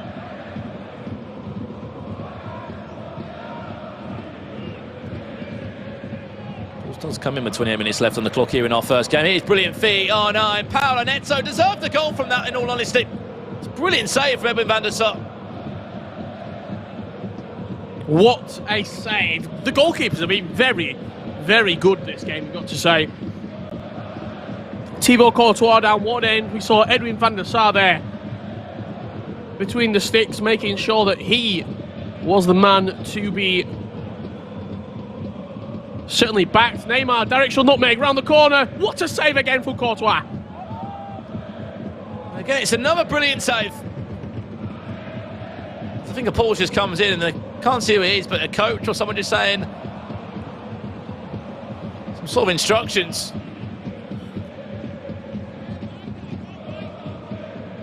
But I said a couple of times, I just couldn't play in that environment. It's a bit cluttered. You go into a pause. I could imagine if you was by me when I was playing, you're telling me who to bring on, what to change. Too many opinions. I know we've been keeping up to date, Brandon. Thibaut Courtois only seems fitting now. Belgium leading 1-0 against Portugal. Thorgan Hazard with the goal just before half-time. Chance. Oh, again, what a save. Not even a save, just wide.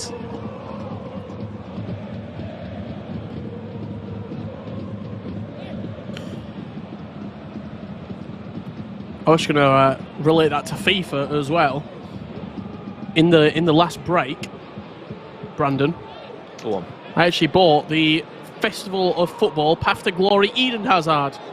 So deep down, I'm hoping Belgium win, so my Hazard gets upgraded. Remember, we see one of those Path to Glory players involved. We saw.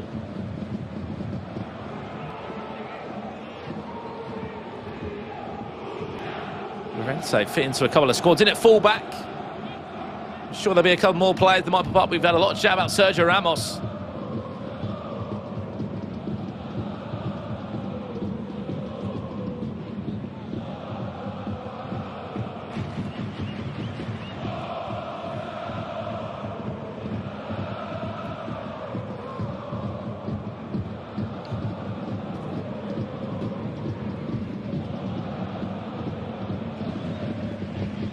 15 here in our first leg. Loser bracket semi-final. Goes down to ground. Referee waves that one away.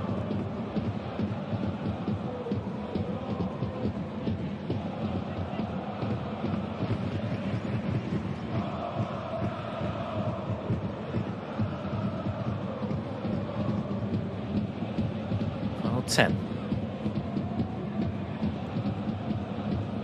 There will be a chance. There will be more time in the second half as well. Half a chance for R9. It was ambitious to say the least from that.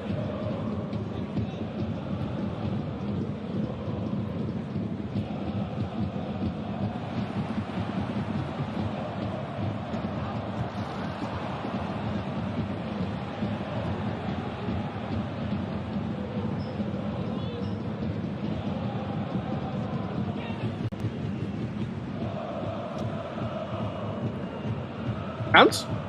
Oh! Genius from Pepe Sedano, putting his player on the line. It's another great block. A couple of moments like that.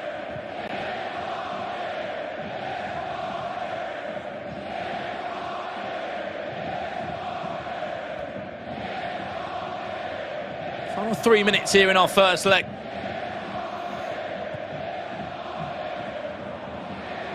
These two missed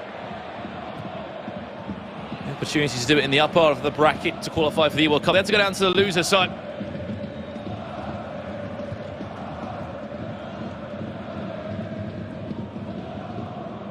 Once again, Rich, when they played in the Swiss rounds, it was 12 goals between the two. 10 goals when they played in the loser bracket, or in the upper bracket, sorry. And once again, another 5 here after leg one. That should do us for the first leg. Neto does lead very narrowly against the Ecuadorian that's, as I said, booked a spot at the FIFA World Cup. That is the halfway point in the tie, Richard. 8 shots apiece. It's great to see. Sometimes you leave a leg of FIFA and you see a player of, 1-2 shots at most. There was chances for both of those two. And maybe on another day, it could have been 4-4. There maybe could have been even more goals. And to be honest, I'm not surprised by the high-scoring affair between these two. You mentioned the game that they had in the knockout bracket, where it was very, very sort of even between these two. 5-5, penalty shootout needed. And then you also look at Paulo Neto's game last match. There were 2-2 between him and Matthias Bonano after leg number 1. So they have been relatively open, his matches. Pepe Sedano, he's been somewhat of a... I mean, he's just a loose cannon, really. You don't know what to expect from him in these games. He comes out, he scores goals, and he's very, very entertaining to watch. That was beautiful from Pele. Shaking the head from Paulo Neto, just like, oh, it's just too good. I'm just too good. I like that reaction a lot. I was going to say, it's one of the two, isn't it? If I'm too good or he just wants more from his players. That made it 2-2. That was in quick succession. Paulo Neto this time laughing at the chances. And then this was the third goal that he scored with R9. Played it into the box really well. Found the smallest of margins. There was a couple more chances following that, but those are the only goals to talk about at the halfway point. 3 goals to 2. I'm sure Rick will be in for a few more in this second leg. Oh, absolutely. I don't see these two letting up at all. I think the shackles are free. I think they're just going, expressing themselves. E-World Cup's in the bag. They've got 10K guaranteed. They can just go express their FIFA ability on the big stage and set yourself up with a date with Nicholas in the losers bracket final. Yeah, well, that's what's awaiting them, isn't it? Nicholas 99, the Iceman, in a loser bracket final. You win that, then you're guaranteed $40,000. We are going to go to a quick break now. When we return, we'll have the second part to this 5-goal thriller so far between these two players that booked spot 13 and 14 in the FIFA World Cup. Don't go anywhere. We'll be back in a couple of minutes' time for this second leg. I'm getting better. I know all my haters are fed up. I go hard from the time I get up. I won't let up. I'm getting better. Every day I'm getting better. Finding ways to get to this cheddar. I go hard from the time I get up. I won't let up. I'm getting better. Every day I'm getting better. I know all my haters are fed up. I go hard from the time I get up. I won't let up. I'm getting better.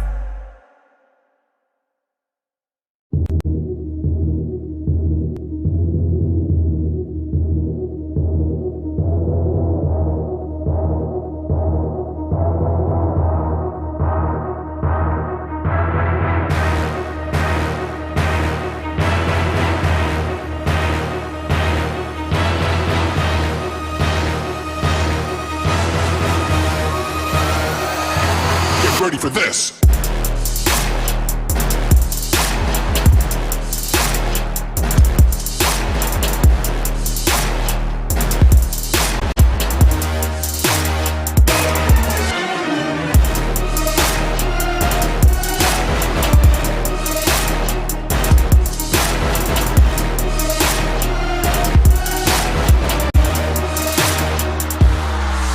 This.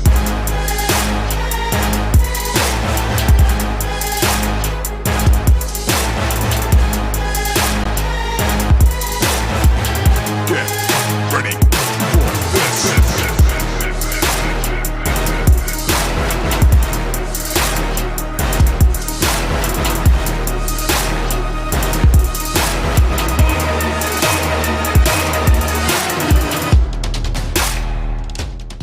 Welcome back to the South American playoffs between the losers bracket semi-final. I'm excited. I cannot wait to see who's going to be facing Nicholas 99 FC in that losers bracket final. You're joined by myself, Richard Buckley, and Brandon Smith in the commentary booth. We're at the halfway point in our losers bracket semi-final.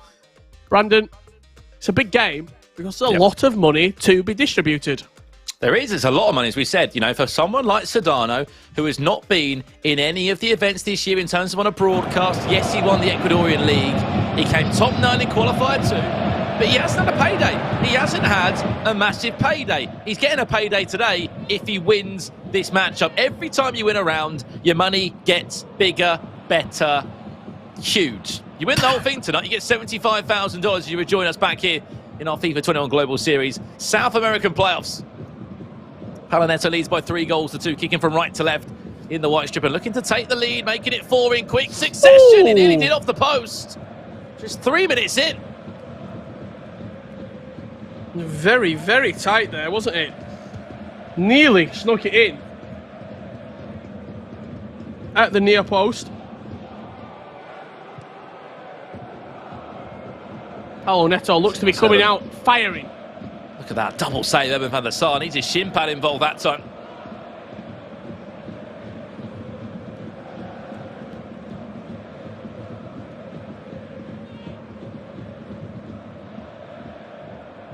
I think for a number of these games here, Brandon, it's very much the case of confidence, building momentum, and building your prize pool as well. Great finish from CR7. 4-2 up, Paulo Neto leads.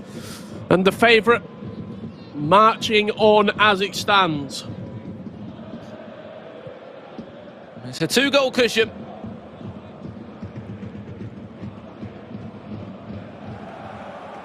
Oh, you're absolutely right, these two. It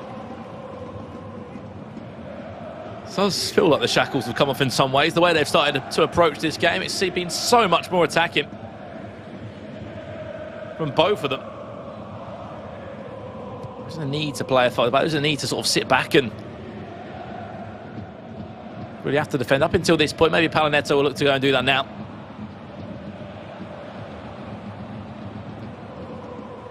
What's waiting though in the wings, Richard? Nicholas 99 FC. You'd expect him to be on the winners bracket side. We've expected a lot of things from South America these last couple of days, and that's not always been the case. It's certainly not. There's been lots of moments of madness, lots of moments of mischief from these players. Paulo Neto well turning on a dime.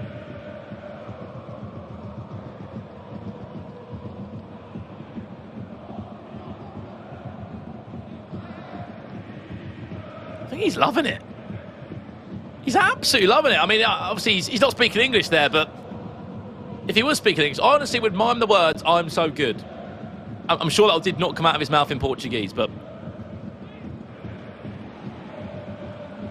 he's 3 goals up. Everything he touches in the box is turned into gold right now in the form of a goal. And I did say, all right, I said this yesterday about PH, and I reckon he'd have a bracket reset and do really well. Yes, this is PlayStation today. But when he was winning that game, Neto, I said, I just think he's going to go on a really long run in this loser bracket. I know he's got to play Nicholas next. This man is playing good FIFA. I just think the bracket reset is such a long format as well, Brandon. And look, we saw it yesterday. PHZ, he got all the way, reset the bracket, and then fell to Felipe. It's very much the case of he's been playing FIFA all day long, Paulo Neto. Is there a point where it gets too many games? Does he play his final before his final game? Does he have his best performance before the big money match? Right now, he looks like he's on a different level to Pepe Sedano.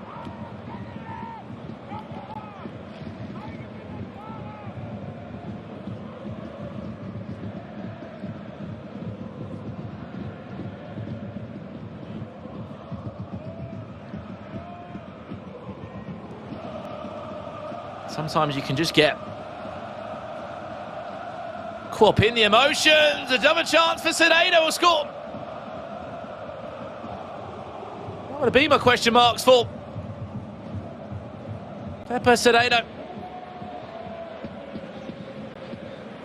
An World Cup spot for him was an emotional roller coaster.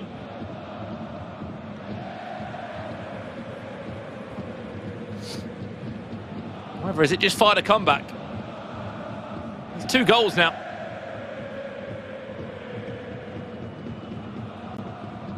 Chance, look at the space. Paulo Neto, CR7, take your time, Hiltil, he's enjoying himself. Composed, clinical, Cristiano Ronaldo. What a game. This is a display right now that Paulo Neto is putting on. We're going to see it again. R9 shrugging off the defender, bursting through with CR7. Ball roll, heel to heel, and just banged into the back of the net. The goalkeeper, he doesn't know where he's going. Give that man a map, because he is lost.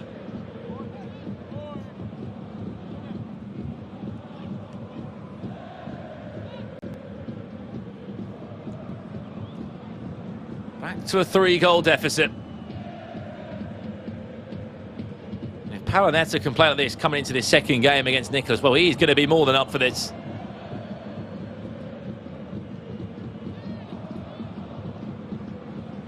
Chance to get revenge for Paulo Neto.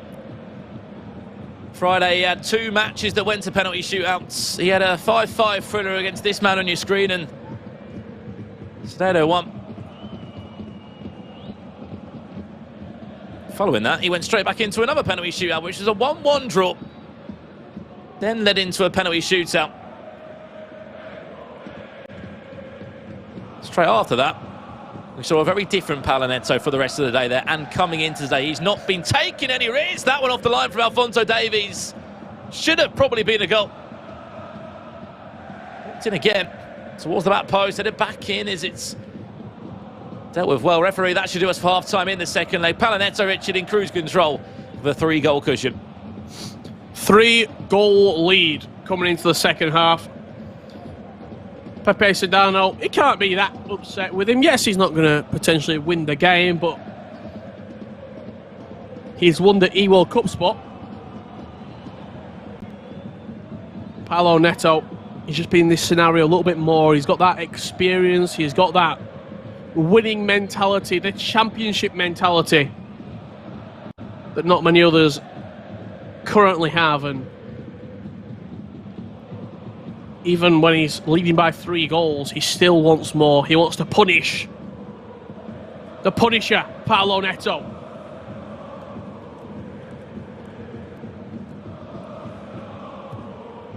And in the process, Rich, he's doubling his money. $25,000 if you win this game, guaranteed. A top 3 finish guaranteed. Those are the stats up to this point in terms of the goals that have been scored. Those are the goals that are being conceded. Doesn't normally concede goals, does Pepe Sedano? Includes the Swiss rounds, obviously. Paulo Neto has come out firing today.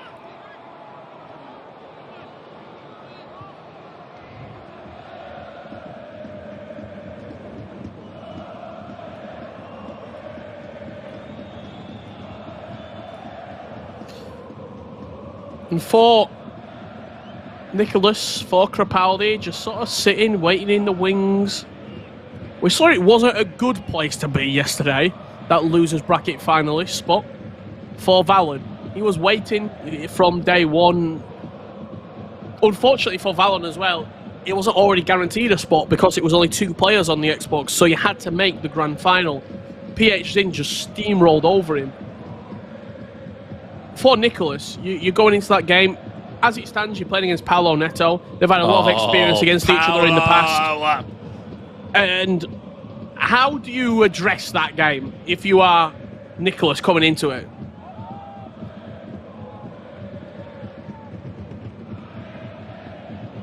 It's such a difficult one, isn't it?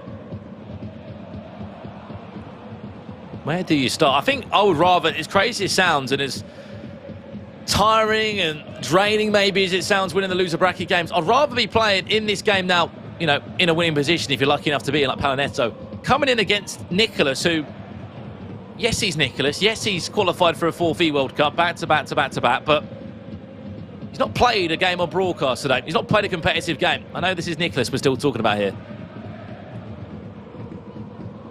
but you haven't played on stream. What we saw yesterday was the players such as Valen, very different chance. There's another goal. Jesus Christ, there's been so many.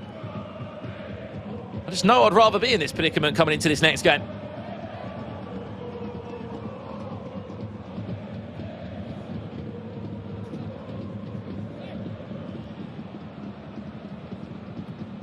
It's goal number 11 in this loser bracket semi-final. Certainly not being disappointed. Elastico into R9, back to Bruno Fernandes. Could be more for Paolo Neto, one of his highest scoring games. This will be Ronaldo into R9, CR7! Paolo. Playing the best FIFA right now. He's just on a different level. He's just on a different planet at the moment. Paolo Neto. And unfortunately for Pepe Sedano, one game too many for the Ecuadorian.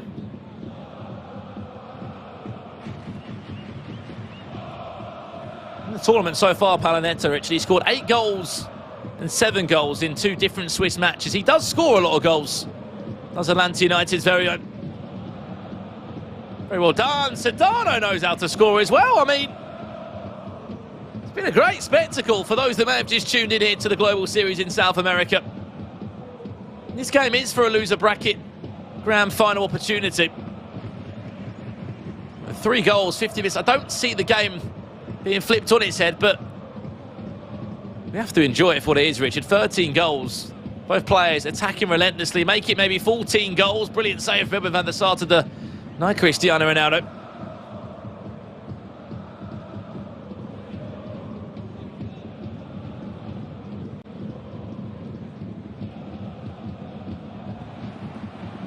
This game has been so entertaining. I think all the sort of presumptions about the shackles coming off, definitely, I mean, this scoreline tells you all you need to know, Brandon.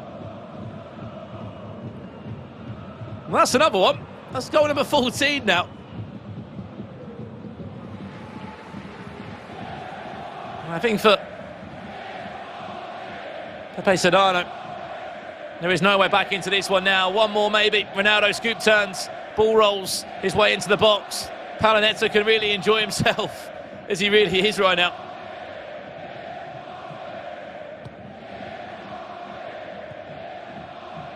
May have conceded goals, but this game's just been about outscoring your opponent. And that's what Palanetto has been able to do.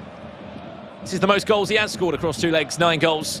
Oh, get ready for this. Back post. Neymar, volley, please. Oh. Said he's got someone else for you, Rich. Oh, no, Elastico. Doesn't come to anything in the end. And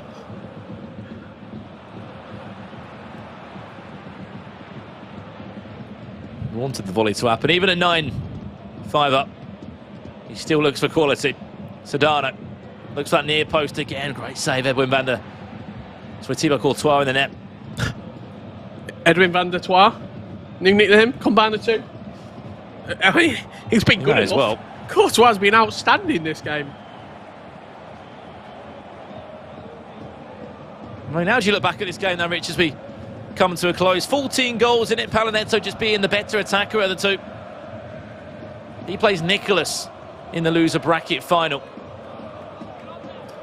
Yeah, that game is going to be outstanding between Nicholas and Paulo Neto. Sombrero flick looking to end in style. Here's Paulo Neto, but Pepe Sedano, he's had a good tournament. He's had a great tournament, in fact, by his standards. Disappointing end to it here. But Paulo Neto, the superior player, coming out on top. And he will guarantee a top 3 finish. And we're not done yet. We have to get one more on the score sheet. 15 goals he's had in it. Commiserations to Pepe Sedano. He crashes out with a top 4 finish in South America, but the bigger picture is this. $10,000 guaranteed and a spot in London for the FIFA E World Cup final. Right now it might feel a bit sore, but nevertheless, he's done the job. This man has done a brilliant job in that game. Scored 9 goals across the 2 legs. He's against Nicholas now in what has been a match that's happened a few times this year in the Global Series. Winner of that, Richard, books a spot in the final 2 today here on the PlayStation. Yeah, well, we said, didn't we, at the halfway point, the players look a little bit more free. They look a little bit more sort of relaxed, a little bit more open. You saw Paulo Neto smiling, enjoying himself, and the FIFA also showed that. 2 minutes in, Neymar, directional nutmeg, hit the post. That was a sign of things to come. There's so many highlights, so many goals in this second leg. We'll show you the very best of them. CR7, a few step-overs there. The ball bounced back to him. He turned on a sixpence and slammed it in the near post. But a few words on Pepe Sedano, Brandon. Yeah, I mean, let's look at the bigger picture here for him. Very good in the box, very dangerous. Looking forward to seeing what he brings to London in August in terms of the attacking style that he's just showcased here today. In the few games he's been on broadcast, I think you rightly said, we hold our hands up. Didn't give this man enough credit, just looked at the stats that he was 44th ranked. He's never been on a broadcast before. He was an Ecuadorian Virtual League winner. However, today he came into these playoffs and delivered a brilliant storyline for him, his country, his team in CSE Esports. And congratulations is the bigger picture. You will be in London taking spot number 14. So he might crash out now, Richard, but nevertheless, it's a huge opportunity and a huge milestone what he's achieved today.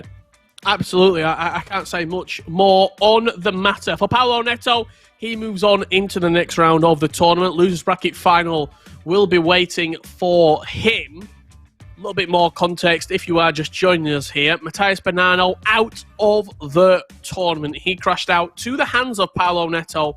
Only 1 round ago. We've got our grand finalists for the E-World Cup set in stone. What we need to find out now is who's going to be lifting and who's going to be number 1 seed from the PlayStation for South America. It's either going to be Capaldi from MGCF, it's either going to be Nicholas 99 FC from Basel, or Atlanta's Paulo Neto. And there's the stats at the end of the game. As you said, we had so many chances in it. 6 shots, 5 on target, 7-3 on target. There were so many chances and so many goals between these two. But you're absolutely right. I mean, the storyline also is in this region that if Nicholas won today, Richard, it would be 3 playoff wins for him in a row. A different scenario this time in South America, but nevertheless, the prize is still the same. Of course, that game coming up next in our loser bracket grand final. But that is another game done and dusted here in South America. I'm going to throw it back over of course, to Kyle and Mike. But guys, 4 become 3 in South America. And what a game that one plans to be. Paulo Neto against Nicholas in the loser bracket final. Richard, Brandon, thank you so much for all of your hard work, as always. Mike, there we have it. Paulo Neto, 15 goals in total. He wins 9-6 in that matchup there, beating Sedano. Sedano has secured that spot in the FIFA E World Cup. But Mike, I want to highlight Paulo Neto's performance. What did you make of it?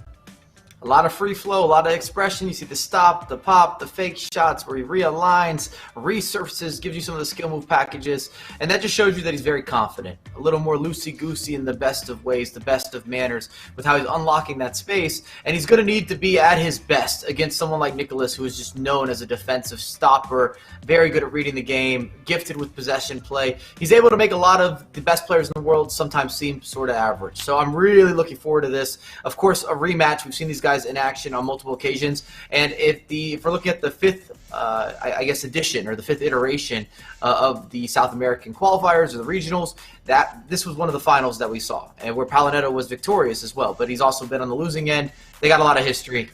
Did I build it up enough? I just clapped for no reason, but welcome.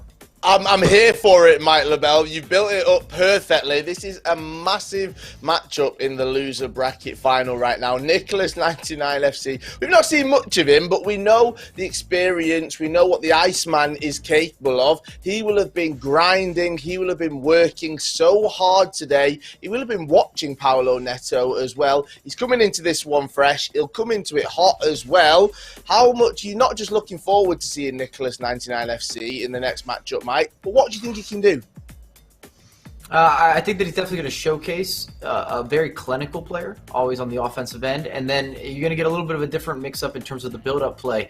If you're Paolo Neto, you want to play as fast as possible against Nicholas. If you're Nicholas, you want to slow down the game as much as possible because that's kind of your bread and butter. It's what you've been able to do, and a big reason you've been so consistent. We talk about defense all the time, but a lot of times the best defense is really having the ball. And making sure that your offense is working in the right direction and frustrating your opposition. So a bit of a different stylistic approach play. I don't know if I want to go as far as saying contradicting styles, but in terms of what each of them would like to accomplish to give themselves a competitive advantage, we definitely have different outlooks and perspectives of how they're going to play FIFA. We've just seen 15 goals over those two legs with Paolo Neto and Sedano. Think we'll see the same again against Nicholas? No. Probably not going to be that high scoring. Yeah. I don't think so. I don't think it'll be one of those back and forth matchups. I mean, I'll bite my tongue if it goes that way. I'm happy for it. I definitely don't think it's going to be a clean sheet situation, but I just don't think it'll be where we're sitting here talking about 10, 12, 15 goals happening throughout the course of the two legs. Now, it's what I want to say about these two going head to head. It shows how versatile you have to be, how from match to match, from opponent to opponent, you may need to change your style or you'll have to change something depending on the opponent you're coming up against. Certain levels of being able to adapt, being able to pivot, especially if something's not working. I think that's maybe the big takeaway. Everyone has their plan or multiple plans that they want to execute, but then what happens when you go down a couple goals? Or you're not able to put this into motion the way that you thought, or it didn't have some of that expression that you were looking to really showcase on the virtual pitch. That's when we see sometimes a difference in the separation between the top level competitors knowing what to do or taking a minute talking to their coaches. We heard Paolo Neto talk about Henso on the back end, helping him on the coaching side. And a lot of that is tactical adjustments where you're watching the game, you're analyzing, and when you're in the game, sometimes you have tunnel vision. You don't see your small details or the small mistakes or those small criticisms, and you need someone to remind you, hey, it's time to switch into this. Trust this is going to work here. He's leaving space behind those wings. You got an opportunity to split the defense. Offensively, defensively, you're not matching up properly. The personnel, we don't like, it's not authentic. It's not organic. We don't have what we need to have. It's looking a little fraudulent. Now, this matchup between Paolo Neto and Nicholas 99 FC is going to be entertaining. And if that wasn't enough, you can also be rewarded with it. Yes, throughout this playoffs, we are giving out all of those rewards. And here's a short video that tells you all the information you need. Earn 8 new swap tokens by watching the final events of the FIFA 21 Global Series and redeem them for untradeable pack rewards. Simply link your Twitch and EA accounts, watch at least 1 hour of any of these events, and claim your FGS player token with the new Twitch Drops campaign system. There are some great repeatable pack rewards up for grabs. Don't miss out, link your accounts, watch the FIFA 21 Global Series and start redeeming your rewards. Yes, you will be rewarded for watching the best FIFA players from South America go head-to-head. And if that wasn't enough, anyone who watches an hour plus of the FIFA Global Series South America playoffs live on Twitch with a linked Twitch account will also receive a SPQR Felipe 151, Nathan SR, and Nicholas the Iceman, a Crew Esports and a Wolves Esports TIFO into your FIFA Ultimate Team. So make sure your Twitch and EA accounts are linked. Right, let's do it then. Let's jump into it. We will be getting into our action very, very soon. The players are preparing. The players are getting ready. So now it's time for you to grab a drink, grab a snack, and sit tight. The loser bracket final in the South America playoffs is on its way. It'll be after this short break. I want it all so bad, I let you do the math. I did my 1,000 hours. Sometimes I didn't eat, go out or take a shower. Ain't allowing no distractions. We gon' see what happens. I'ma be laughing when them cameras are flashing. My name in lights. I know I gotta sacrifice.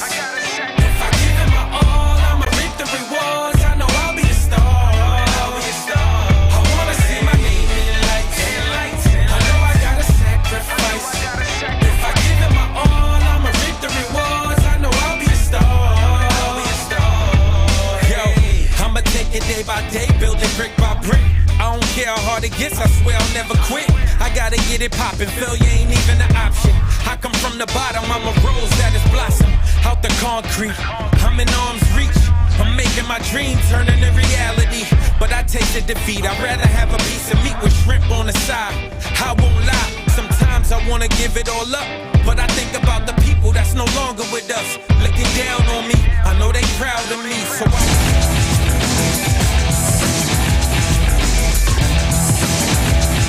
Seguimos con los diálogos previos a esta fase final de la FIFA Global Series Sudamérica y estamos con un diálogo especial porque Argentina-Brasil se unen. Esta linda amistad que tienen Nico Villalba, Ceciño. ¿Cómo se da esta relación de amistad? ¿Hace cuánto tiempo también tienen esta cercanía entre ambos? En el primer torneo que jugamos, creo, de la... Sí. Yo había clasificado a varios torneos de por sí, pero no pude ir por temas de edad. Y entonces me tocaba jugar como la fase final, tipo para el Mundial, por lo menos llegué para lo más importante. Y justo él clasificó también. Y se dio la casualidad de que, bueno, ahora somos grandes amigos, pero también justo en el día del torneo estábamos sentados uno al lado del otro. Y encima también él estaba sentado en mi lugar, o sea, imagínate. O sea, estábamos unidos, parece. En este primer torneo que jugamos, yo tenía a Nico, nadie lo conocía creo porque no tenía ni foto en las redes sociales, si no me engaño. Era como si fuera un robot por ahí y la gente se sorprendió bastante cuando apareció en el torneo. Siendo que siempre, toda la vida existió esta rivalidad Argentina-Brasil, ustedes se llevan muy bien y Ceciño habla como un argentino más el español, sí. Sí, no, muy bien. Además él vive del sur, en el sur de Brasil, así que está cerca de nosotros o de Uruguay, así que por lo menos tiene ese acento, ¿viste? Como habla como nosotros, parece. Pero nada, sí, es increíble la relación y súper bueno. La verdad es que eso Argentina-Brasil no se ve reflejado acá, por suerte. ¿Qué se siente competir contra Nico? ¿Qué pasa si te toca competir contra Nico? Porque ustedes se conocen perfectamente, saben lo bueno, lo malo del otro, y es algo que sabemos que puede ocurrir en este playoff final de la Global Series. Claro, yo creo que es un partido más, o sea, ya nos enfrentamos varias veces en torneos internacionales, también en clasificatorios. Nico tiene una ventaja increíble sobre mí, la verdad, que me ha ganado. Creo que en todos los torneos... Sí, creo que jugamos todos y gané todos. Sí, creo que me he ganado todos. Así Tampoco que... quiero mofar ahora, claro. Ahora yo quiero mofar que tiene una ventaja increíble y tiene todo el peso de ganar, tiene él. El tema es que con él hasta entrenamos a diario. Tipo, al principio del juego ahora quizás estamos más tranquilos, estamos más en otros lados o jugando contra otras personas como para ir cambiando. Pero la verdad que prácticamente... hasta usamos mismos jugadores, mismas formaciones, che, este está haciendo esto, che, yo estoy haciendo esto, vos estás haciendo esto. Yo creo que estaría súper complicado, como con todos, sí, pero yo creo que más de lo normal porque, viste, quizás no se te toca el día del torneo y quizás el día anterior entrenaste, ¿entendés? Y él sabe qué vas a hacer vos sabés qué va a hacer él y entonces sería súper cerrado. Pero nada, por suerte tengo esa ventaja y no pasa nada. Voy tranqui.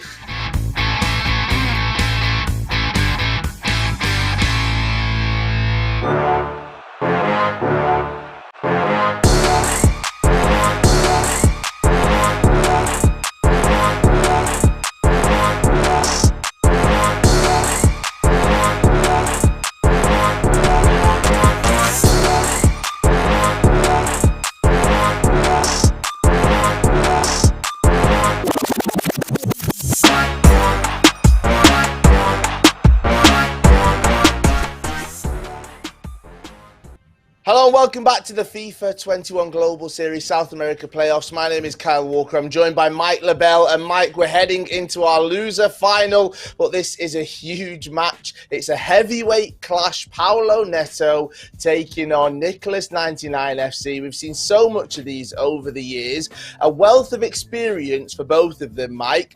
We might see that play out. However, they still need to be versatile. They still need to be in the moment. They can't just rely on that experience right now. And I'm sure this will come down to fine margins, but you said the losers final. This doesn't feel like a losers final at all, and it shouldn't. Both these competitors are winners. They have the champions pedigree. They've met in finals previously.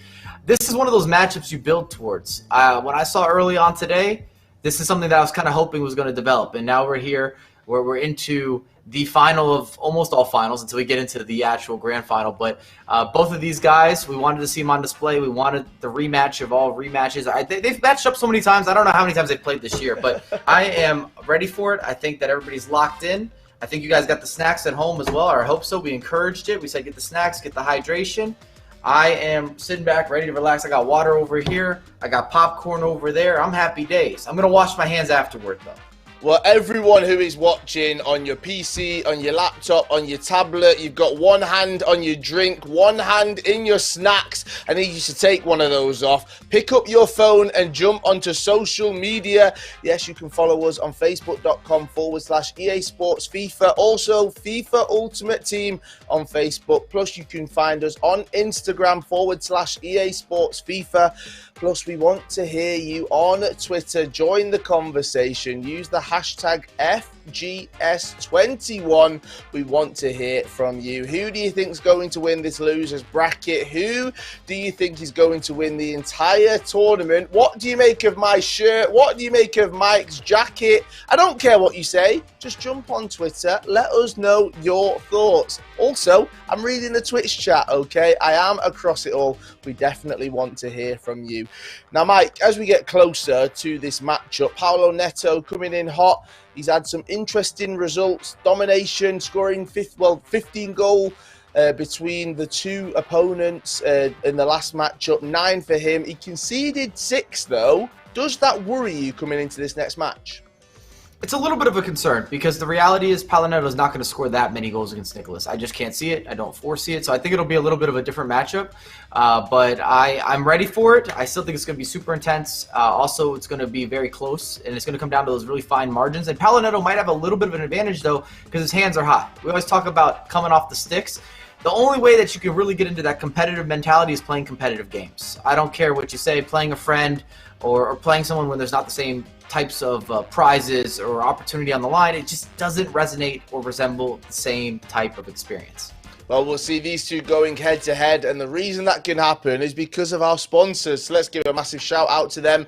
Mercado Libre, if you are watching from Argentina and Brazil, you can visit Mercado Libre, where you'll find exclusive sales in gaming products, and you can enjoy fast shipping and update your setups today, because Mercado Libre has everything you need. We are jumping into our loser bracket final. Paulo Neto representing Atlanta United, taking on FC Basel's Nicholas 99 FC, Richard Buckley, Brandon Smith. It's over to you guys. Well, here we go then. Loser bracket final time here in South America. And it's a game you wouldn't expect to be a loser bracket. Expect it to be a winners grand final on the upper side of the bracket. Second against third on the Global Series rankings on the PlayStation. And it's nice to see Nicholas back again on screen. It's a long day to wait today to get back playing. This one's a big one, Rich. Winner gets $40,000 and that spot. And the rematch, we should say, against Crepaldi in the final 2. I've just done a little bit of research coming into this game. Correct me if this stats that I've managed to pick up, Brandon, is incorrect. These two played 4 times this year. Nicholas has never won one of these matchups. Qualifier 1, losers bracket, Paulo Neto 6-5. Qualifier 3, Paulo Neto 3-2. Qualifier 5, they matched twice. Paulo Neto won on penalties the first time round, then in the grand final, 3-1. I don't think Nicholas has got a victory against Paulo Neto this year on broadcast. And it's funny you say that, because the one qualifier that Nicholas did win was qualifier number 2. One of the qualifiers you did not mention there, because Paulo Neto crashed out in the top 16. He wasn't in the running race to play against Nicholas there. So you're absolutely right in terms of as Nicholas maybe struggled against his Paulo Neto this year. Yes, they were neck and neck on the Global Series rankings. They're both going to the FIFA Nations Cup representing Argentina and Brazil respectively. But this is a match that means a lot, because for Nicholas, he might be able to get some revenge against Crepaldi in the grand final. And Nicholas is already a back-to-back PlayStation playoff champion. That was when we had LAN events with everyone involved on the PlayStation. He could be a South American PlayStation champion tonight. And let's also not forget, Nicholas last year didn't have the season to remember. I mean, in all honesty, yes, the season was cut short, but he wasn't top 1, top 2, top 10. top 20 for that matter of fact. I think he was around the 30 to 40 mark in the Global Series rankings last year. So he didn't have the season by any means to his standards to remember. I think he struggled with FIFA 20. He's come back in FIFA 21. He's won a qualifier. He qualified for the E-Nations Cup. He's at the grand final, and he's got a chance to make playoff history, to make it a hat-trick of playoff victories. First time we've seen him today. Let's see how he can deal with the Paulo Neto press. Well, one man that he said has had a great season last year was Paulo Neto. Did finish the season in a very strong position, as you rightly said. I mean, you said it was poetic justice were your words after he qualified for the FIFA World Cup. And what you can look into that is the fact that this man was also the Summer Cup Series champion. Should be just offside there, Neymar. Apparently he's not. There's Nicholas. Rampant 3 minutes in. Good to see him back on the broadcast today. I'm sure he'll be over the moon with the result that he did have. Unfortunately, we get to see it on stream. An all-important match. They did qualify him for the FIFA E World Cup, where he did take down Ecuadorian in Pepper Sedano, the man who also did qualify for the E World Cup in the long run. He had to go by the loser bracket, but got there nevertheless. Good early chance from Nicholas. Little lateral heel to heel inside the box. Didn't get the shot away with Neymar in the end, but building blocks for sure for Nicholas here. Needs to sort of muzzle Paulo Neto. What I mean by that is the early sort of half, even first leg, Paulo Neto's still going to be hot, as Mike said. He's going to have hot hands. He's going to come out flying from the traps in this first leg. If you're Nicholas, get a goal, get 2 goals open, just sort of dictate the pace of the game. Don't allow Paulo to play. And I think you could break the streak, so to say, of these Paulo Neto victories against Nicholas if he was to follow that particular game plan.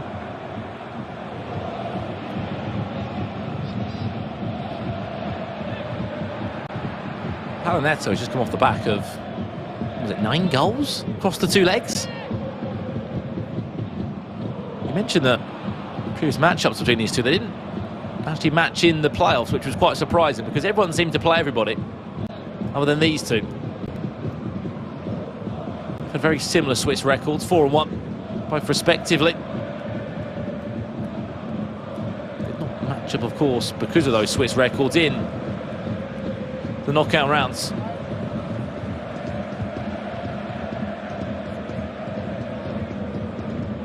Corner for Nicholas now, whipped in deep towards Sedano. The goalkeeper camouflaged in there without really any danger. About to see R7, absolute gift for Nicholas. A gift of a goal. And one that Paulo Neto want to forget about instantly. Ball came into the box, keeper did the original hard part. On the follow-up, it was too difficult. A bundle inside the box for Basel's Nicholas. He's happy to take it.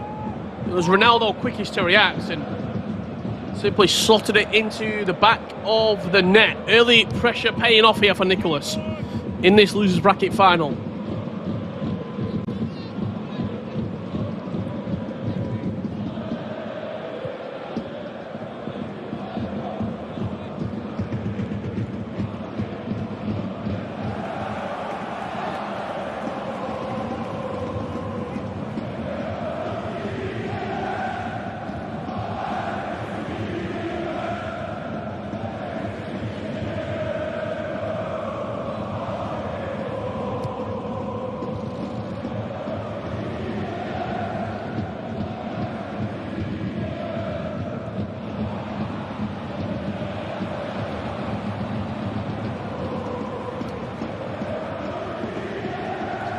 One of the real staples of FIFA esports, isn't it, Nicholas? When you look back, FIFA 17 grand finals in LA, the qualifier, FIFA 18 playoff champion,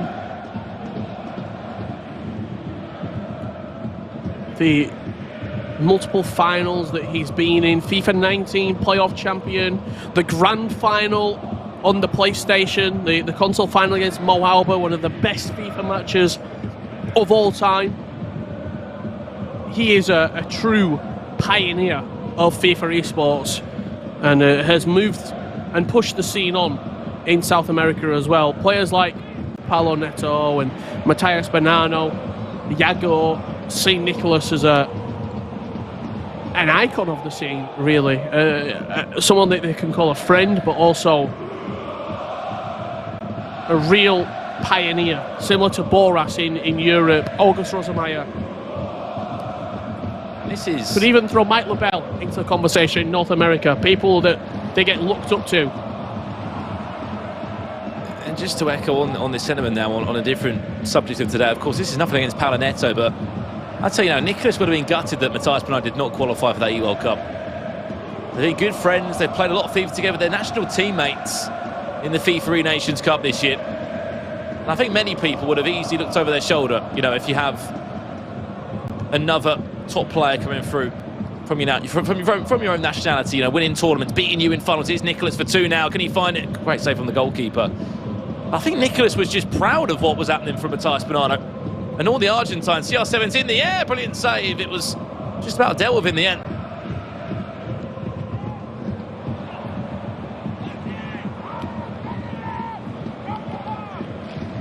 Been a breakout yet. Oh, there's your player lot. Both players lose the ball, apparently. Player look to forget about right there, you got to say. Someone's got to take the ball. But no, back to that point about Matthias Bonano, Richard. Nicholas would have been over the moon to see that sort of development, especially in Argentina.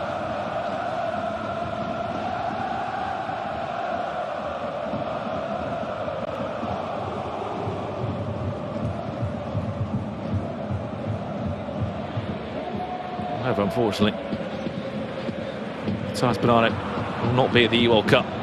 He will be in Copenhagen, though, 2 weeks after. Who knows, Nicholas might have a E-World Cup trophy next to him.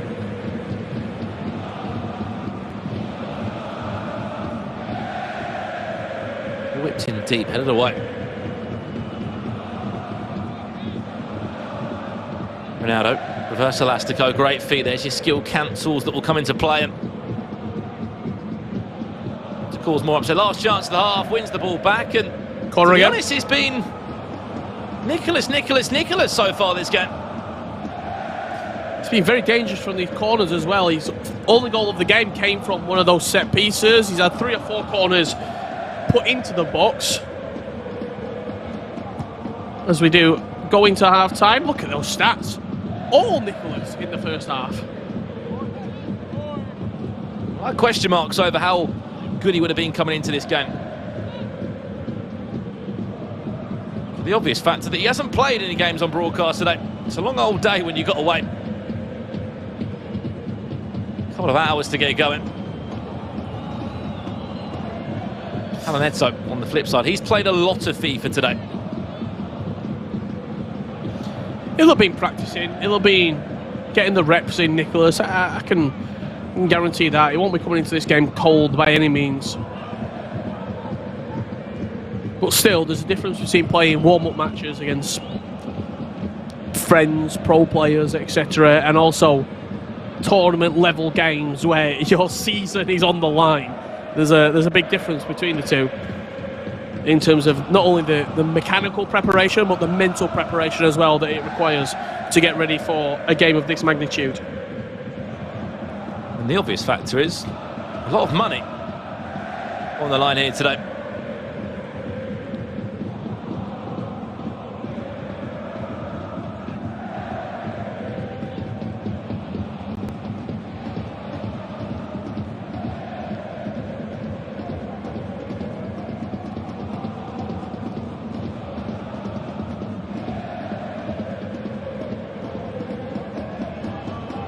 Nicholas again. He's looking to break the past history as usual. They've played 4 times this year. Different qualifiers, a different stage of the year. Nicholas has struggled to beat Paulo Neto. Not a bad time to break the streak though, is it?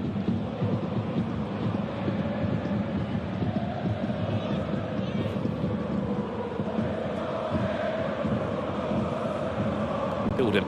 CR7, Lacroquetas, left, right, Elastico, defended well by Pierre on that time. But he was the best defensive player, was Nicholas, in the Swiss round. He doesn't concede goals. It's always been his way. Defence wins championships, the ethos. of Nicholas. You see Vieira stepping out there, winning the ball back. And those blue shirts start to fly forward.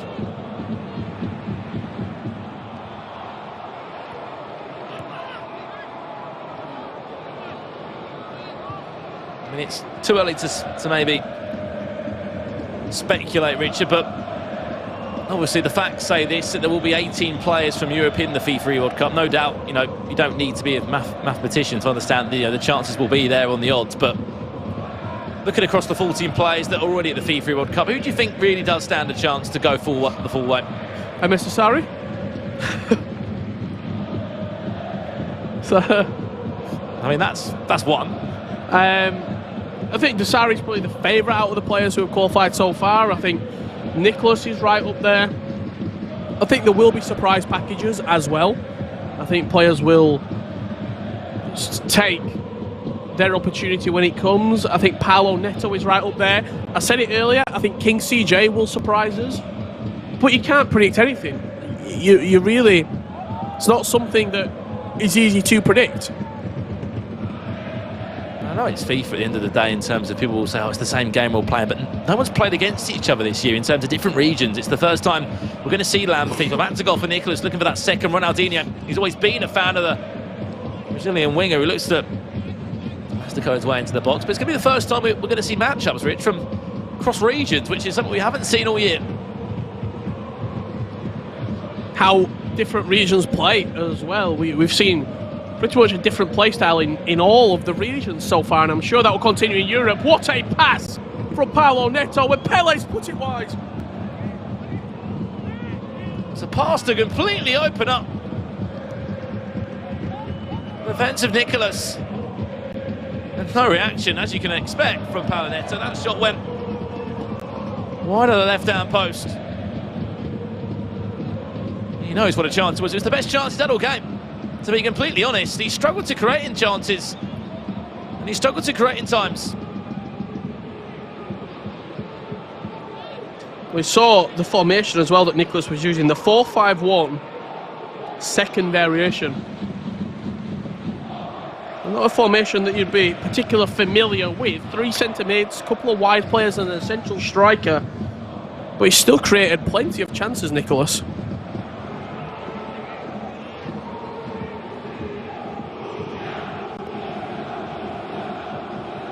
So on that Pele chance, I can't think back to another chance that Neto's created. He brings on Ronaldinho now as well.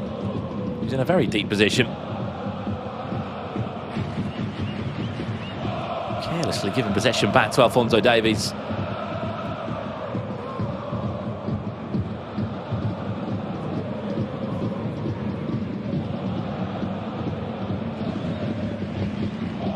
Davies. Dangerous chance now. Paulo Neto teases the play a lot. Keeper comes off his line. Hill to Hill. Well played. That's what that man could do.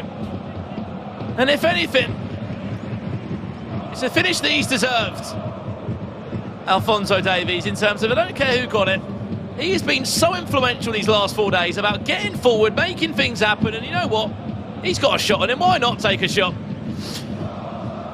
Yeah, he might not see Alphonso Davies up in the attacks too often, but he can score, he can create chances, he can get up in the attacks, and a great little finish from Alphonso Davies. Nicholas up the other end. Alphonso Davies, can he make it 2 from 3 in this game?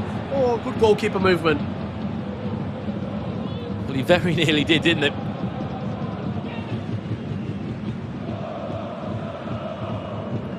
Wasn't happy about conceding to Alphonso Davies, very nearly. Minutes after, he did the same. It was him that nearly scored.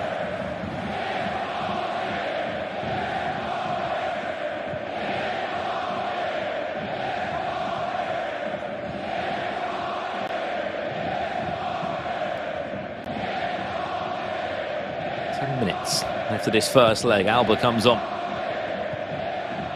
just to freshen up that left-hand side of the pitch. It's an even playing field. It's what we want to see.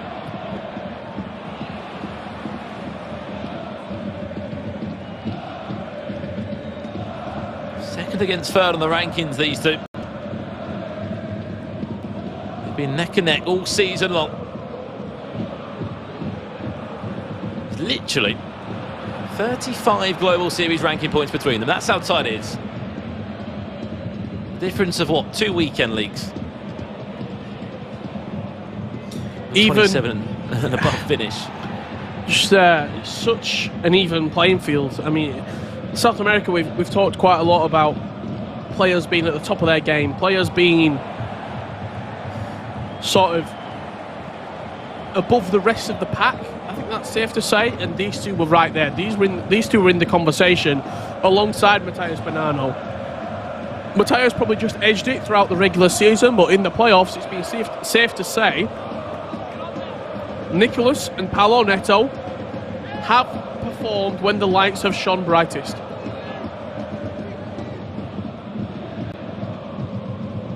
Just look at the results from all the qualifiers, isn't it? 5 qualifiers. Nicolas had 1, Paulo Neto had 1, Matheus Bonano had 3. Chance Hullet. Could be another gift of a goal at the bar. It's a very strong tackle. Well, it's fist bumps all round from Nicolas, but very, very nearly after what we saw earlier from Paulo Neto. I thought he would have learned his lesson about taking risks in the box with tackles like that, but he does survive it. And that will bring us to a close for the first leg between these two players. 1-1 the scoreline. And again, I can't see any other chance other than that Alphonso Davies shot and the Pele miss. Paulo Neto did nothing else. He had one shot on target according to the stats. Nicolas had 7 and 6 on target. This was the opening goal. Bundle inside the box. CR7, quickest to react, putting up his left foot and making sure that he got something on it. This was a good chance here. Ronaldo twisted and turning inside the box, went out for a corner. And this was the goal for Paulo Neto. Alphonso Davies, player locked, back to Alphonso Davies. Lovely work inside the box, you've got to say. The La Croqueta cancel, heel-to-heel flick, inside the box, and a finish of befitting a striker, you've got to say, from Alphonso Davies. What I love about that as well, teased the player lock, made Nicolas think, teased the goalkeeper out as well. No one expects you to shoot with Alphonso Davies. You know, of course, he can be a team of the year item, but hey, he can score, he can get forward, and we saw a perfect example of that. That is the halfway point in this loser bracket final. Remember, winner gets $40,000 guaranteed and a rematch against Crepaldi in the final 2 today. We're going to go to a quick break now before we do commence that second leg. Go and grab yourselves a drink, go and grab some more food, because there's plenty more FIFA to come here in South America. We'll be back in a few minutes. Roll, go renegades down, if we're going on the style, time to break through, come on free, look inside and you will find the heart of a champion like me. I'm a champion, I'm a champion, I'm a champion, heart of a champion, you're a champion, heart of a champ, heart of a champion, yeah, style, don't stop.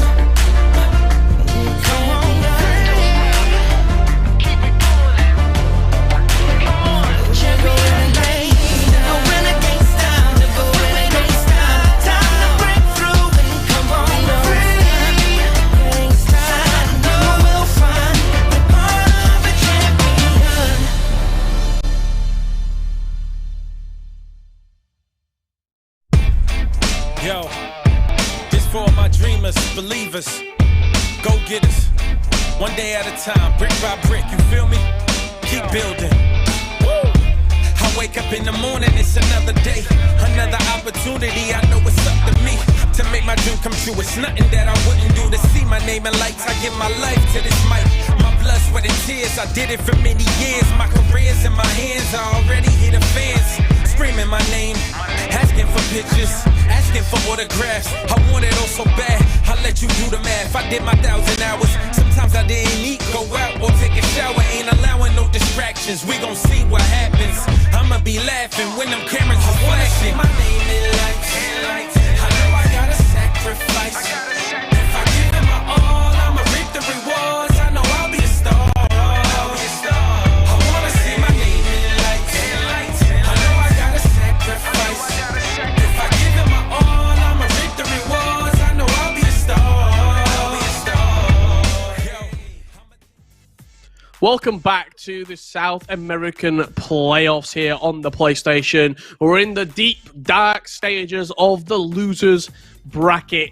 and we are about to find out who will be claiming out. They'll be climbing up the ladder. They're at the top of the rail. They've just got to peek their head over and see the winner's bracket, the grand final. It's right there. It's in the clutches. $40,000 is there, but one of them will be falling down and will be going into the E-World Cup Grand Final as a third seed from the South American region. You can vote at home. Let your voice be heard in the Twitch chat right now. Nicholas or Paolo Neto, as you vote, that live counter just below us will adjust. Brandon Smith joining me in the commentary booth.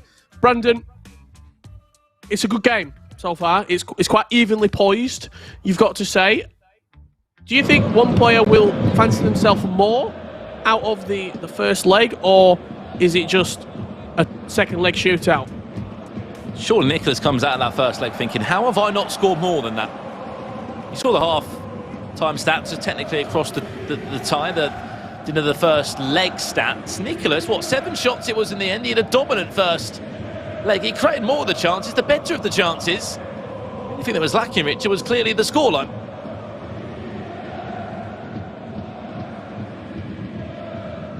As you rightly said, winner plays Crepaldi of MGCF Esports in the grand final. Winner of that gets $75,000 and will be crowned the PlayStation Champion here in South America, which could be anyone at this moment in time. We've had so many upsets today. Sort of wonder how Crepaldi's feeling now. He's a long old wait today. 8th he finished in the Global Series rankings. We saw him a couple of times in qualifiers. We're looking to make it an exciting final. I'm intrigued by this formation here from Nicholas. The 4-5-1 second variation is what he was playing in the sort of second half of this game. In the first leg, Mbappe is a wide player. It looks like R9 is more of a striker now, but he's pushed onto the left slightly. CR7 is the leading striker. And then Hullet, De Jong. It could be a 5-back actually. Cuadrado looks to be slightly in field, doesn't he, right now, with Mbappe sort of as a right wing back. Just look at the mini-map here. You see how deep Mbappe is. Well, he has been played there before, believe it or not, before everyone's out who's thinking, why on earth is Mbappe playing as a right wing back? It's more the case of that if Nicholas does want to adjust and change, he doesn't have to worry about making another substitution. He's got a player there that can slot into literally the right cam position, the right winger position, right midfield in a 4-4-2, depends what you're playing. Nicholas setting up.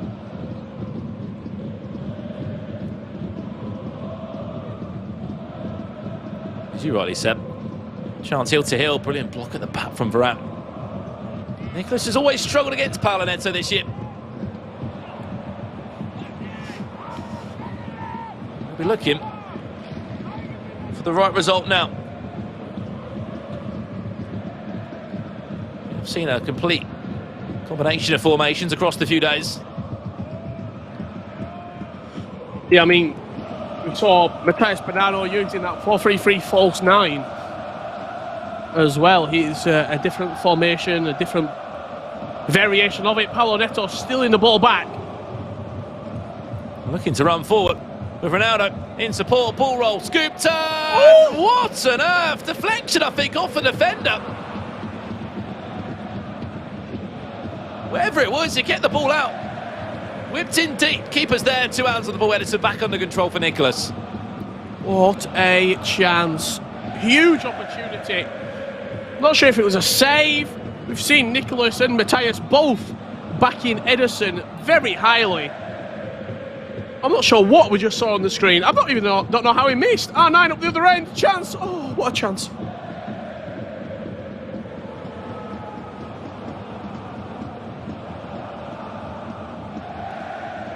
Suddenly this game is coming to life. This is what we want to see. Elastico, 1-2 from Nicholas. Mbappe, not in right wing back anymore. All the way forward. Lorenzo. That new path to glory item. Looking to go on his own now.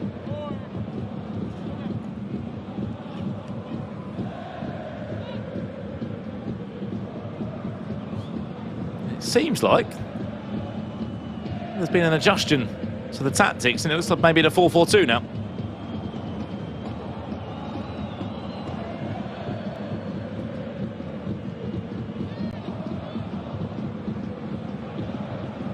Yes, I'm dreaming.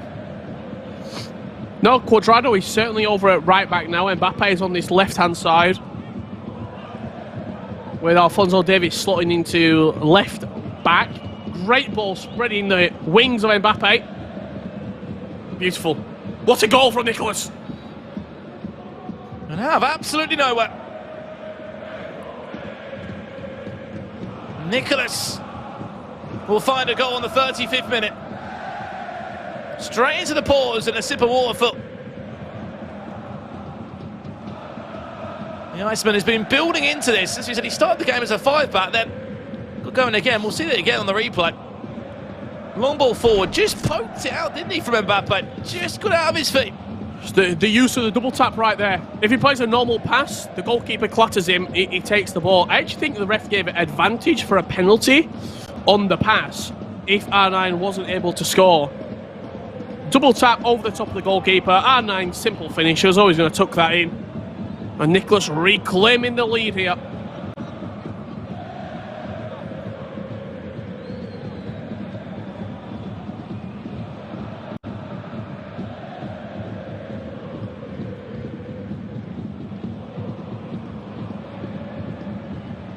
It's one of those long through balls, isn't it? Those searching through balls that cause you nightmare. Nightmare, sorry, when you're defending them.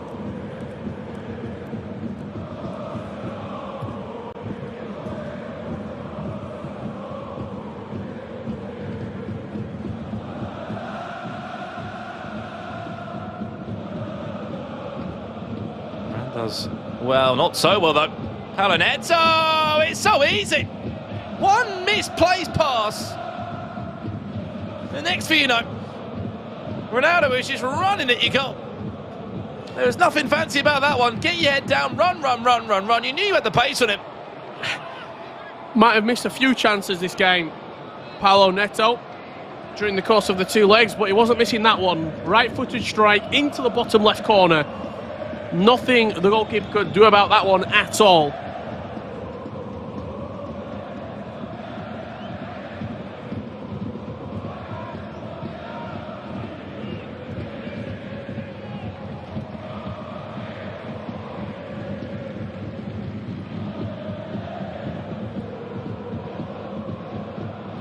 Time for a breather before we go into the fourth part of this drama.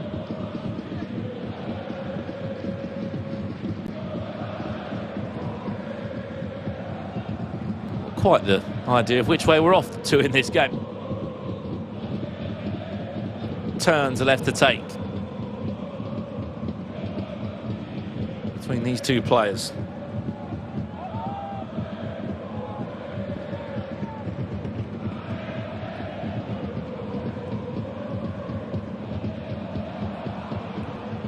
Winner plays Crapaldi in our final game in South America. What's been a very much enjoyable season. Starting in December. Every qualifier brought a different story, it brought a different punchline. It was all about this event, the playoffs. All arrows, all paths have led to the playoffs. There's been shocks, there's been surprises. But if you told me that Paulo Neto and Nicholas would have been in the top 4, the top 3 even, I'd have probably said that's a pretty good prediction.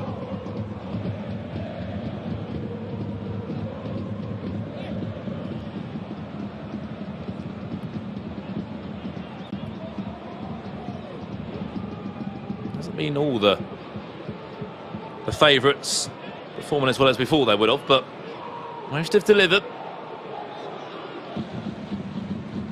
Nicholas will be in the attendance in London for the FIFA World Cup for the 4th time in his career. It's something that must be highlighted. I don't know who else has got a record such as that.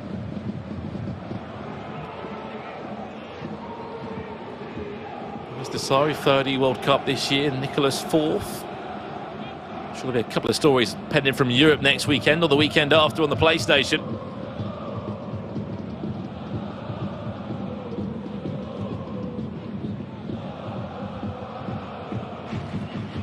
To play for still. Directional nutmeg into danger though from Neymar. He's been influential at parts, but he hasn't been as deadly on the score sheet. This team of the season, Neymar, well, from what we saw across Asia, across the east and west of that region.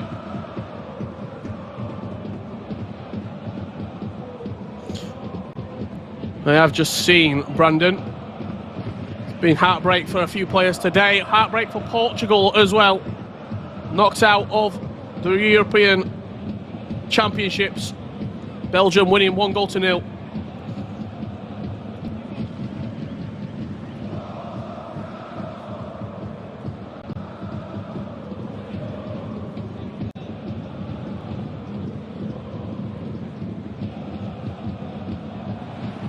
A decent couple of weekends and there's still more to come.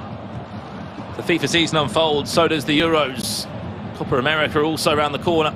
Chance, Mbappe! Nicholas will lead for a third time in this game. However, it's been this part now, the holding on to a lead, which he hasn't been able to do. He's played a plethora of different formations, has Nicholas. You saw him in a 5-3-2 just then. Emphatic finish at the near post. What we got, about 25, 30 minutes left in this game? Not long at all for a player of Nicholas' defensive ability to hold on to this. However, Paulo Neto will throw everything and the kitchen sink to try and set up a grand final tie versus Crapaldi.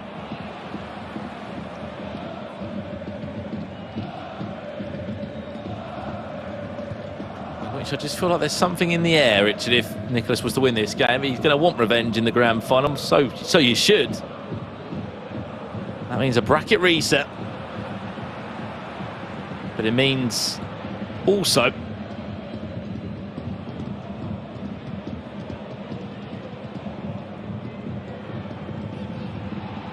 winning this game now.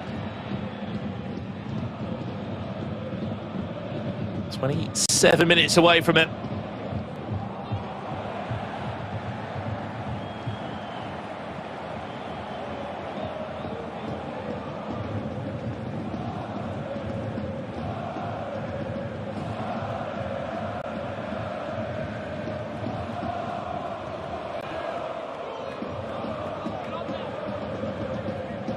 I always find it a bit weird that the grand finalist, Brandon, we've not even seen play today yet. Like, we literally see him in the final game of the day. It's a long wait, isn't it? It's 48-hour wait. It's like what you do. Do you put your feet up, play your weekend league? Do you just watch the action? Do you try to get a couple of spa games in, or just completely try and take your mind off it?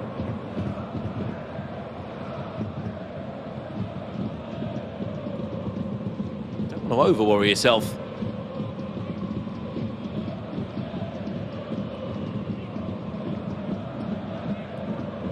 Chance. Oh, very, very nearly. It's Cristiano Ronaldo. Might just be knocked out of the Euros, but could be on his way. So the grand final here in South America on the virtual pitch, that Team of the Year Cup. Once again, proving its worth all weekend long. On the flip side, can he be the catalyst now? Paulo Neto, press forward. Look at those Atlanta United shirts now. Having to go for the game, wins it well in the air, chance to break. Nicholas, chance to conclude the game. Covers well, Alphonso Davies.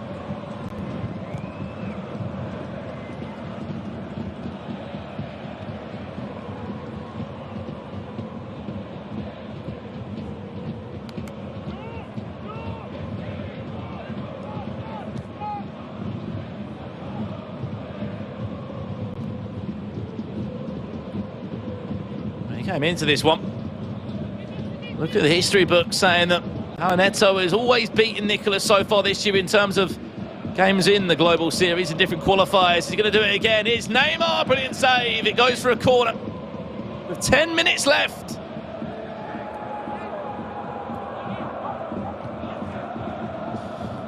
Is that a chance that... Big chance. Are you thinking he should have scored?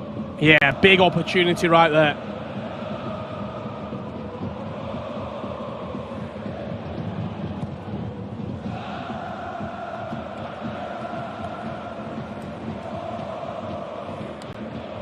He's always been a player, Nicholas, that he's never really showed a lot of emotion. I think the only time we've really seen him emotive is when he loses and he sort of walks away from his setup and he is obviously disappointed. But also, was it the 2018 playoffs that he won in Amsterdam where he was just overfilled with emotion? But during the game, you don't see him celebrate goals. You don't see him upset when he concedes. He's very laser focused. He just does the job at hand. On comes Ronaldinho alongside a couple more players. But you're absolutely right. Yeah, back in FIFA 18, it was his first ever real major tournament he won. Chance.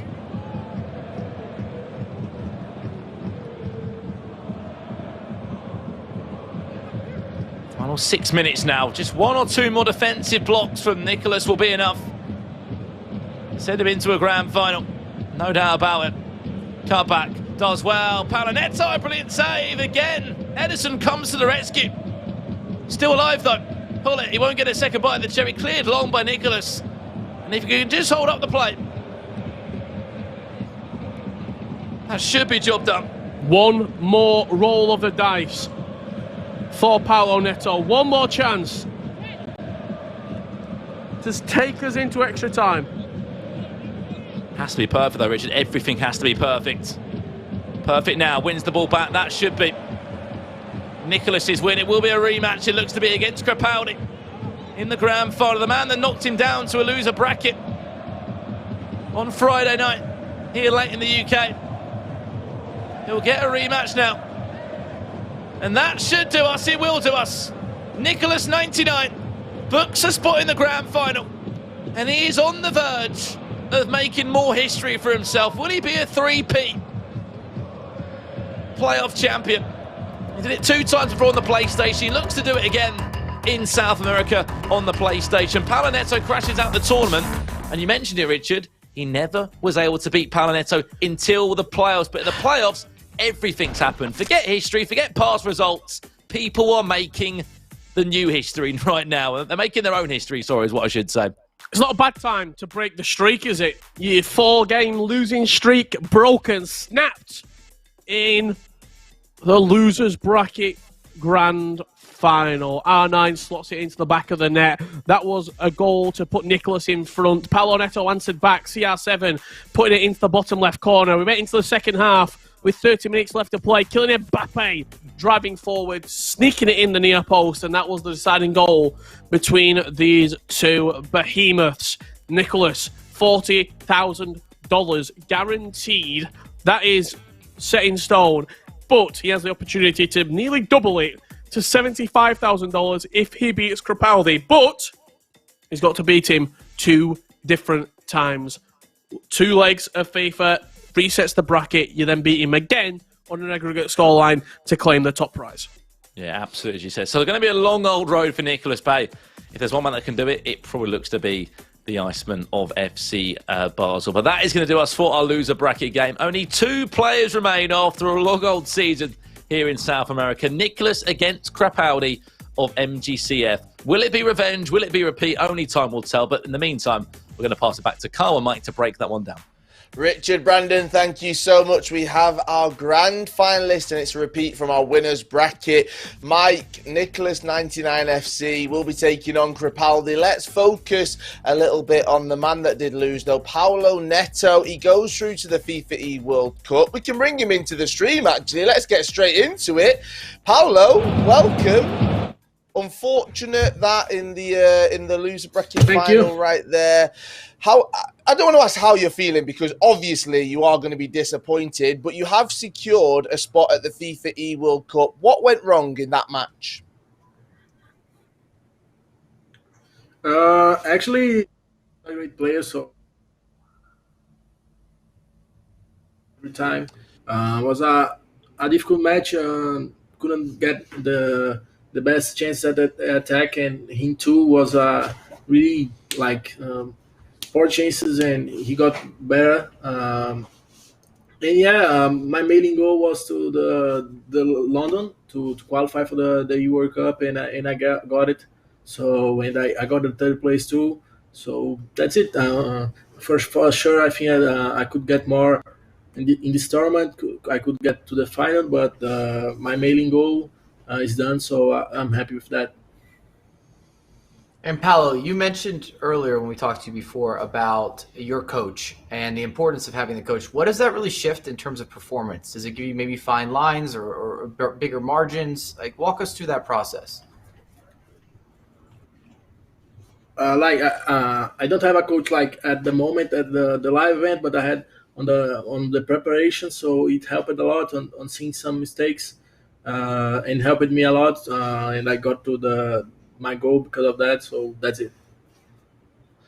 Now, you and Nicholas have had plenty of battles throughout this season. We know how good both of you are. You are both heading to the FIFA E World Cup. What is it like going up against Nicholas? South America, this region has once again shown how strong it is. Okay, so how are you feeling about that? Talk to me about going up against Nicholas. You'll both be heading to the FIFA E World Cup. South America are in a great place. Could we see you cause an upset maybe? It's nice having Nicholas against an opponent. I think that he's the best player of the PS4 history, so he's a great player, a great friend too. So it would be nice to be with him in the EU World Cup. Maybe we face again there. So let's see what happens. And it's 6 weeks, roughly, I think, until we get to the FIFA E World Cup. Have you got a plan in place? Do you know what you'll be doing? How are you going to prepare for it? To be honest, I don't know. In August we have the E World Cup, the Nations, so 2 big tournaments. The goal was to qualify for them. Now I will think in a plan in how to prepare for myself for there, and I hope to get the title there. Amazing. Well, unfortunately, the result didn't go your way in the losers bracket, but fortunately, you secured that spot at the FIFA E World Cup. You've secured that objective. You've completed it. You will be heading to London in August, and I'm being super honest when I say this. I cannot wait to see you there and to see you in person. So I look forward to it. Me too. Paolo, Neto, congratulations. You can head off. We do have our grand final next, though, and we do move on. Nicholas 99 FC takes on the man who sent him down into the losers bracket before, Crepaldi. But Mike, listening to Paolo Neto, it has got me quite excited for August. We've got all of our competitors on the Xbox and the PlayStation side of things that are heading to London, and I genuinely mean it. I cannot wait to see everyone face to face. It's been so long. I'm telling you, it's going to be all hugs. If I'm there, I'm present, you've been warned. I don't care who it is. I don't care if you're coming straight off the flight. I'm running up there with a hug, maybe even a kiss on the cheek. I cannot wait. Mike, I'm missing you as well. Please, we need to make this happen. You've also been warned, Kyle. You're part of that group. Everybody take this disclaimer. I cannot wait for that. Let's have a look at our bracket, though, as we finish our penultimate match here at the South America playoffs. It has meant that loser bracket final finished 3-2 to Basel's Nicholas 99 FC. He does beat Atlanta's Paolo Neto, and that sets up our grand final. It is a repeat from the winners bracket final. MGCF's Crepaldi taking on FC Basel's Nicholas 99 FC. It did go Crepaldi's way in the first matchup, but if Nicholas is wanting to win the tournament, he has to climb up. He has to beat him twice to be crowned champion, and all of that action will unfold after this short break.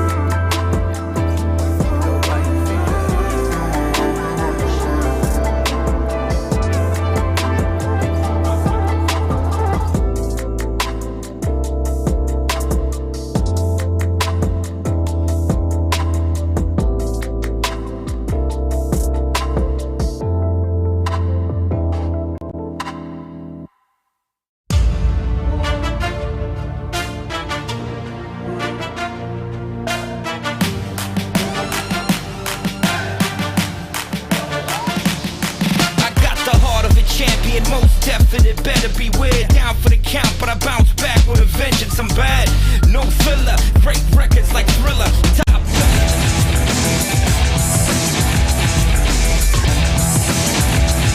Seguimos con los diálogos previos a esta fase final de la FIFA Global Series Sudamérica y estamos con un diálogo especial porque Argentina-Brasil se unen, esta linda amistad que tienen Nico Villalba, Ceciño. ¿Cómo se da esta relación de amistad? ¿Hace cuánto tiempo también tienen esta cercanía entre ambos? En el primer torneo que jugamos, creo, de la... Sí. Yo había clasificado a varios torneos de por sí, pero no pude ir por temas de edad. Y entonces me tocaba jugar como la fase final, tipo para el Mundial, por lo menos llegué para lo más importante. Y justo él clasificó también. Y se dio la casualidad de que, bueno, ahora somos grandes amigos, pero también justo en el día del torneo estábamos sentados uno al lado del otro. Y encima también él estaba sentado en mi lugar, o sea, imagínate. O sea, estábamos unidos, parece. En este primer torneo que jugamos, yo tenía a Nico, nadie lo conocía creo porque no tenía ni foto en las redes sociales, si no me engaño. Era como si fuera un robot por ahí y la gente se sorprendió bastante cuando apareció en el torneo. Siendo que siempre, toda la vida existió esta rivalidad Argentina-Brasil, ustedes se llevan muy bien y Ceciño habla como un argentino más el español, sí. Sí, no, muy bien. Además él vive del sur, en el sur de Brasil, así que está cerca de nosotros o de Uruguay, así que por lo menos tiene ese acento, ¿viste? Como habla como nosotros, parece. Pero nada, sí, es increíble la relación y súper bueno. La verdad que eso Argentina-Brasil no se ve reflejado acá, por suerte. ¿Qué se siente competir contra Nico? ¿Qué pasa si te toca competir contra Nico? Porque ustedes se conocen perfectamente, saben lo bueno, lo malo del otro, y es algo que sabemos que puede ocurrir en este playoff final de la Global Series. Claro, yo creo que es un partido más, o sea, ya nos enfrentamos varias veces en torneos internacionales, también en clasificatorios. Nico tiene una ventaja increíble sobre mí, la verdad, que me ha ganado. Creo que en todos los torneos... Sí, creo que jugamos todos y gané todos. Sí, creo que me he ganado todos. Así Tampoco que... quiero mofar ahora, claro. Ahora yo quiero mofar que tiene una ventaja increíble y tiene todo el peso de ganar, tiene él. El tema es que con él hasta entrenamos a diario.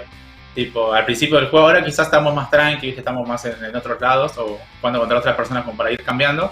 Pero la verdad que prácticamente... hasta usamos mismos jugadores, mismas formaciones, che, este está haciendo esto, che, yo estoy haciendo esto, vos estás haciendo esto. Yo creo que estaría súper complicado, como con todos, sí, pero yo creo que más de lo normal porque, viste, quizás no se te toca el día del torneo y quizás el día anterior entrenaste, ¿entendés? Y él sabe qué vas a hacer vos sabés qué va a hacer él y entonces sería súper cerrado. Pero nada, por suerte tengo esa ventaja y no pasa nada. Voy tranqui.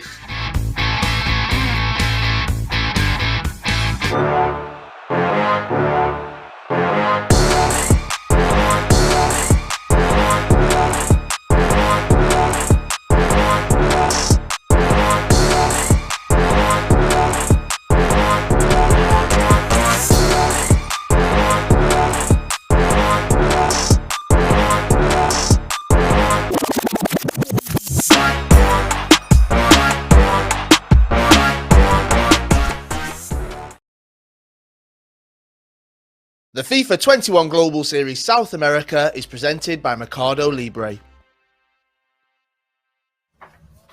Hello and welcome back to the FIFA 21 Global Series South America playoffs. My name is Kyle Walker. I'm joined by Mike LaBelle and we are entering our grand final. Crepaldi taking on Nicholas 99 FC. These two went head-to-head in the winners bracket final, Mike, and Nicholas will be hoping to grab some revenge, but to do that, he's got to beat Crepaldi over 2 legs of FIFA 21.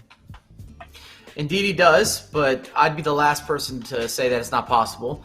Or that it's something that he can't do. I mean, he's overcome everything. He's the Iceman for a reason as well. He's usually able to see out matches. He never gets nervous. This all started back in the day. They had the heart monitors, and everybody's heart was moving and grooving. It was getting kind of crazy. It was wild. And then we had Nicholas, no movement, nothing happening. And then from that point forward, the Iceman was born. But I'm looking forward to the final here. We've got Crepaldi, who's been absolutely incredible, and he's the only undefeated competitor. We have Nicholas, who's coming up from the upper bracket, what's the loser bracket, now coming back up from the loser bracket. And it's worth mentioning the only person that's beat him is Cripaldi. So this is a rematch to decide everything, and it also tells you that both these guys are the most fitting or the most suited grand finalists. Who have you got to win? Join the conversation on Twitter. Use the hashtag FGS21.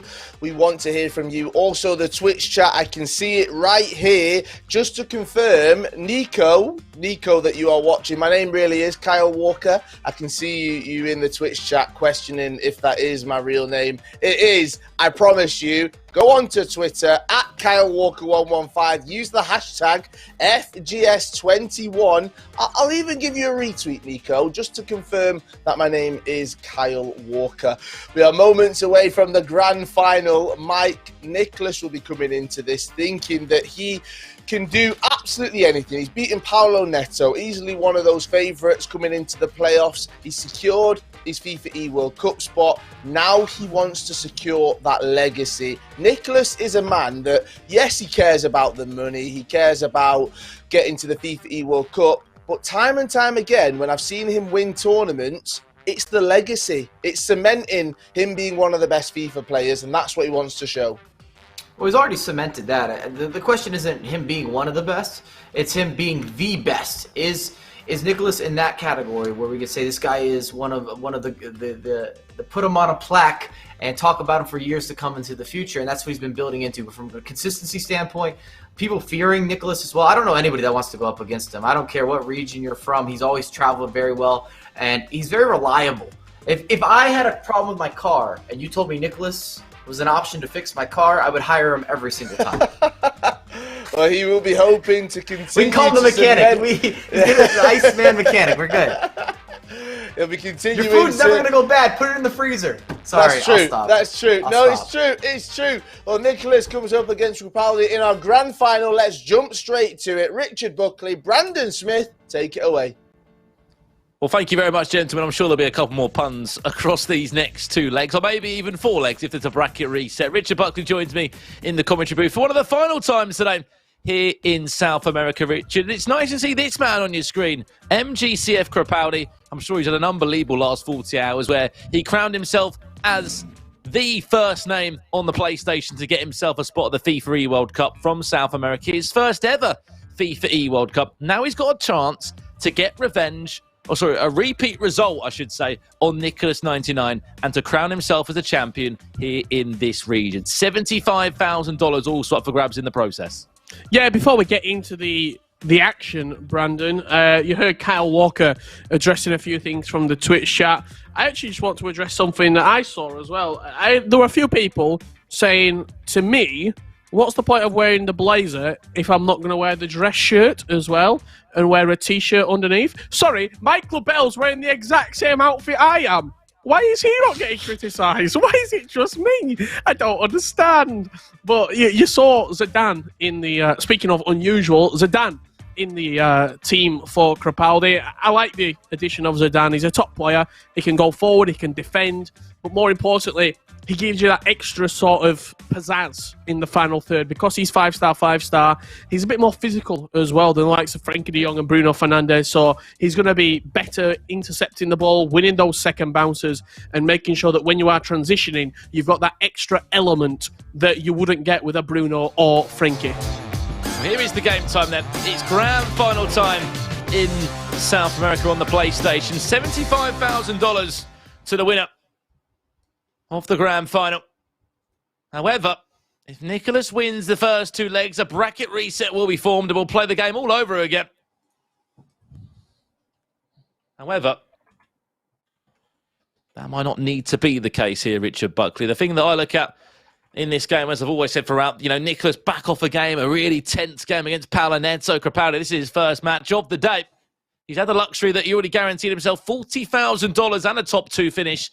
He did all of that on Thursday night. It was a ridiculous display from the Brazilian player, 18 years of age, and he's really come into this tournament flying and expressing just how good he is.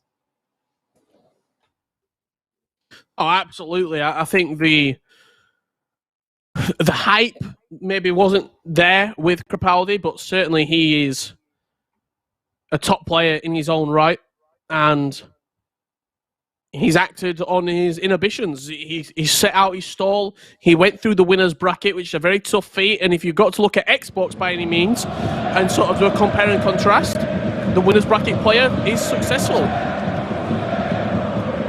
Boys in the chat saying, Crapaldi to win. Maybe that might just be the case. However, Nicholas won revenge. Turned himself into the history book as being a four-time FIFA E World Cup Grand Finalist, FIFA 17, FIFA 18, FIFA 19 and FIFA 21. He's got an unbelievable track record of qualifying.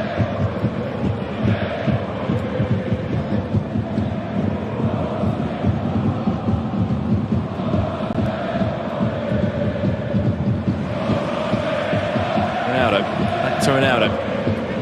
Should a weekend long.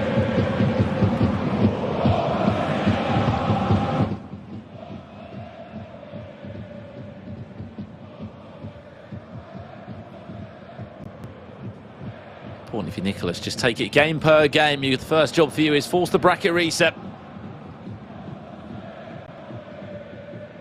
After 2 legs of FIFA.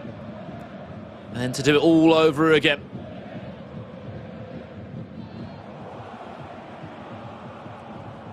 She already beat good friend of Nicholas, teammate at the FIFA Nations Cup in Matthias Bonano in the Swiss rounds. Did Crapaldi only went 3-2 in the Swiss bracket. He didn't have the most glamorous of Swiss results, losing to DMS 10 of Peru and Paulo Neto on the way through. However, as soon as he hit knockout bracket action, it was non-stop. Win after win after win. He beat Torst 3-2, beat Matthias Bonano again 5-3. And as we know, beat this man 3-2 across the 2 legs. What was interesting about that game, though, Rich, was that Nicholas one leg won 2-0, and on the second leg, that was when we saw Crapaldi come out flying. He won 3-0.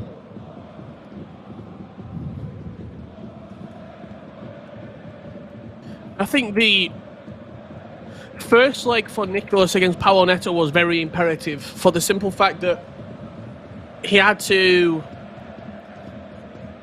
quieten down the game, the best way to describe it. He had to not allow Paulo Neto to build, not allow him to dominate proceedings coming off the back of so many good wins in the loser's bracket. Whereas Crapaldi now, he's the player coming in slightly cold. He's going to be coming up against the hot streak of Nicholas just off the back of a win against Paulo Neto, a late win as well in the second leg. And if Crapaldi can start early, his formation gives him the incentive to start early as well in a 4-1-2-1-2 narrow. He can play that tiki-taka passing, he can get the ball moving very quickly, and look at the overlapping runs already starting to take shape. Jacquin's so heavily involved. On the flip side, you've got Alphonso Davies, who's proven today he's not just a fullback, he can go forward and score goals.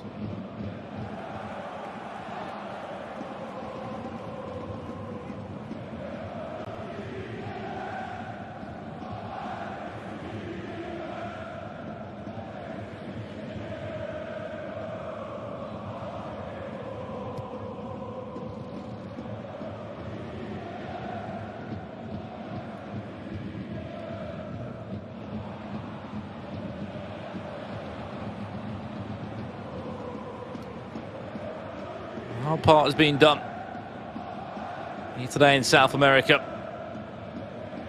Spots have been secured for London. Players have got their spots to the FIFA E World Cup. And it's all about that placement. I'm sure there'll be seeding that will work in their favour from these playoff events. Winning them would certainly give you an added boost in terms of how that group will look and how it will all be formatted when the 6th to the 8th of August does come along. She'll be with us before we know it, I can assure you that. Ronaldo from distance! Very nearly Nicholas going 1 goal to the good. Looking to whip it in the far post. We've seen a few finesse shots from range this particularly region, Brandon. Before this region, we didn't really see too many, but lots of players openly shooting from outside the box with the finesse shot in particular, looking to bend it in the far corner.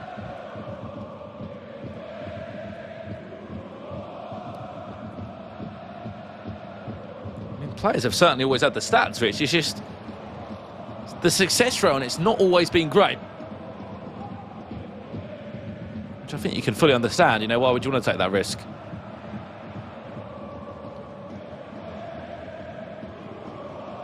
I think the players themselves, they see the stats that the attacking options possess. Players like Prime Michael Moments R9, Team of the Year CR7, etc., etc. You know the gist. But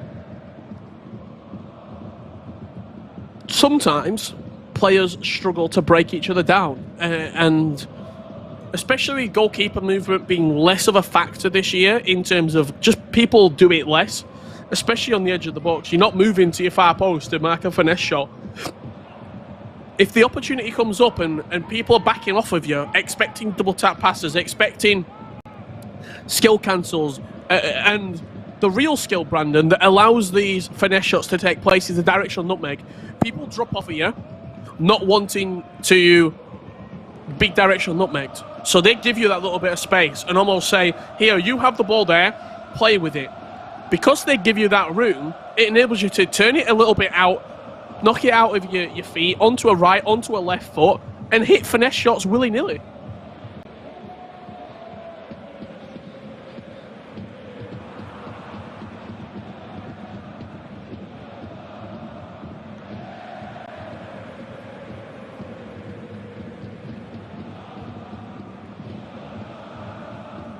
Half-time.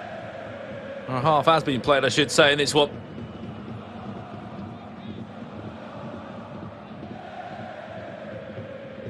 Half-time change. I mean, Zedane's been a starter for Crepaldi. I mean, you question the fact that you obviously will be losing an extra attacking player. Now that attacking player has come on, does that mean there has been a formation change for Crepaldi? We'll have to wait and see.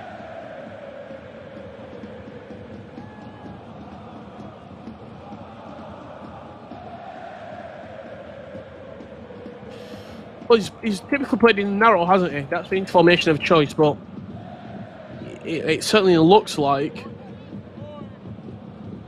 something might have switched. R9 dropping very, very deep there. Now Neymar's on as well. Really not too sure. Look how high and wide the fullbacks are, though.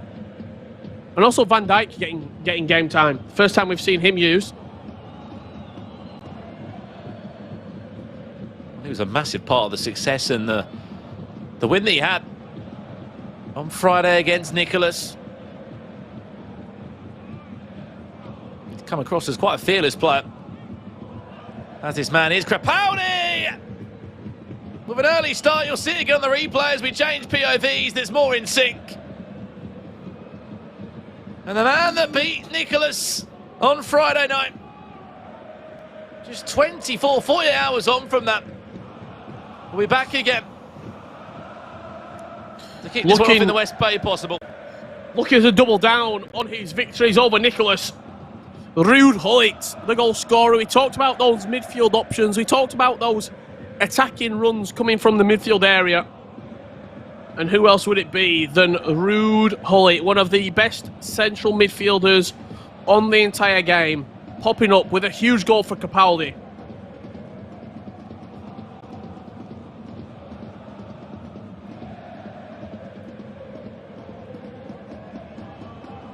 Perfect start.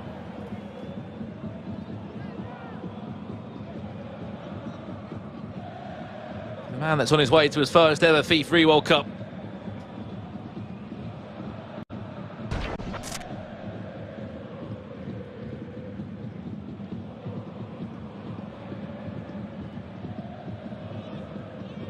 You see another look at it right there. Talked about those finesse shots, those shots from outside the box. Ruud Gullit.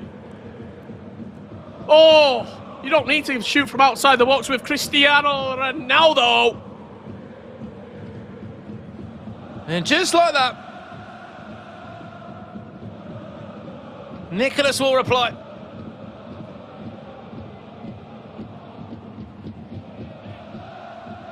Didn't take him long, did it, the Argentine? To go down the other end and to find that man who has been delivering all the goods all season long. Cristiano Ronaldo will bring Nicholas back into business.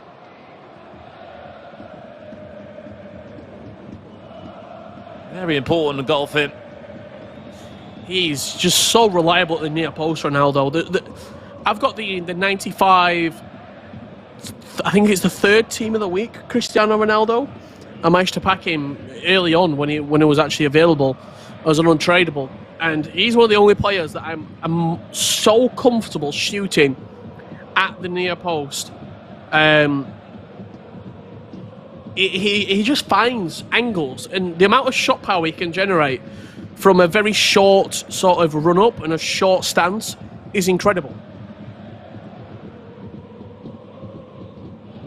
It's just something about him, isn't it? It's the custom body build. I think all players get to a certain level in game where, 98 rated, 97, 96, and it just gets down to the really small, minute details. And players like Neymar's and Cristiano Ronaldo's that have their own sort of way of moving, their own animation, their own body type in the game.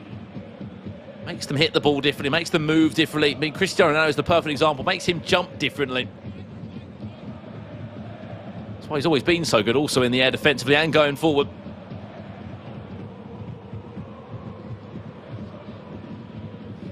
I've just tuned in. This is the grand final here in South America on the PlayStation. $75,000 to one of these two. It's a repeated matchup from a winner's bracket final on Friday night. CR7, reverse elastico, back to Neymar again, building into this one is Crepaldi. Trying to find the right chance against Nicholas, but all of white shirts cannot be broken down again. The 5 back from Nicholas, standing strong. And as many times we've seen and even said throughout these playoffs, Brandon, it's going to be a second leg shootout to find out if we reset the bracket or we have our champion confirmed. I'm actually going to find out, during the break, how many times we've had bracket resets in the qualifiers so far, because especially in the playoffs. I'll find that information out for you. I think there's been 2. It was both times the Neto was involved. I'm talking throughout not only the South American, but the actual playoffs themselves. Because I think the majority of the playoffs, we've had bracket resets.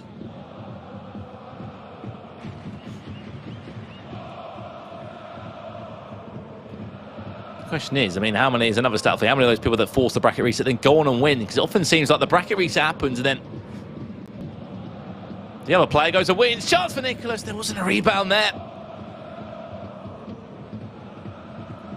We saw it yesterday. PHZ reset the bracket. In West Asia and South Africa, Beast Bianchi wasn't able to. MS Desari won, so that's 1-1, you got to say. I'll let you keep count. East Asia, Exit reset the bracket and then lost. Oceania, Dylan reset the bracket and then won. North America, King CJ reset the bracket and won. That's on the PlayStation. It's a regular occurrence, the bracket reset. We've got about 4 minutes left of this first leg here. And for that bracket reset to happen, Nicholas has to win this second leg.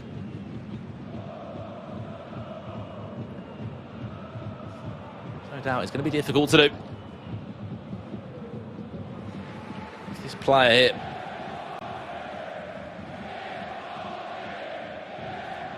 He's always been in the conversation, Crepaldi. He finished 5th in qualifier number 1, got himself a top 12 spot.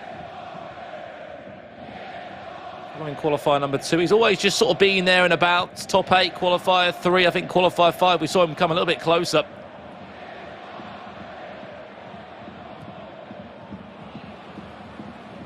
That's how he's got his global series ranking points all this year.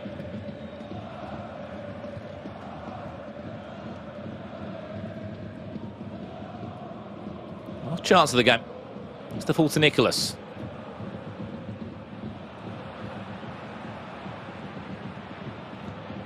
He get the chance. Patience for Nicholas will be everything here. He play the corner, yes he will.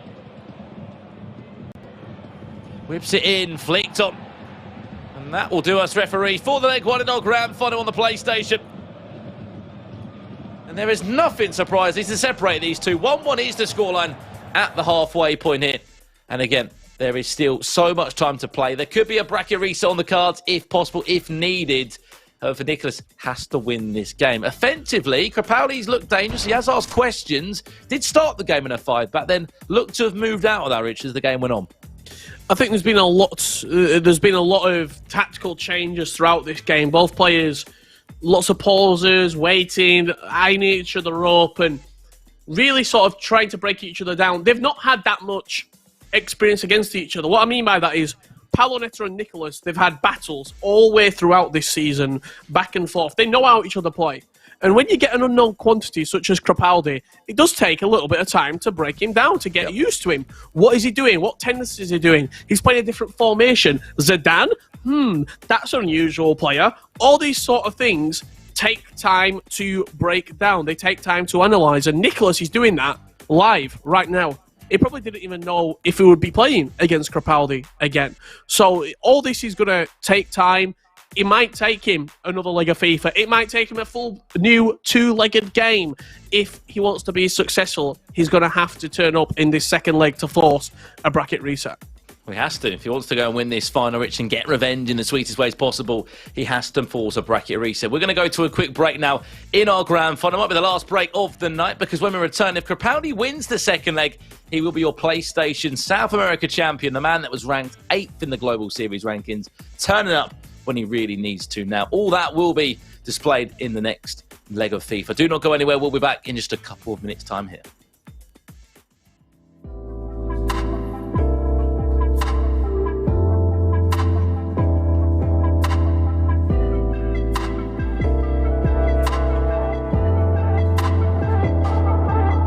Now you're saying you don't love me, put no one above me.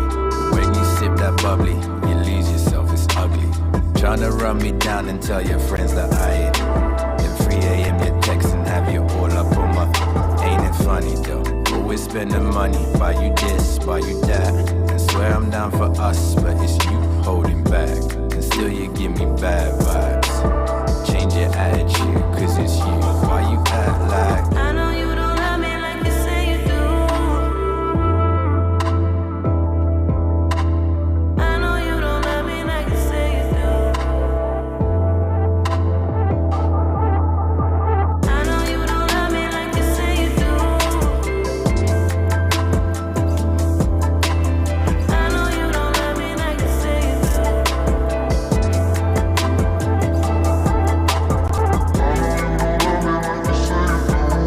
why you lying, girl? You know you're mine, girl.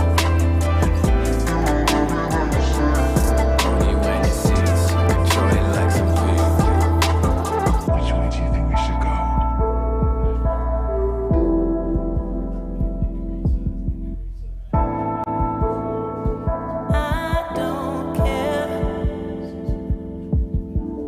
Tired of the drama, silence.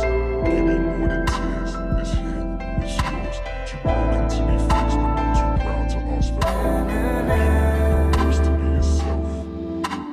I know you don't love me like you say you do. So why you think that? I know you don't love me like you say you do.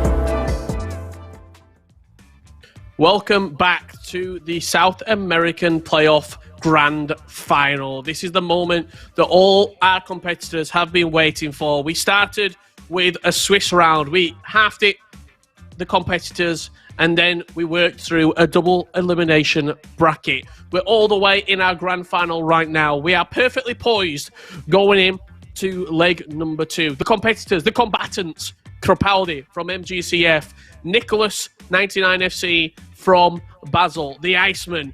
They both go to war, and we are here for it. Second leg of action coming up. Nicholas needs to win on aggregate if he wants to reset the bracket and force a game 2. It's easier said than done, though. That's the problem. It's going to be a long old road, this one. If he wins, the bracket reset happens. We'll do it all over again.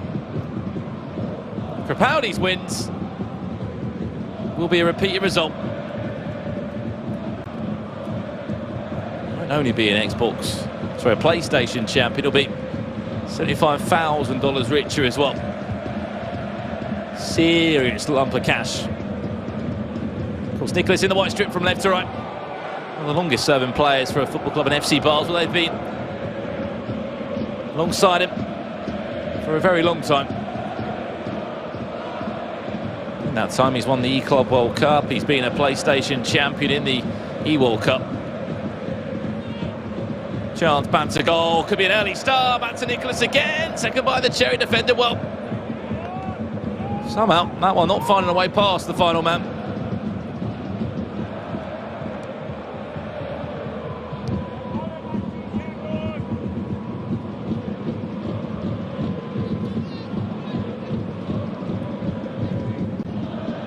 Feels like there's a bit of fearless factor about Crapaldi. And full well that the breakout year that he's at, get noticed in an event like this where he struggled throughout to qualify 1, 2, 3, 4 and 5. He has to beat those big names without fearing them. He hasn't feared them in the playoffs. He's beaten the likes of Matthias Bonano not once but twice. He had games against Neto. He's beat Nicholas in a winners bracket final. If he was to go on and lift his trophy, Brandon Crapaldi, really, no one can say a bad word about him. He's beaten all the big dogs. He's beaten all the top players. And he's done it in style. He's done it in his own way. He's used his own preference of players. He's played his own formation. And he's been a worthy champion. Ronaldo opening the scoring here in leg number 2. And as you talk, the goals start flying in apparently. Crapaldi finds first blood in this second leg. The goalkeeper movement from Nicholas was trying to match up the near post shot. However, as much as he loves Edison, not that time the Brazilian can't stop him. It's deja vu again in some ways. Crapaldi scored the first goal.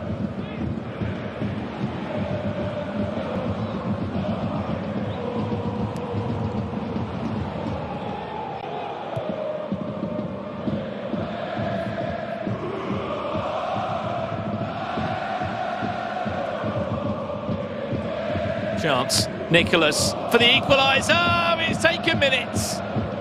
Just like it did in leg 1. All that hard work wiped away in minutes. Quite literally. That is how quickly a game can turn. Beautiful play. Reverse elastico inside the box and just smashing it in the near post. These two are destined to go all the way.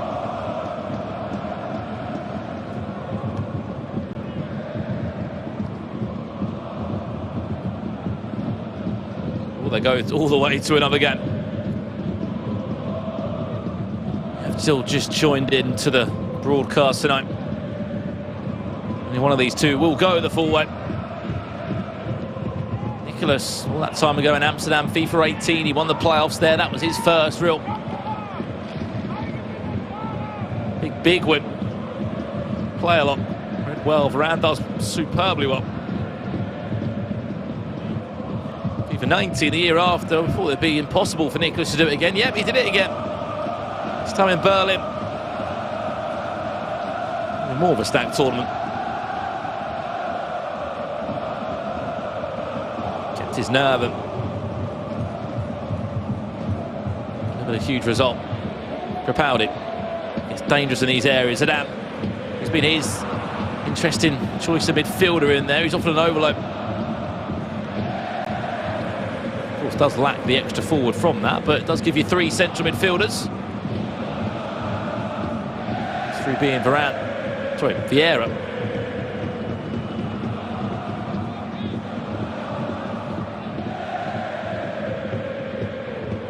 Dropping as a centre back. Looks like Frankie de Jong also involved there. Cut back, brilliant block.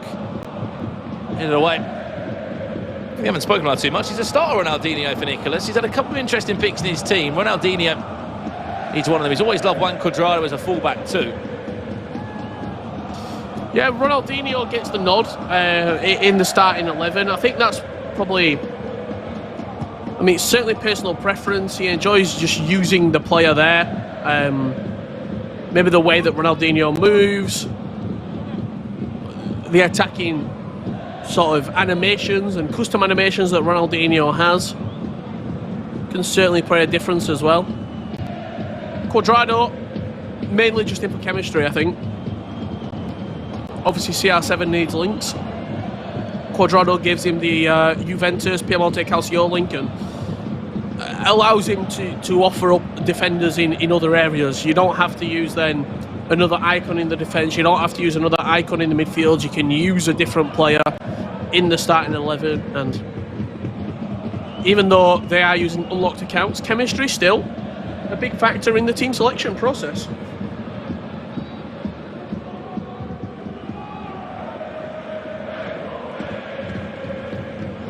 We'll get to a stage now as well in the season where all the players have been released in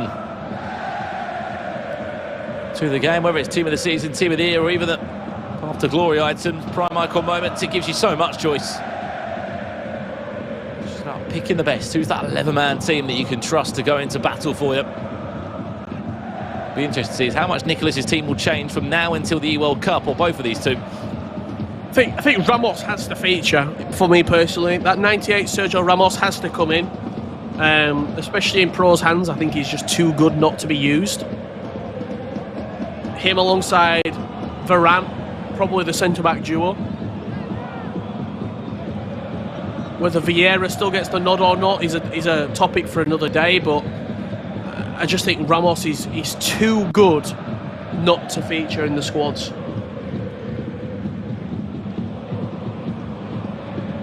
It's another big win.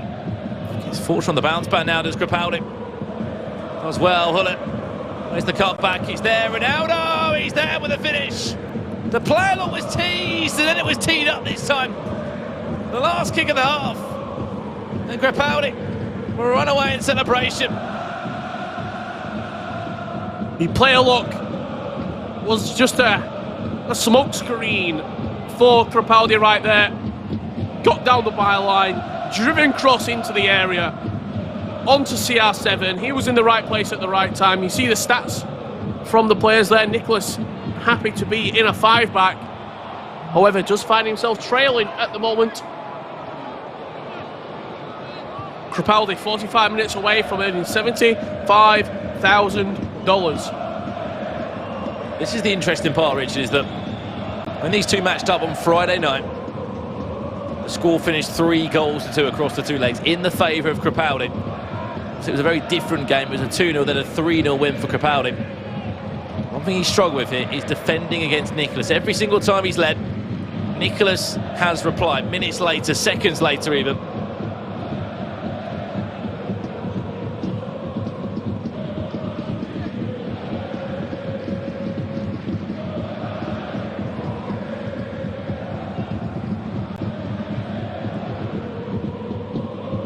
Can Crapaldi hold on? That is the question.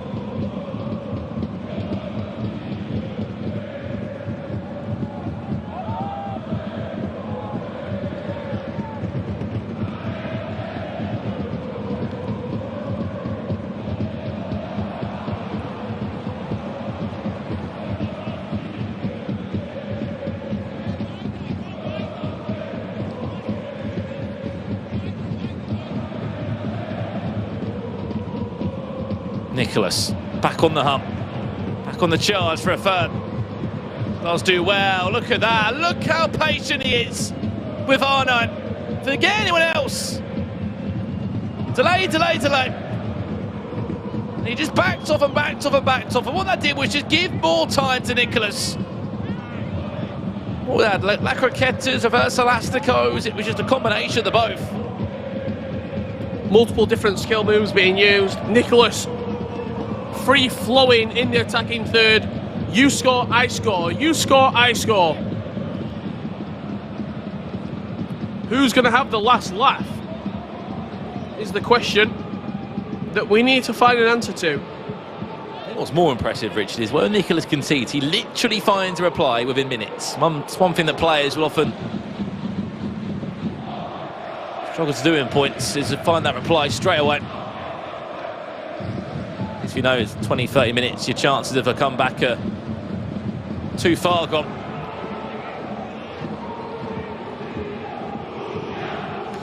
You just see how high Crapaldi's fullbacks are, really. There's a lot of space in the wide areas. What is Nicholas playing in the back of the net? There's a lot of space in the wide areas to hit Crapaldi in this narrow formation. Look at it. There's a lot of vacancy there.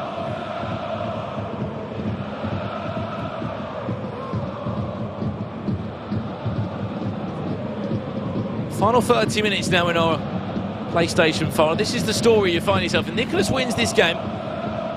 There will be a bracket reset. We'll play this whole game again. If Crapaldi scores a winner, he will be your PlayStation champion here on the South American playoffs. A name that many might not have expected to do this well, but no doubt he's deserved. I think he has achieved. He's taken the game to Nicholas, where many others would sit back. Chance. Here's Hulle. No, just wide. I thought he was offside for a split second. It was just a poor shot.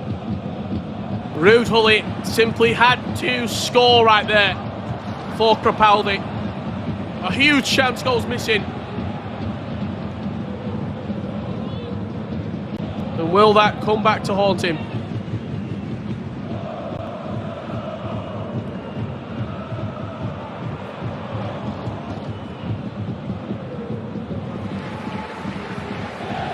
Mbappe, Alphonso Davies, Nicholas looking for the big one. Brilliant block. That would have been a goal if it wasn't for Varane's body. Cracking block on the line. Again, great work inside the box. We've seen Alphonso Davies score plenty of goals this weekend. Heel to heel inside. Looking for the decisive blow. Who is going to deal the knockout? Could be a match winner. Potentially would be if the goal came now. CR7, brilliant save. Brilliant save from Nicholas's Edison.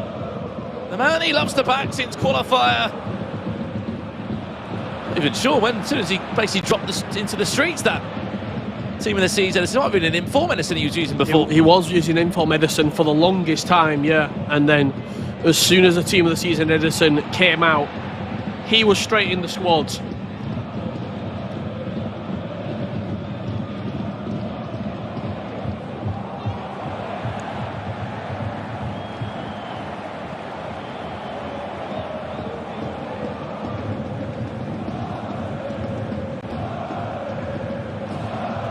Not long left at all here.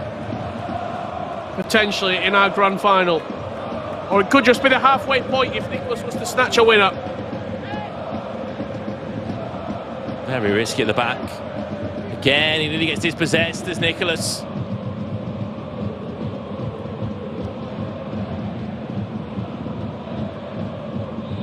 Ronaldo into Alphonso Davies.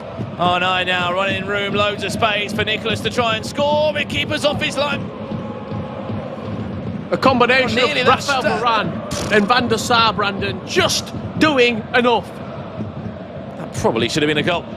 Had to be a goal. Is he onside?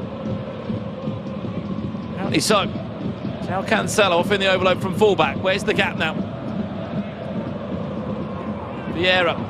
Oh no. Is there any room to manoeuvre in for Nicholas?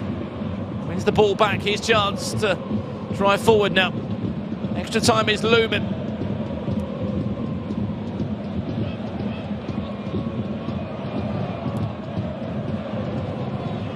Cheeky chip, keeper's off his line.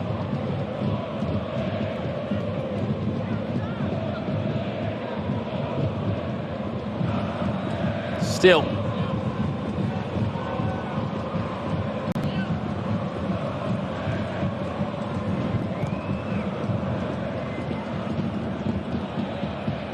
Chances alive. What's that run on the far hand side now? Let me use it. This is the last roll of the dice. This could be a championship winning goal. Oh, Crapaldi doesn't want to force it forward and turn over possession either. He's going to be slowing his build up. He's going to wait for the final perfect opportunity to strike. Like a snake, coiled, ready to spit venom. Maybe this will be it.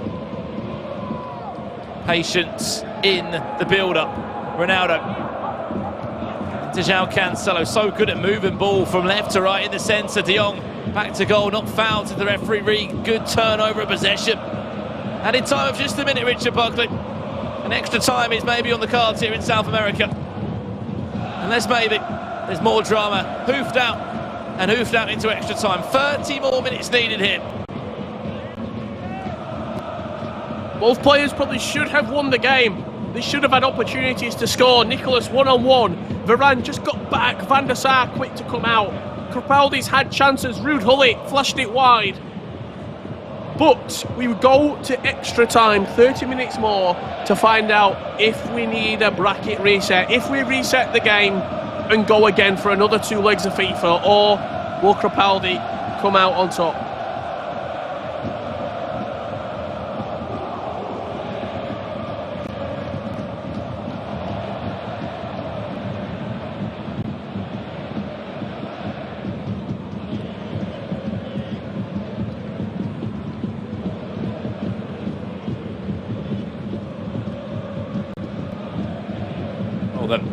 Part of me just feels like this has got penalties on it. We'll have to wait and see. There's 30 more minutes of that before we get there. You have to just tune in. This is our last game in the playoffs here in South America. What's been an action-packed season. These two are going to the FIFA World Cup, respectively. Whether any one of them can be crowned the PlayStation Champion.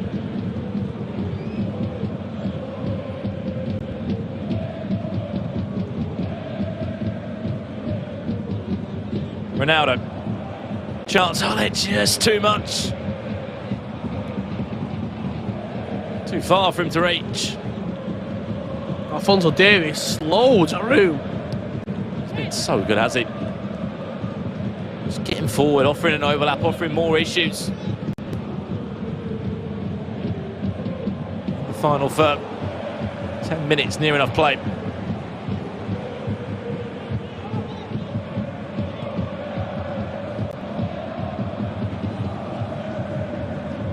Back it falls again to Nicholas. Now, one mistake could cost the game here.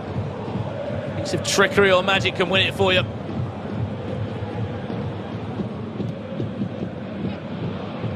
Chance for R9, too heavy again. Van der Sar being good at times. Fair play to Crapaldi as well. The way he's brought out his goalkeeper. And Nicholas has tried to play those really long through balls, whether they're high on the floor or in the air.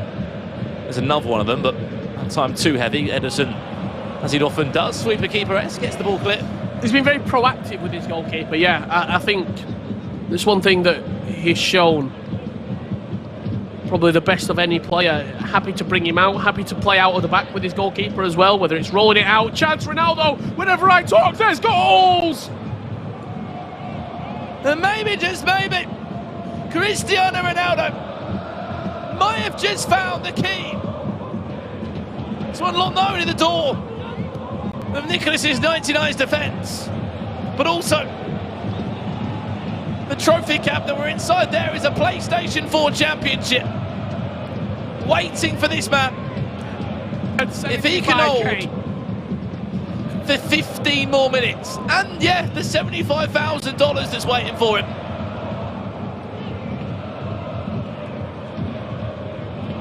I must have got the magic touch today, Brandon. Whenever I talk... But, Richard Buckley, but... Go on. He's never been able to hold on to this lead. This is the 4th time he's taken the lead against Nicholas in the 2 legs. Every time Nicholas replies.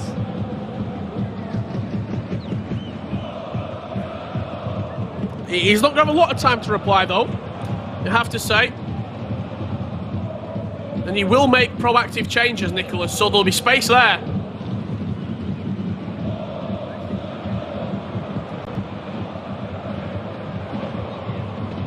There will be opportunities to counter-attack for Crapaldi.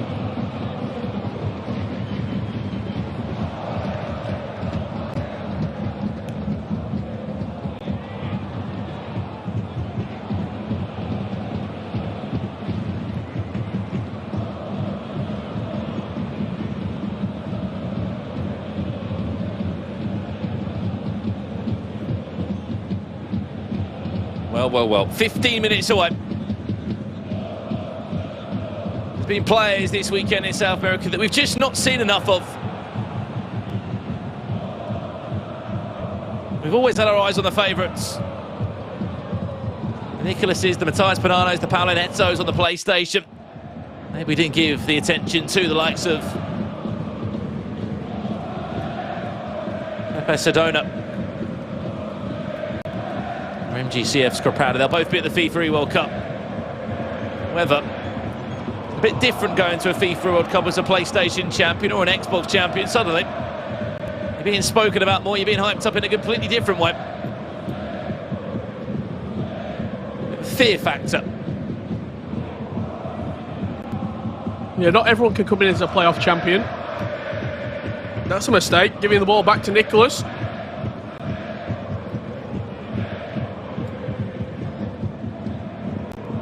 He will get a chance, you know he will.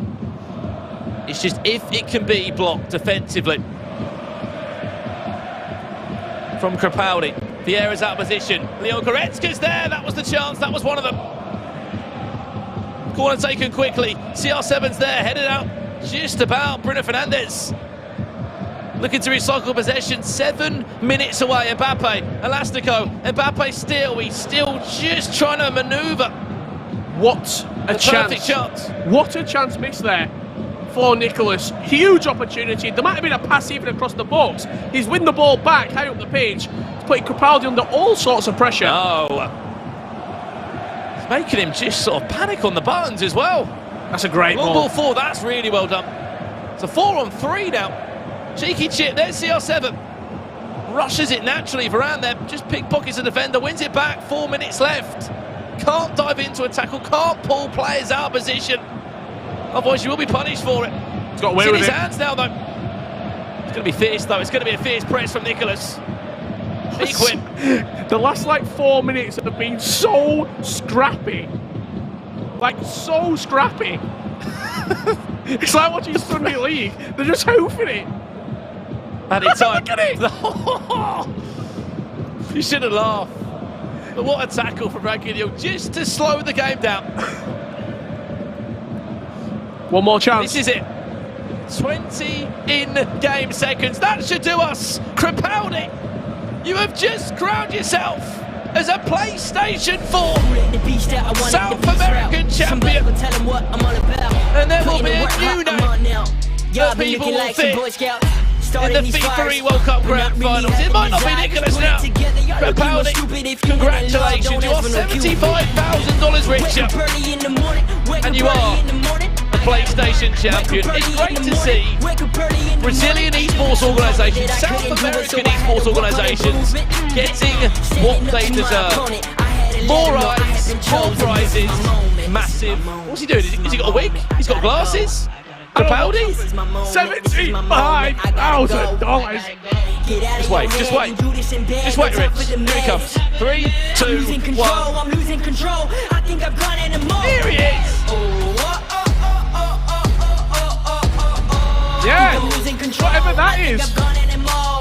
$75,000. Is that a hook? Is that a hook? I've been watching FIFA since the Eurovision Song Contest. What on earth have I seen? Crapaldi won. Congratulations. Please someone tell us in the Twitch chat, what's the reference to that right now? Or let us know on social media. Is there a reference there? Is it a Hullet wig? Is it big 118 fan? What is this? What's the situation behind that? Anyway, Crapaldi, massive congratulations, my friend. PlayStation champion. He beat him once before on Friday, Nicholas. Not many people can beat Nicholas on a stage that is that big. Fair play, 8th in the Global Series rankings. This man was never in a top 4 in any of the qualifiers this year. Never in 1, 2, 3, 4, 5. He comes into the playoffs and look at what has happened these last 4 days. Outstanding achievement. You really... You can't put a price on how big of an opportunity he's just set himself up. Not only himself, his family... It enables him to do this for 3, 4, 5 years now. $75,000. Mike Lobel earlier, you were talking about progression in FIFA esports. Next year now, he's got that mantle to live with for the rest of his life. Playoff champion, South American playoff champion. 75 grand goes his way. That's a hell of a lot of money. And really, he's going into the E-World Cup Grand Final now full of confidence, and he will believe that he can go all the way. Just let you know, $75,000. That's the same as winning all 5 qualifiers, the CONMEBOL Libertadores, and then an extra $10,000 on top. It's a ridiculous sum of money. And again, credit where it's due. Lives are being changed in front of our very own eyes. That man's off to London. He's become a superstar overnight in the space of 4 days from, hold my hands up, being someone that we didn't talk about, who was 8th in the Global Series rankings. He was never in a top 4 in any of the qualifiers, and he wasn't a player that we spoke about enough. And hey, surprises galore. Let's do it all again in Europe in a couple of weeks' time, because there's going to be more surprises, and I cannot wait to see that man in action in London in August. Yeah, look, he came in as one of the outsiders, so to say. He weren't really even a dark horse. We weren't even considering him in the conversation. He made us talk about him as he progressed through the tournament. He was slaying giants in every single step of the way, and he didn't even let Nicholas reset the bracket. It took him to extra time. He slayed all of his foes. Fair play to Crepaldi, and he will be your champion. I think all I'm thinking tonight is what's the reference? What's the wig? I think it was supposed to be Hullet. I think it was Hullet. But I honestly, I don't know. I'll be serious. I don't know. It gave us a laugh though. We don't know. Yeah, it was interesting. I was waiting for some sort of fancy dress to come through. That it was in the end. Crepaldi, congratulations. He is your South American PlayStation champion. A little word on Nicholas. Of course, he will be disappointed right now. He still bagged $40,000. To get further thoughts on this conversation, we'll bring in Kyle and Mike into the conversation for the final time today. Gents, again, hold our hands up. It's another player that we might not have spoken about, certainly in the commentary side of things. Pops up, causes a bit of a stir to the pot, and also he will be in London as a PlayStation champion now. He will be in London. I cannot wait for the FIFA World Cup. Mike, every single time Nicholas brought it back, Crepaldi said, oh no, wait a minute, I'm going to take it one step further, and in the end he managed to get the win. What did you make of that performance? I'm impressed. I mean, how can you not be impressed by Crepaldi? He beat everybody. He beat Tor, obviously beat Nicholas, but not even beating him once. He beat him twice. He went through Matthias as well in that upper bracket. Who didn't he beat to get here? I'm very impressed. I don't think we were wrong, maybe not to speak about him. I think we might have been wrong not to mention him, at least in the conversation. But based on what's happened this year, for obvious reasons, we build up Matthias. We build up Nicholas and some of the prereqs that Nicholas has. We build up Neto. We build up Tor. It makes sense. We got FIFA E World Cup stardom.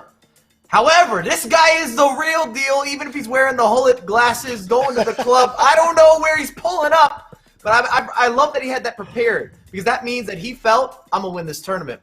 Because he had props ready, on deck. I was waiting for some dance moves. If Hullet starts doing a little rude break dancing, that's a wrap. It's a new meme for the community. It's staying put. And yeah, my outfit does look better than yours, Richard. That's why they haven't said anything about the jacket and the t-shirt. What's up? Congratulations to Crepaldi. That was awesome. Like I love seeing new guys come through and really just dominate and build and form, and he's chosen the right time, the best time. Do you realize he just made $75,000 in a weekend?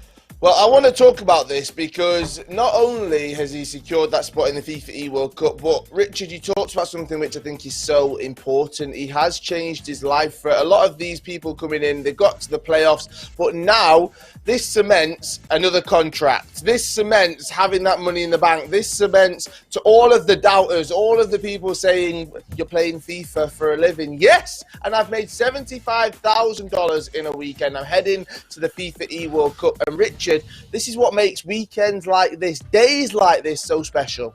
No, it absolutely is, and I think enjoy the moment, enjoy it right now, because these moments don't come around all the time. Like it is such a competitive region, it's such a competitive environment. FIFA esports, very few people win multiple times, and I think that's when it does happen. When you see Tex dominate, when you see Dasari year after year after year, we hold them people in such high regards, because it is a rarity to win multiple major events.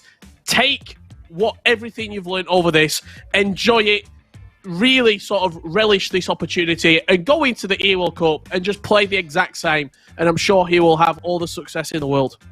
Well, let's have a look back at one special moment from today. It's time for our play of the day presented by Mercado Libre. And Kyle, it just only seems right that we look at the winner.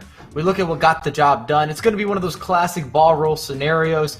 And this game was back and forth. It was intense, had so much build-up, so many great reads. You see the little bit of space, and then you cakewalk it. You take it around. I say walk in the dog, walk in the park. You got to have this ball roll in your arsenal. It's one of the most, if not, I would even argue the most effective skill with how you can combine it. But look at the passing. The build-up here is just brilliant. Overlapping runs, pass and move, tiki-taka, through ball, and you see him celebrating.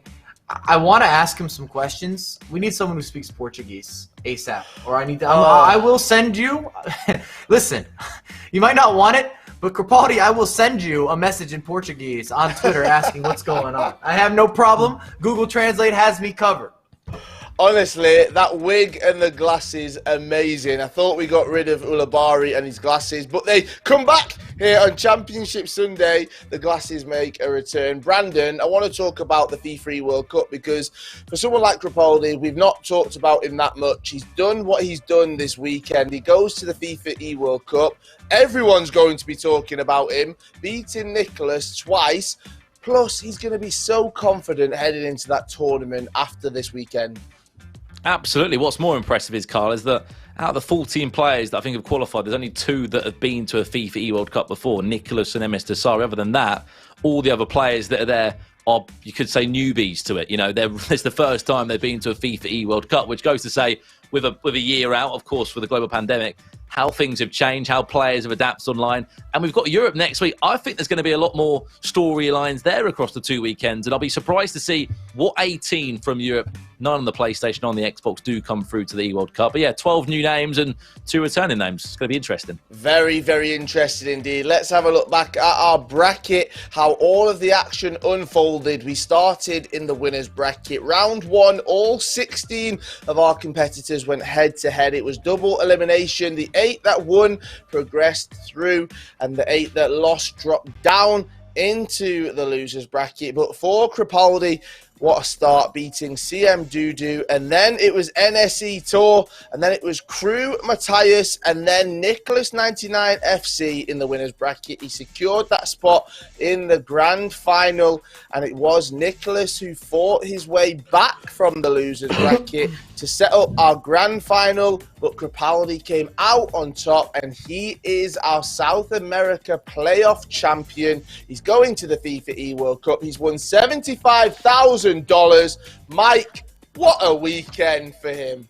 I mean, it doesn't get much better than this, and I like that Richard brought up a point earlier saying, look, you got to celebrate these types of moments. I've been in the competitive scene for over a decade, and there's so many times or periods of time that people feel that this is forever, or that you're even going to get multiple years. And the reality is the margins are so small, the commitment levels, and how a game maybe resonates with you. Because you were really good at FIFA 20 doesn't mean you're going to be special at FIFA 21. That's just the reality, the nature of the game, or the nature of this competitive ecosystem in general, and then all the people that are so hungry to get opportunities. So celebrate it, life-changing opportunity here. Obviously, first time that this man's going to be at a FIFA World Cup.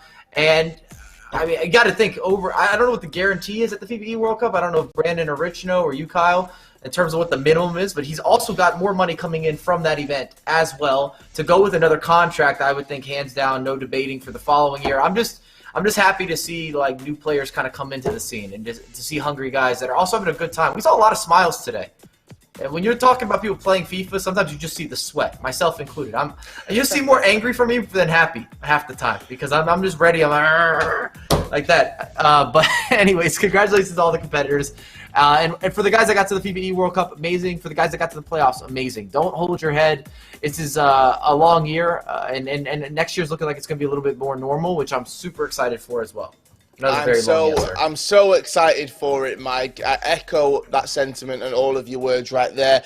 Over the last 4 days, it's been split between Xbox and PlayStation. We found the two competitors heading through on the Xbox, SPQR, Felipe, PH Zine, and on the PlayStation, we had 4 competitors. Yes, Crepaldi, Nicholas 99 FC, Paolo Neto, and CS Sedano. They are all making their way through to the FIFA E World Cup. Guys, what a season it has been. South America has been very, very special. We've had 5 qualifiers. We've had the CONMEBOL E Libertadores as well. It's been a very, very special time from FIFA 20, the Summer Cup Series, going remote, being here, the FIFA 21 Global Series. It's been very, very special. And this is a wrap. We do move on to Europe next week, and the following week we find all of our spots and all of our competitors heading to the FIFA E World Cup. And it's been very, very special this last year. To all the viewers that have joined us, everyone that has been here, thank you so much. Thank you in the Twitch chat. Thank you on the socials. It's always been great seeing you. And all that's left to say is congratulations to every single one of our competitors throughout the entire season. Without you guys, it wouldn't be this special. Without the viewers, it would not be this special. Mike LaBelle, Richard Buckley, Brandon Smith, also Rodrigo Ulabari. Thank you so much. It's been very, very special. So let's move on. Let's get to Europe. Let's get to the FIFA E World Cup. From myself, Mike, Richard, and Brandon, thank you so much, and we'll see you on the next one.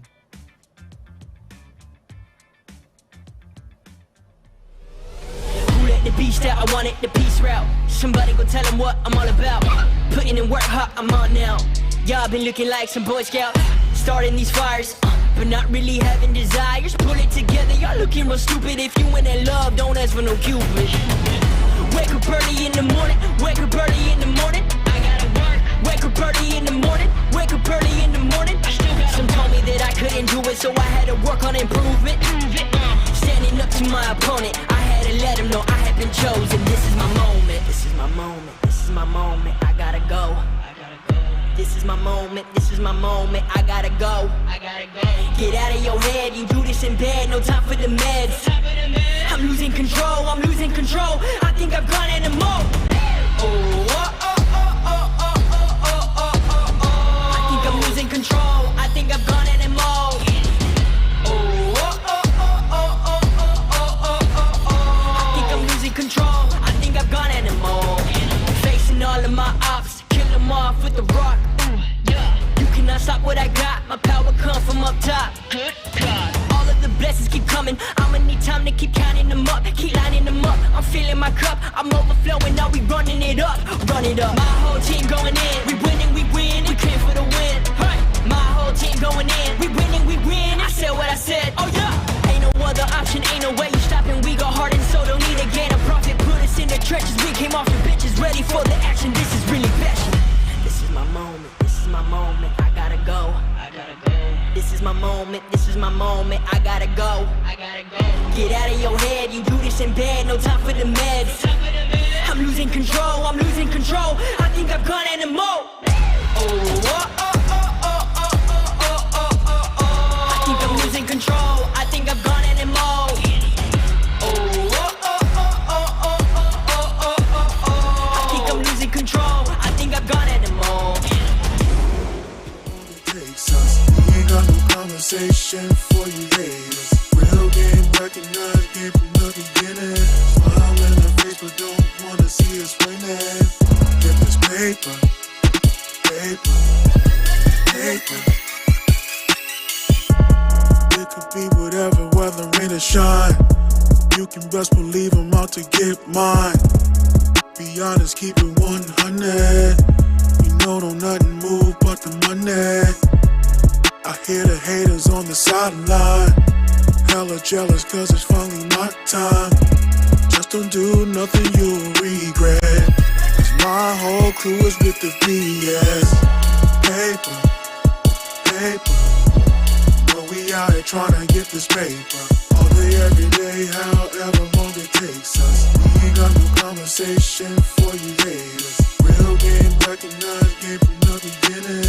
Smile in the face, but don't wanna see us winning. Get this paper, paper, paper. Got a bunch of schemes that I like to rock. Just by any means, getting to the guap. Every day it's another hustle, but some of y'all don't wanna see me bubble. Go ahead and hate from a distance, but if you pull up, cancel Christmas. Don't do nothing you'll regret, 'cause my whole crew is with the BS. Paper, paper, but we out here tryna get this paper. All day, every day, however long it takes us. We ain't got no conversation for you haters. Real game recognized, game from the beginning. Smile in the face, but don't wanna see us winning. Get this paper, paper, paper, paper.